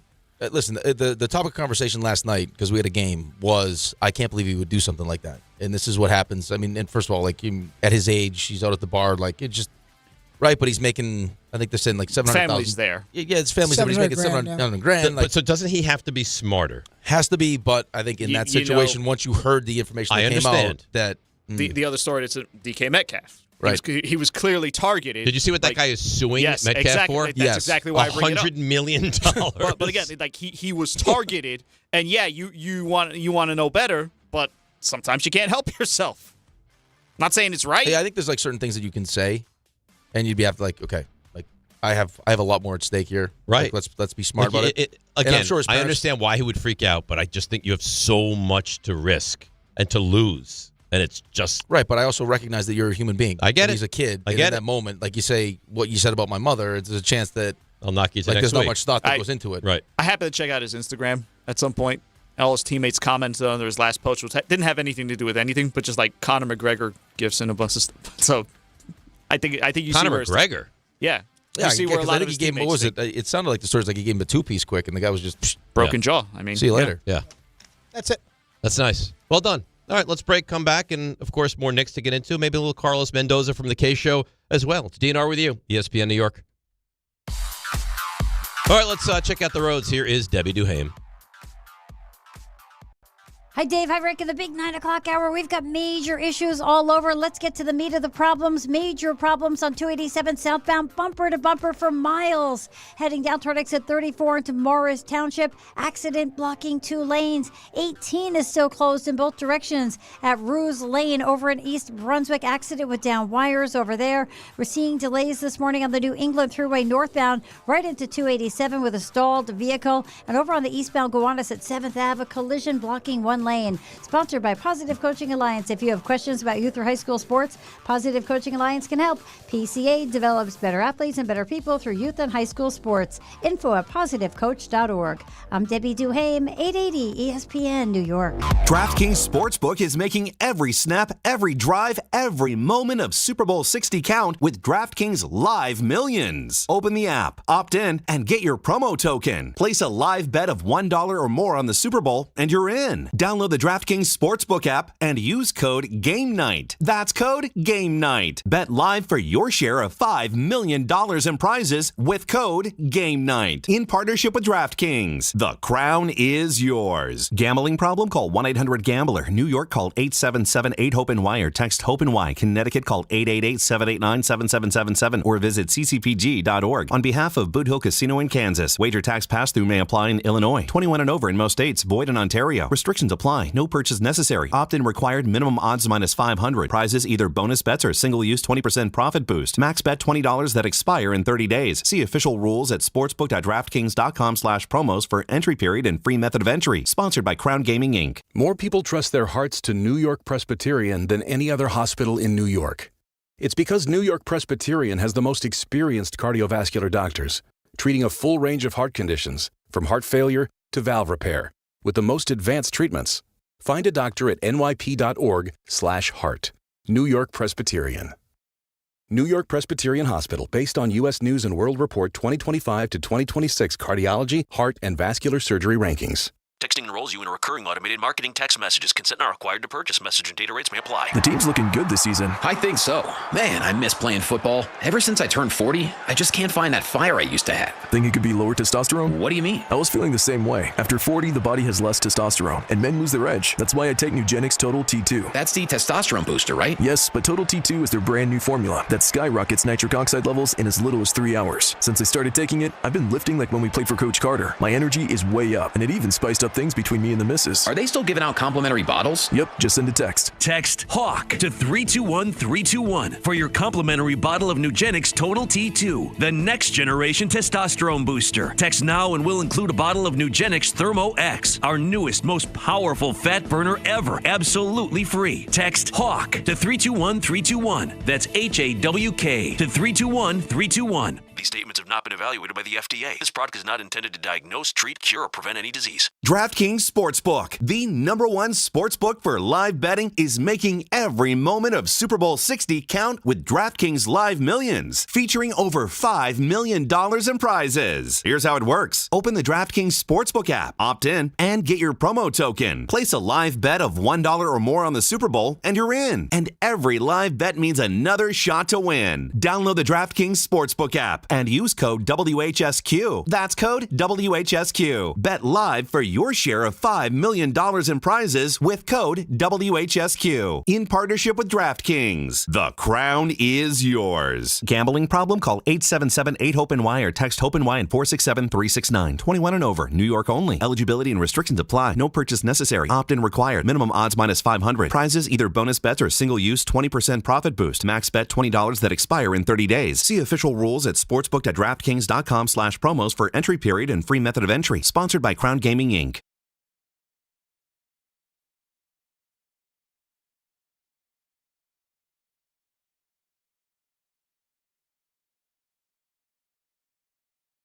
All right, now, DNR with you, ESPN New York. Rothenberg solo because Rick is doing something somewhere among the walls here at ESPN New York. And Game Time, brought to you by Tullamore Dew Irish Whiskey. When it's game time, that's exactly when it's Tully time. Tonight, 7 o'clock. This is almost like a blessing. The Rangers hosting the Hurricanes. You don't have to watch the Rangers for a while after this game tonight, so that's good news. Islanders visiting the Devils. Also, at that same time, the Nets are in Orlando to take on the Magic. Orlando just, I think, a game above 500. And that's Game Time brought to you by Tullamore Dew, the original triple distilled, triple blended, triple cask matured Irish whiskey. Be sure to grab a Tullamore Dew or try the new Tullamore Dew Honey during today's action. Glass up to enjoying Tullamore Dew responsibly. You want to tell me something before we move on with our sports conversation? Oh, I'd love to. Oh, nice. I'd love to. It's very the last nice. Call. It's the last call for football, and FanDuel's giving you a daily profit boost every single day leading up to the big game. Today's 30% profit boost is around touchdowns. Shortest touchdown scored in the game, longest touchdown scored, first touchdown, and last touchdown scored. Will the Seahawks run the barn burner tush push and hit the under shortest touchdown scored? Kenneth Walker has the best odds to score a touchdown at -185. But will he get the first touchdown? Will the Patriots be throwing from behind and add a touchdown late to Hunter Henry for the last touchdown scored? All you have to do is opt in each day and place an eligible bet to use that day's profit boost. Play your game with FanDuel, official sportsbook partner of Super Bowl 60. Must be 21 and older and physically present in New York. Opt-in required. Bonus issued as non-withdrawable profit boost tokens. Restrictions do apply, including any token expiration and max wager amount. See terms at sportsbook.fanduel.com. For help with a gambling problem, call 1-877-8-HOPE-NY or text HOPE-NY at 467369. That's very well done. Oh, thank you. As you said it, I'm like, what in the world is the barn burner tush push? And I guess it's, is it Austin Barner? Is that his name? He calls it the barn burner, yeah. Right, but is it Austin? Barner, yeah. Yeah, Barner. So I guess it's the barn burner tush push. Ricardo, I believe. AJ Barner. AJ I think Barner. it's Ricardo. AJ. But A could be for Austin, RJ. You don't know that. You know what? You're right. Could be Austin Jr. I'm gonna actually. He could be Ricardo Lequette. So it's actually Barner Jr. Albert. Yeah. Barner. Yep. Yeah. Where'd he go to school? Do you want the answer? I know it. Michigan. Wow, good job. Yeah, come on. Would he ask you if he didn't know the answer? I don't know. Of course not. Have you ever gone by Ricardo? Just curious. Me, no. Rico. Would you like to? No. Okay. Maybe you were deflecting yesterday. What do you mean? Maybe your whole Lequette thing was because you want to call him Ricardo. If it was subconscious. Ricky Ricardo. You can call me Ricardo if you want. Ricardo? Yeah. I Love Lucy. I love that show. Love that show. Can you do the voice? No. Lucy. That's not bad. Not bad at all. That's not bad. Yeah. How was my singing before? It was solid. It wasn't terrible. Yeah, no, it wasn't terrible. Way better than RJ. Way better. You sounded like Celine Dion compared to him. You know what's amazing? He sounded like who's that guy that down. Who's the guy that bangs and bangs? Oh, baby. God. It's American Idol, right? Yes. William Hung. Yes. Yeah, that guy. You see what I do? Yep. All roads lead to Dave's greatness. Yeah. No. That's who All RJ roads lead to my knowledge. Yes. That's who RJ sounded like. Yes. Right. He's so Ray was great. Phenomenal. I was good enough. Yes. And RJ, the weird thing is though, RJ's good at almost everything. Yep. Yeah. She bangs. She bangs. Oh, baby. When she moves, she moves. Do me a favor. Play that with RJ followed singing. up with D'Agostino.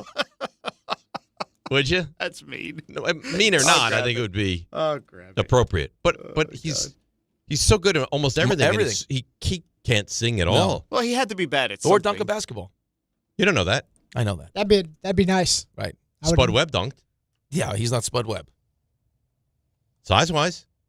Yeah, but Spud Webb has like a 40-something inch vertical. Well, how do you know RJ doesn't? As I know.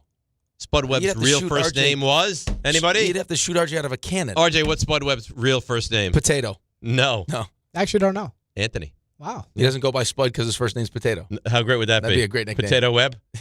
We just call him Spud? All right. She bangs. She Here bangs. we go. Oh, baby, when she moves, she moves. D'Agostino. Oh, bite back. RJ, sing, she bangs. RJ Hung. Yeah. RJ, sing, she... That's not a terrible name. RJ, sing, she bangs. Yes. I will not. Please. Come on, RJ. Come on. I will not be into this mockery. Who's the original? That's Ricky Martin, right? Yeah. You're not a team player, RJ. Come on, RJ. Why not? Come on. You've already got the D'Agostino. Come on. I want to hear him say... We would do it. If we were so bad at something that it would embarrass us, we would do that for you. I'm sure you would. So, come on. Yeah, you're better than me. He's no fun. You're really not You fun. are like a fun sponge. Come on, You man. and Carlin.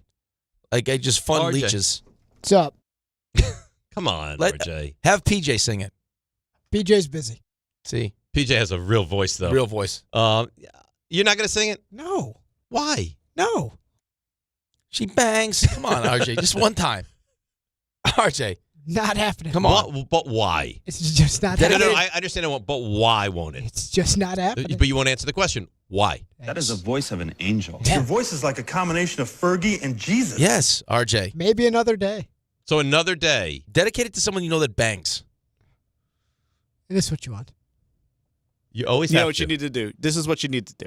You need to get RJ loosened up on one of those big extravagant And like what, your nights. torture rack? Right. No, one of those big extravagant nights that he always talk about. A little with him. lubed up, yeah. Lubed Oh, up. goodness. Get him going, and he'll sing for you. I don't want him to sing for me. No, I in a want him to sing for one-on-one the audience. situation. What I does want this him. look I like? want the audience to appreciate his singing. Well, in that case, you'll have to videotape him without his consent, which That doesn't seem right. You take pictures with people without their consent. Good point. I don't take pictures of anybody without There's no their way consent. RJ's going into the building across the street singing She Bangs. Great would that be? He walks in.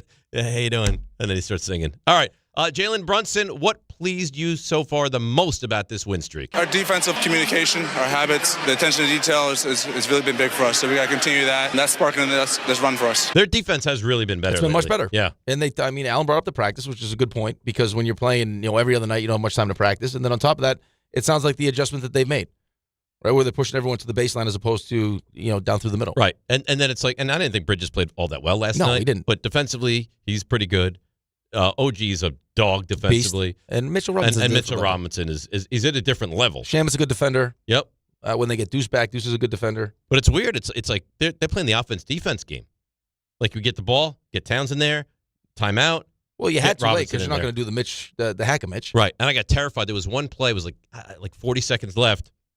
Knicks had a foul to give. He got that defensive rebound, and I was like, get rid of it, get rid of it. Denver had a foul to give. Don't hold on to that basketball. And they took him out and put Cat in. Yes, immediately. 800-919-3776. We'll hear more Knicks stuff and a little bit from Mendoza on the K Show, and we'll give you 3 stars, and RJ's going to sing. All that and more. DNR with you, ESPN New York. The big game is here, and now you can trade football in all 50 states on Kalshi. New England is currently trading at 34% to beat Seattle. That means a $100 trade pays out $303 with a win. On Kalshi, you're trading against peers in a live market, meaning there's no house. And as the odds change, you can buy in and out of your position all game long. For a limited time, download the Kalshi app and use code BIGGAME to get $10 when you trade 100. KALSHI. Kalshi. Trade on anything.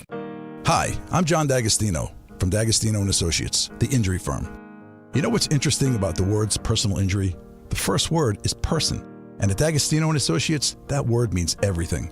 That's because I handpick every person in our firm, from the pleasant professional person who answers your call to the experienced person litigating your case in court. Because every person in my firm is an extension of me. And the only way to exceed our clients' expectations is to deliver the highest level of personal service every single time. And that starts with hiring the right people. You see, we know that every client is a person too. Someone going through the toughest time in their lives and deserves to be more than just a file number. At D'Agostino and Associates, we put the person back in personal injury. So call 1-800-BITE-BACK. That's 1-800-248-3222 and ask for me, John D'Agostino, and let's talk about your case, person to person. D'Agostino, law, bite back. My name is Whitney Allen, and I'm a widow. My husband, Ryan, died. We never thought we'd ever have to use life insurance, but the unexpected happened. With Ethos, signing up was fast and 100% online. You can get a quote in seconds, apply in minutes, and get same-day coverage. No medical exams, and you can get up to $3 million worth of coverage. I'm grateful we were prepared. Get your free quote at ethos.com/game. That's ethos.com/game. Paid spokesperson. Time spent on application may vary. Online health questions required. Okay, guys, quick PSA. Forgetting Valentine's Day flowers is not the move. Get it right this year. Send farm fresh flowers from the Books Company. And right now, get 25% off with code CANTY. Books flowers are cut fresh, so you get bigger, brighter blooms that last way longer. And it's easy. Pick the bouquet, the delivery date, and you're done. Valentine's Day is February 14th, right after the big game, so order now. Go to Books.com and use code CANTY for 25% off. That's BOUQS.com. Step inside the game you love with the NBA app. Tap to watch every game as it's happening. Jalen Brunson does it again! And never miss a moment of the jaw-dropping action. Get closer to the players than anywhere else. Follow the latest schedules, scores, and stats. Keep up with every story from across the league. And with NBA ID, it's all personalized to you. The game lives here. Download today.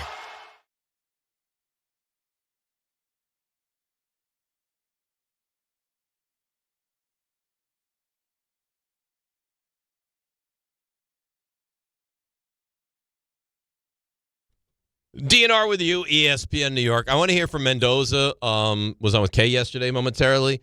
So Jake Montgomery, he runs our social media. He's terrific. You're listening to me, right? I don't mind if you type away. But No, I'm always listening. Always. Did you hear what he just said? Yep.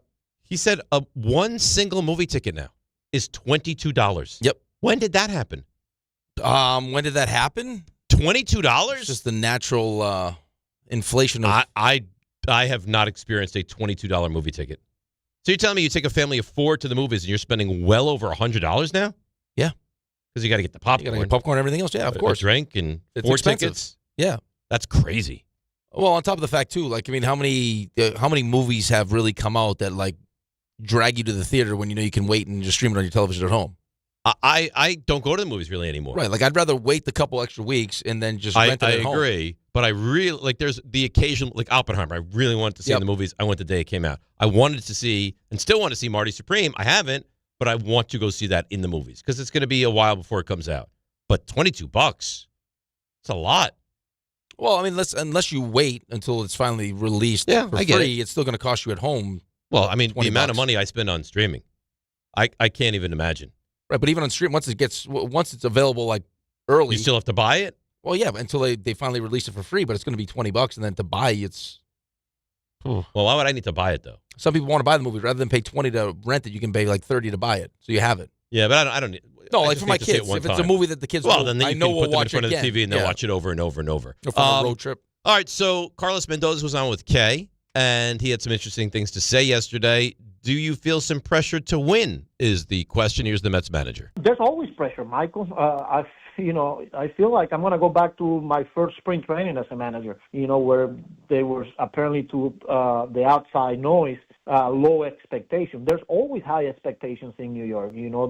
There's always pressure. And the way I see it is we have a really good opportunity in front of us to achieve something special, which is to bring a title to Queens. I feel good. I'm excited about the team. I'm excited about the roster. I'm excited about the depth. And that's what kind of gets me going every day. Talking about pressure, it's New York, Michael. You know how that goes. And you just have to embrace it. We have an owner that is willing to do whatever it takes to achieve the ultimate goal, and you have to appreciate that.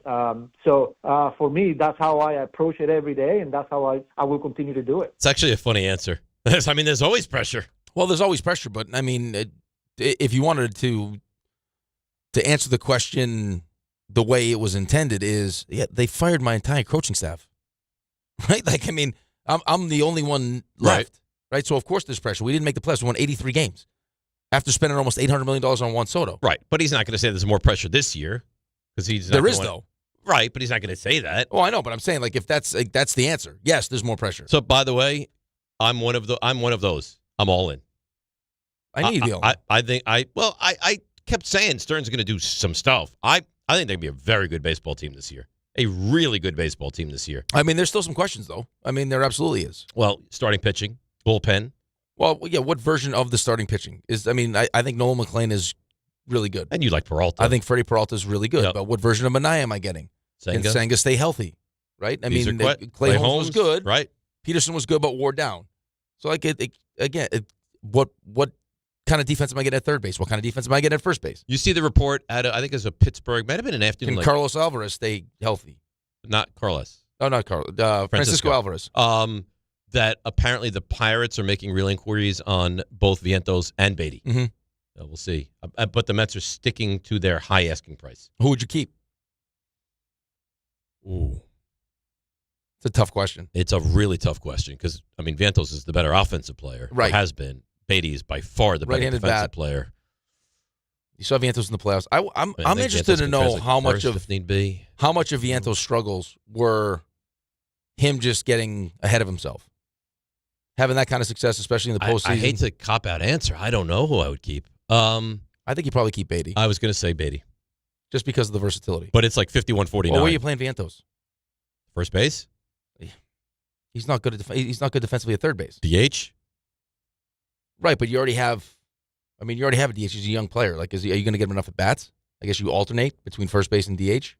I think that's your only choice. You saw the offensive upside from him. Vientos can be, but last year he was bad. How much of that was complacency, though? Like, I'm here. I've arrived. Complacency after having such a monster season. That's what big That's moments exactly too. when you have complacency, though. Where you just think it's easy to replicate it. Yeah, like it's just why you have a sophomore slump. It's either they adjust to you or you just haven't put in enough work. That's what happens. Well, we'll see. We'll see how he responds this year. We'll see if the Mets make any more moves before the season gets going. Ray?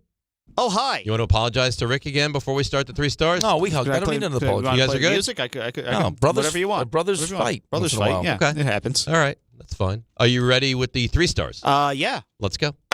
Today's 3 stars. Number 3. All right.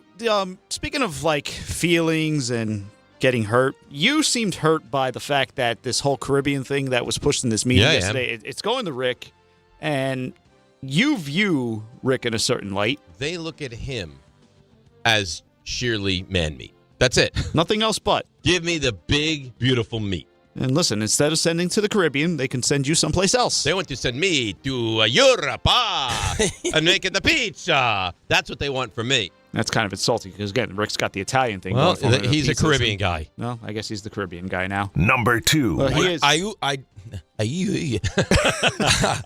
your pizza. I do have some property in the Bahamas, so I am a little Caribbean guy. Right. There you go. Well, listen, you can do all sorts of things down there. You talked about it yesterday. It completely turned me off. Oh, I'm so sorry. I'm so sorry I didn't turn you on yesterday. What do you want, a lap dance while I tell you how much I don't know. The whole Super Bowl thing sucks? Do you have time for lap dance? Yeah, that's all based on the fact that Dave is just not a halftime guy for the Super Bowl. Not anything that's beyond football at all, actually. What is that? Who's that? Oh, he's got a great-looking bottom. No! This is not for me! It's not for you at all. I mean, he wants to go back to the days of 60 years ago. Super Bowl one, they had a man with a trumpet! Yeah. or let's go back to the days of 15 years ago where abandoning your family was fashionable. When you leave your family for a few days because your team lost a horrible game, that's football. Those are signs of an unwell man. That's what that is. Football. Yeah, that is football, and I am football. This Becca. Number 1. Thank you to Alan Hahn for clarifying this whole issue with, I guess there's not really show beef. It was a misunderstanding. He thought you called. You were taking too much of the segment, had to move along. The part that I said that it was a bit much was, once again, me thought you called in. I'm surprised that you guys let that slide because it jumped out to me. We did look at each other, though, yeah. And listen, there's lessons to be learned. Alan learned some lessons from Rick. If I learned anything from Rick in the time we spent together, and it was a lot of things I learned from him. Blame someone else. I'm saying, blame someone else all the time. That reminds me of give them a skill. Yes. You know what? That's exactly what he did. Dave took about 20 minutes on our show. I'm staying. Okay, I was invited into your home. Yeah, we're all invited into the home. And sometimes when you get into the home, it gets uncomfortable. And but not it's on all Super love. Bowl Sundays. But it's all love. You're not invited. It's Rule 76. No excuse to play like a champion. It's DiPietro and Rothenberg. Happy anniversary, Super Bowl 46. Yeah, right here on ESPN New York and on YouTube. Listen, the urinal fits. Hey, it's Michael K. I love when I get to talk about PC Richard & Son. This has been my go-to store for years now. They're local, they're family-owned, and they truly care about their customers. And you know, I love to support our local businesses. Always have, and you should too. During their President's Day sale, save big on appliances from all the top brands, up to 40% off. In fact, the more you buy, the more you save, with up to $1,000 in additional savings on qualifying appliances.